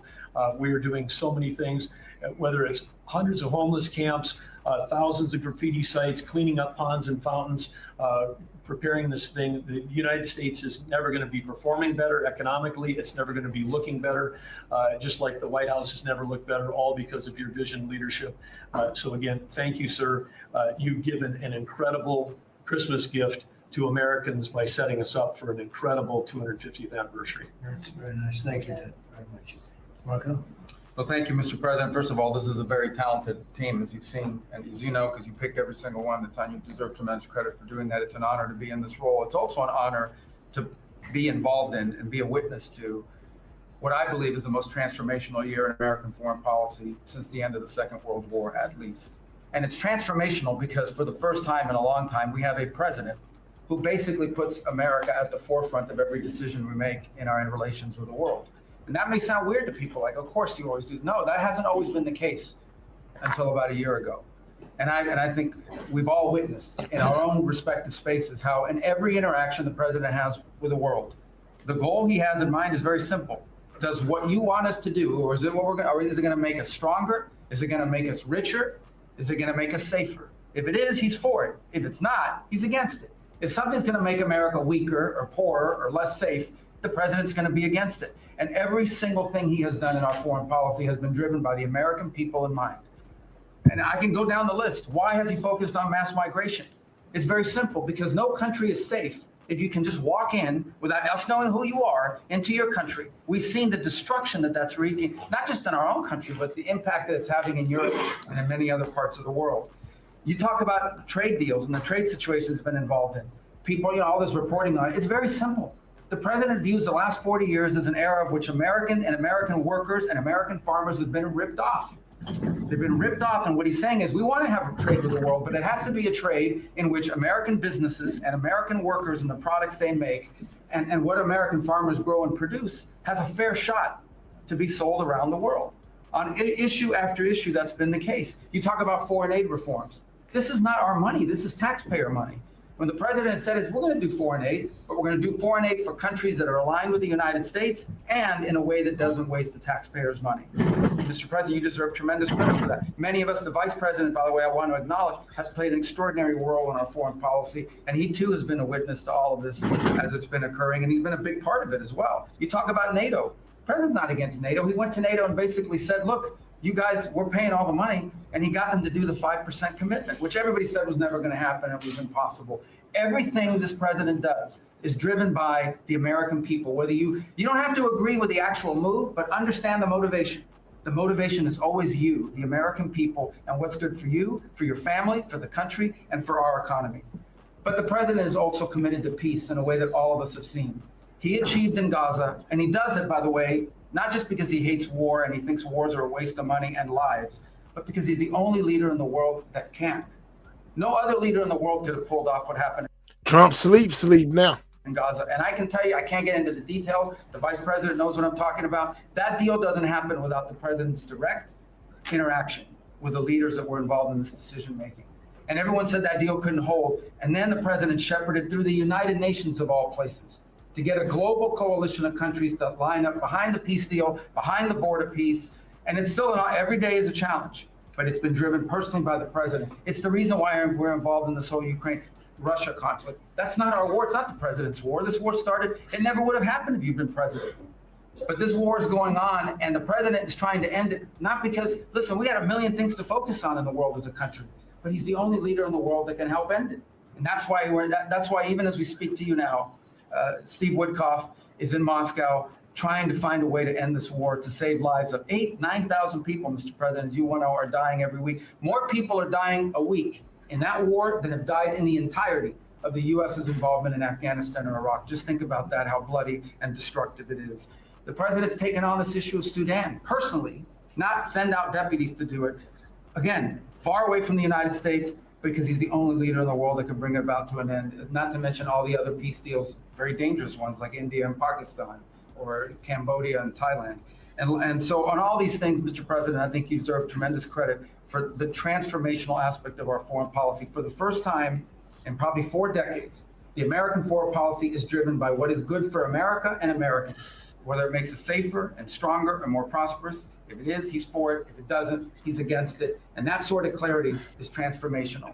I close with this, and I know I'm last, so I wanted to be fast, but there was a lot to cover. I do want to say this is the most wonderful and magical time. You most definitely done fell asleep about 10 times. Football playoffs. And I just want to say this as a point of personal privilege.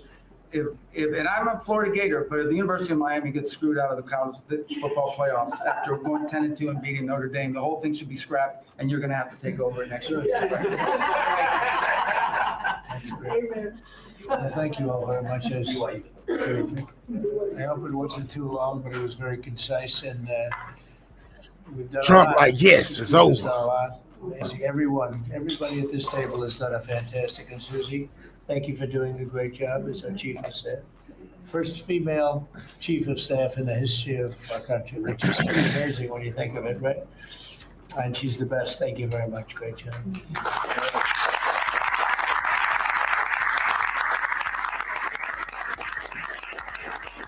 So after that, do you want to ask any questions? Mr. President, there's been a lot of speculation about who the next Fed chairman could possibly be. You said you have somebody in mind. How many names were you given on the final list? And does that person currently work on the board of Federal Reserve? Well, I'd say that we probably looked at 10. Then Scott interviewed some people that I didn't know, but he knew. And a lot of people were involved in the process, actually. And Howard was involved. But I think we probably looked at 10, and we have it down to 1. I want to ask you about Elon Musk, if I could. You talked about Elon Musk. You had him in dinner here in the White House. Is he now back in your circle of friends? Well, I really don't know. I mean, I like Elon a lot. He was a very, he really helped during the election with his endorsement. He felt strongly. But we had one problem. You know, I didn't want to have everybody have to have an electric car, and he makes electric cars. And yeah, I think we get along well. No, on affordability. Mr. President, thank you. Yeah, one more. Yeah, when you talk about affordability, is going forward, are the American people, do you believe, getting impatient with the reforms that you're making? They've talked about I think they're getting fake news from guys like you. Look, Dang, so I think they're getting fake news from guys like you. Democrats who caused the problem of pricing, and they didn't end it. Look, they lost in a landslide. We won every swing state. We won the popular vote. We won everything. If you take a look at districts, it was 2,750 to 525. Because that was an affordability problem. We brought it down. Look at energy. Look at the gasoline price. That's like the simplest, and it's the biggest. Because if energy comes down, everything comes down. That's the way it works. We're going to be at 250. You said 199 in some places of the country, right? You said it. I didn't. and they won't check you, they'll check me. So, I'd like to use your number, $1.99 a gallon. Unthinkable if you go back a year and a half ago. It's unthinkable. So now we're bringing the prices down, way down. Beef is coming down now. We've done certain magic and beef is coming down. But we inherited horrible prices. We inherited really the worst inflation in history. We inherited that. When I came in, that's what he had. And we fixed inflation. And we fixed almost everything, if you want to know the truth, including 8 wars. We got 1 to go, but including 8 wars. But when they always say, I watched today where they have a race going on right now in Tennessee, and this woman goes, affordability, affordability. They're the ones that caused the problem. The prices were way high. We're bringing the prices down. But they're like scam artists. They're I call them con men and women. They come out, they say affordability, like, I see prices. We're going to get prices down still further. But we brought them down from the prices they cost. The reason that they had the highest inflation in the history of our country is because they had the highest prices. But we brought them down, and now we have normal inflation. Mr. President, thank you so much for taking questions with your assembled cabinet. I wanted to clarify something that you had said on Sunday regarding the boat strikes near Venezuela. You had said that you didn't know if the second strike on that one boat had happened, but you wouldn't have wanted it. Now that your administration has acknowledged that it happened, do you support that second strike? And Mr. Secretary, I wanted to clarify something you had said in an interview back in September, I believe on Fox News. You said that you would watch that strike live on television. In real time, did you know that there were survivors after the initial strike? Here we go, the tough question. Well, look, all I know is this. Every boat that you see get blown up, we save 25,000 on average lives. 25,000. They've been sending enough of this horrible fentanyl and other things like cocaine and other things, but fentanyl right now is the leader of the pack to kill. And not what he asked you. Because a little speck on the head of a pin can kill somebody. It's very dangerous stuff. I know so many people where their sons were drug addicts. They had one little sample and they died. They couldn't believe it. As far as the attack is concerned, I still haven't gotten a lot of information because I rely on Pete. But to me, it was an attack. It wasn't 1 strike, 2 strikes, 3 strikes. Somebody asked me a question about the second strike. I didn't know about the second strike. I didn't know anything about people. I wasn't involved in it. I knew they took out a boat. But I would say this, they had a strike. I hear the gentleman that was in charge of that is extraordinary. He's an extraordinary person. I'll let Pete speak about him. But Pete was satisfied. Pete didn't know about second attack having to do with 2 people. I guess Pete would have to speak to it. I can say this, I want those boats taken out. And if we have to, we'll attack on land also, just like we attack on sea. And there's very little coming in by sea. I think we've knocked out over 90% of it.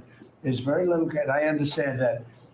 There's very little. We're saving hundreds of thousands of lives with those pinpoint attacks. It's an amazing thing when you see a boat going along. And, a lot of the press would like to say they're not, you see the boat, they're not maybe drugs. You see these boats. First of all, who has 5 engines on the back of a boat going in weird directions and loaded up with lots of white containers? They're bags of things. No, they've done an amazing job, and Peter's done an amazing job. Pete, you could probably better answer the question. No, you're spot on, sir. I think you got to start with the baseline, which Marco laid out, everybody's laid out. We've got 20 million people invading our country over 4 years. We don't know where they're coming from.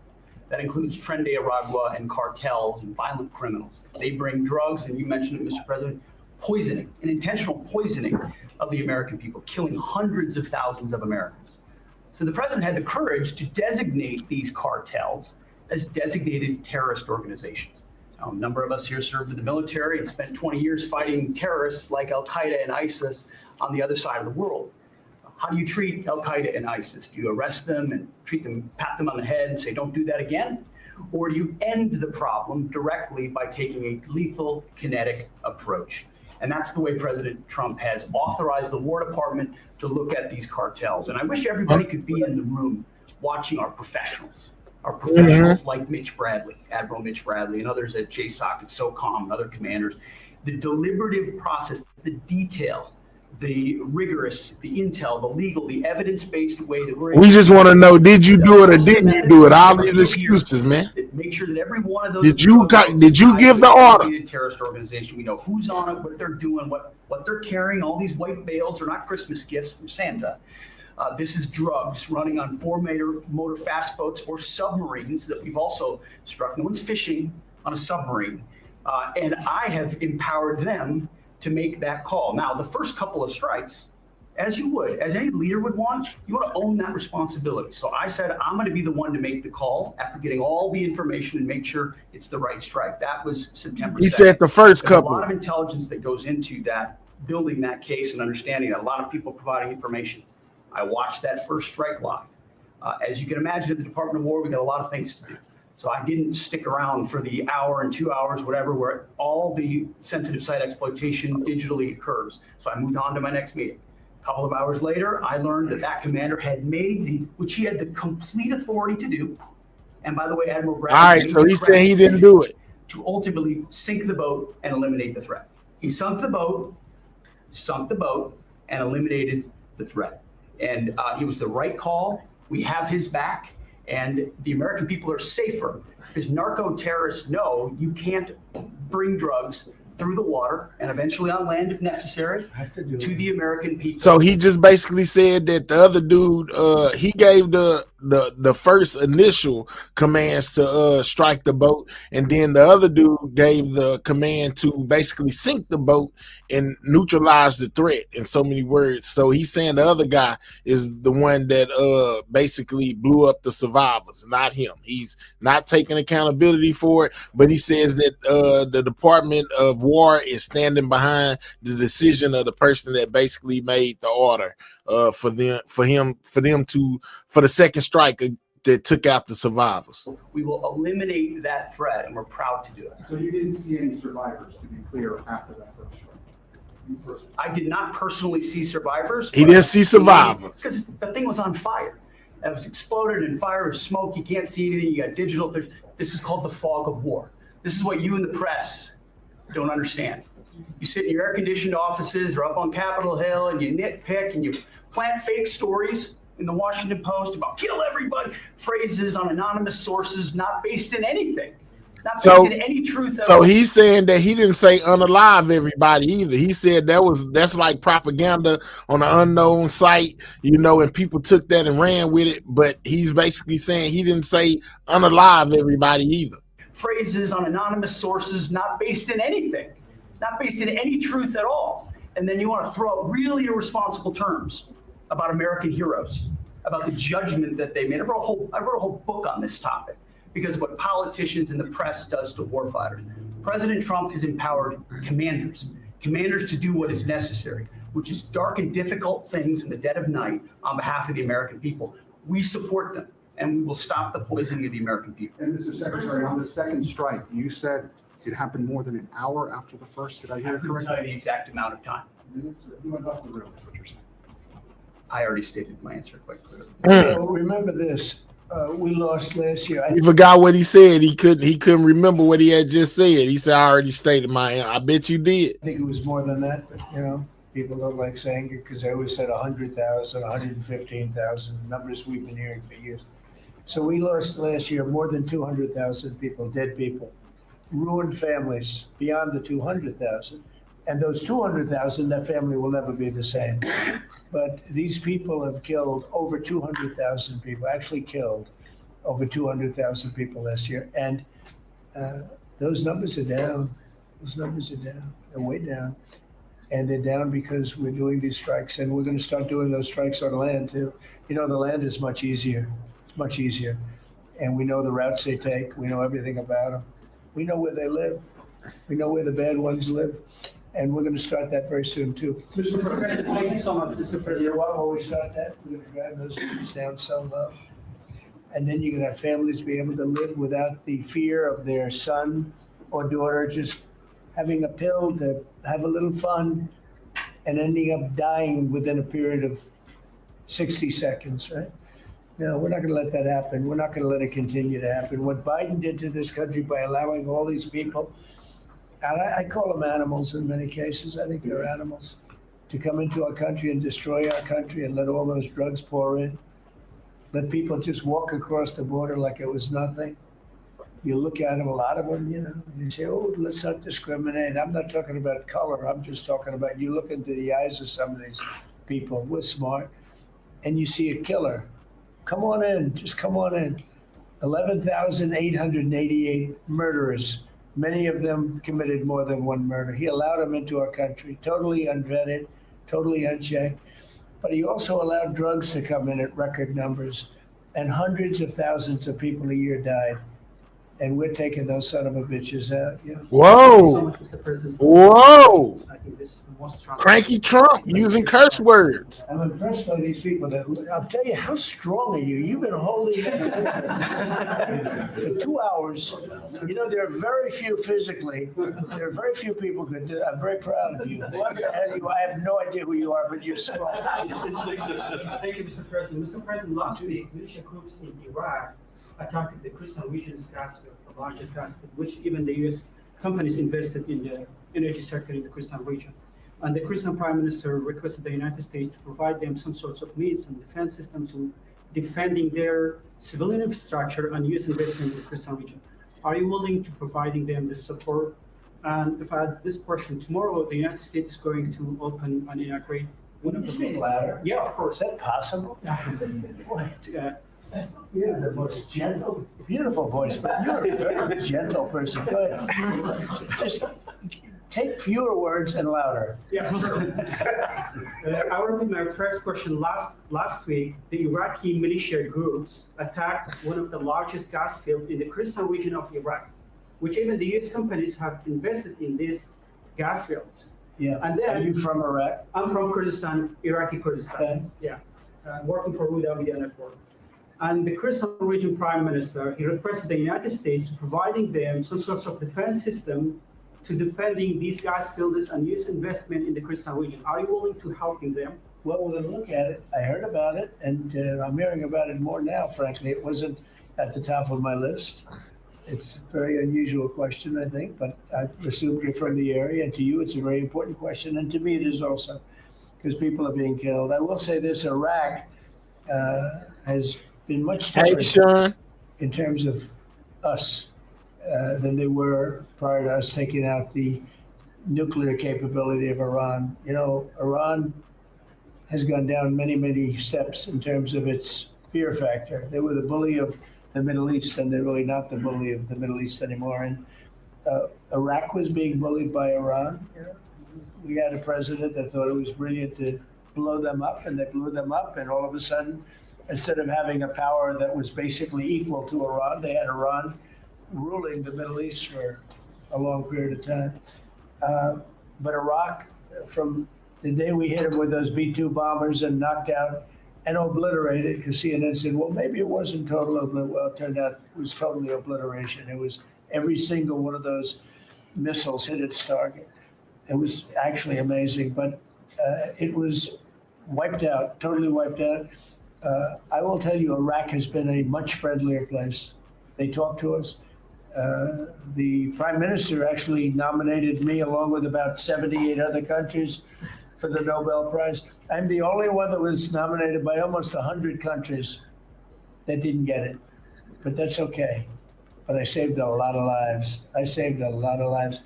But Iraq nominated us for the Nobel Prize, and that was a great honor. We didn't expect that from Iraq. Iraq has been a much different place since the taking out of Iran the nuclear capability. Yeah, let's get through that. Here we go. This guy's a beauty. Go ahead. Secretary Rubio mentioned your meetings ongoing in Russia today. Do you have any update from Mr. Wickoff, Mr. Kushner? No, because I've been spending too much time with you. I mean, we're spending a lot of time in here. We wanted to do this you talk about being open and transparent. This has to be the most transparent administration in history. We spent a lot of time answering your questions and giving you a lot of good results. I mean, I think everybody here gave you good results. But no, I don't. I will have after I leave here. Or do you hope for a breakthrough, or is it not I quite don't know. enough I data? don't know. Look, I don't know. All I can tell you is that we're trying very hard to save 25 to 30,000 people, mostly men, mostly soldiers, every month. 25,000 to 30,000 soldiers. It's impossible. That's half a stadium. Take a big football stadium. Take half of those people in a stadium, and they're wiped out. They're killed every month. It's crazy. That war is crazy. It would have never happened with me, and it didn't happen for 4 years. And you just mentioned potential land strikes. Can you elaborate anything on that? Yeah, I'll elaborate. If they come in through a certain country or any country, or if we think they're building mills for whether it's fentanyl or cocaine. I hear Colombia, the country of Colombia, is making cocaine. They have cocaine manufacturing plants, okay? And then they sell us their cocaine. We appreciate that very much. But yeah, anybody that's doing We that and appreciate selling it that. into our What? country is subject to attack. Not What? necessarily just Venezuela. Oh, did y'all hear that? Not just that as well. Let me make sure I heard that right. That's okay. Potential land strikes. Can you elaborate anything? That war is crazy. He said then they sell us they cocaine, and we appreciate that a lot. What? You just mentioned potential land strikes. Can you elaborate anything on that? Are you talking Yeah, I'll elaborate. If they come in through a certain country or any country, or if we think they're building mills for whether it's fentanyl or cocaine. I hear Colombia, the country of Colombia, is making cocaine. They have cocaine manufacturing plants, okay? And then they sell us their cocaine. We appreciate that very much. You see? Plants, okay? And then they sell us their cocaine. We appreciate that very much. What? Plants, okay? And then they sell us their cocaine. We appreciate that very much. What? Plants. Okay? The country of Colombia is making cocaine. They have cocaine manufacturing plants, okay? And then they sell us their cocaine. We appreciate that very much. But oh man, anybody that's doing that and selling it into our cocaine manufacturing plants, okay? And then they sell us their cocaine. We appreciate that very much. But yeah, okay? And then they sell us their cocaine. We appreciate that very much. Who they sell it to, Trump? That's okay. And then they sell us their cocaine. We appreciate that very much. But what? Plants, okay? And then they sell us their cocaine. We appreciate that very much. But yeah, anybody that's doing that and selling it into our country is subject to attack. So not necessarily just Venezuela. No, not just Venezuela. No. Venezuela's been very bad. Venezuela's been really bad in something else, probably worse than most, but a lot of other people do it too. They would send murderers into our country. They would empty their jails into our country. They are. It's sarcasm. Okay, it's sarcasm. I bet. You know what I'm saying? I understand completely. I'm just saying though. That's just what he said. He said Colombia. Colombia. They most definitely, got cocaine factories over there, and they come sell it to us, and we appreciate it very much. That's what he said. Sarcasm or not, he said it, not me. They sent their drug dealers and their drug people into our country. They sent people from their mental institutions into our country, and we're getting them out. That was bad. That was real bad. And they also sent drugs. Yeah. On Tim Walz, Mr. President, do you think he should resign over the fraud scandal in his state? And who should? Tim Walz, over the fraud scandal in his state. Look, I think the man's a grossly incompetent man. I thought that from the day I watched JD destroy him in the debate. I'm just saying. More incompetent, that man or my man. I had a man and he had a man. They were both incompetent, and I had a man and a woman. I thought she was very incompetent too, but now she's leading the field, and I think she's leading the field in the nomination. Anyway, look, that's up to them. That's up to the Democrats. The problem with them is they have really bad policy. And I'm not going to say what it is because I don't want them to change it necessarily. Because I want to run against it, whether it's not going to be me, it's going to be somebody that's going to probably sitting at this table. It could be a couple of people sitting at this table. Could be a couple of people running together sitting at this table, but I want them to win because we've done a great job for this country, and I want that to be carried forward. And I think we have a tremendous bench, really a tremendous bench. But no, I think that Waltz is a grossly incompetent man. There's something wrong with him. Okay, there's something wrong with him. And when you look at what he's done with Somalia, which is barely a country, they have no anything. They just run around killing each other. There's no structure. And when I see somebody like Ilhan Omar, who I don't know at all, but I always watch her for years. I've watched her complain about our Constitution, how she's being treated badly. Our Constitution, the United States of America, is a bad place. Hates everybody, hates Jewish people, hates everybody. And I think she's an incompetent person. She's a real terrible person. But when I watch what is happening in Minnesota, the land of 1,000 lakes, or however many lakes they have, they got a lot of lakes, but this beautiful place, and I see these people ripping it off, and now I'm understanding, and you're going to look at, I hear they ripped off Somalians, ripped off that state for billions of dollars, billions, every year, billions of dollars, and they contribute nothing. The welfare is like 88%. They contribute nothing. I don't want them in our country, I'll be honest with you. Okay? Somebody say, oh, that's not politically correct. I don't care. I don't want them in our country. Their country is no good for a reason. Their country stinks, and we don't want them in our country. I could say that about other countries too. I can say it about other countries too. We don't want them to hell. We have to rebuild our country. Our country's at a tipping point. We could go bad. We're at a tipping point. I don't know if people mind me saying that, but I'm saying it. We could go one way or the other, and we're going to go the wrong way if we keep taking in garbage into our country. Ilhan Omar is garbage. She's garbage. Her friends are garbage. These aren't people that work. These aren't people that say, let's go, come on, let's make this place great. These are people that do nothing but complain. They complain. And from where they came from, they got nothing. They came from paradise, and they said, this isn't paradise.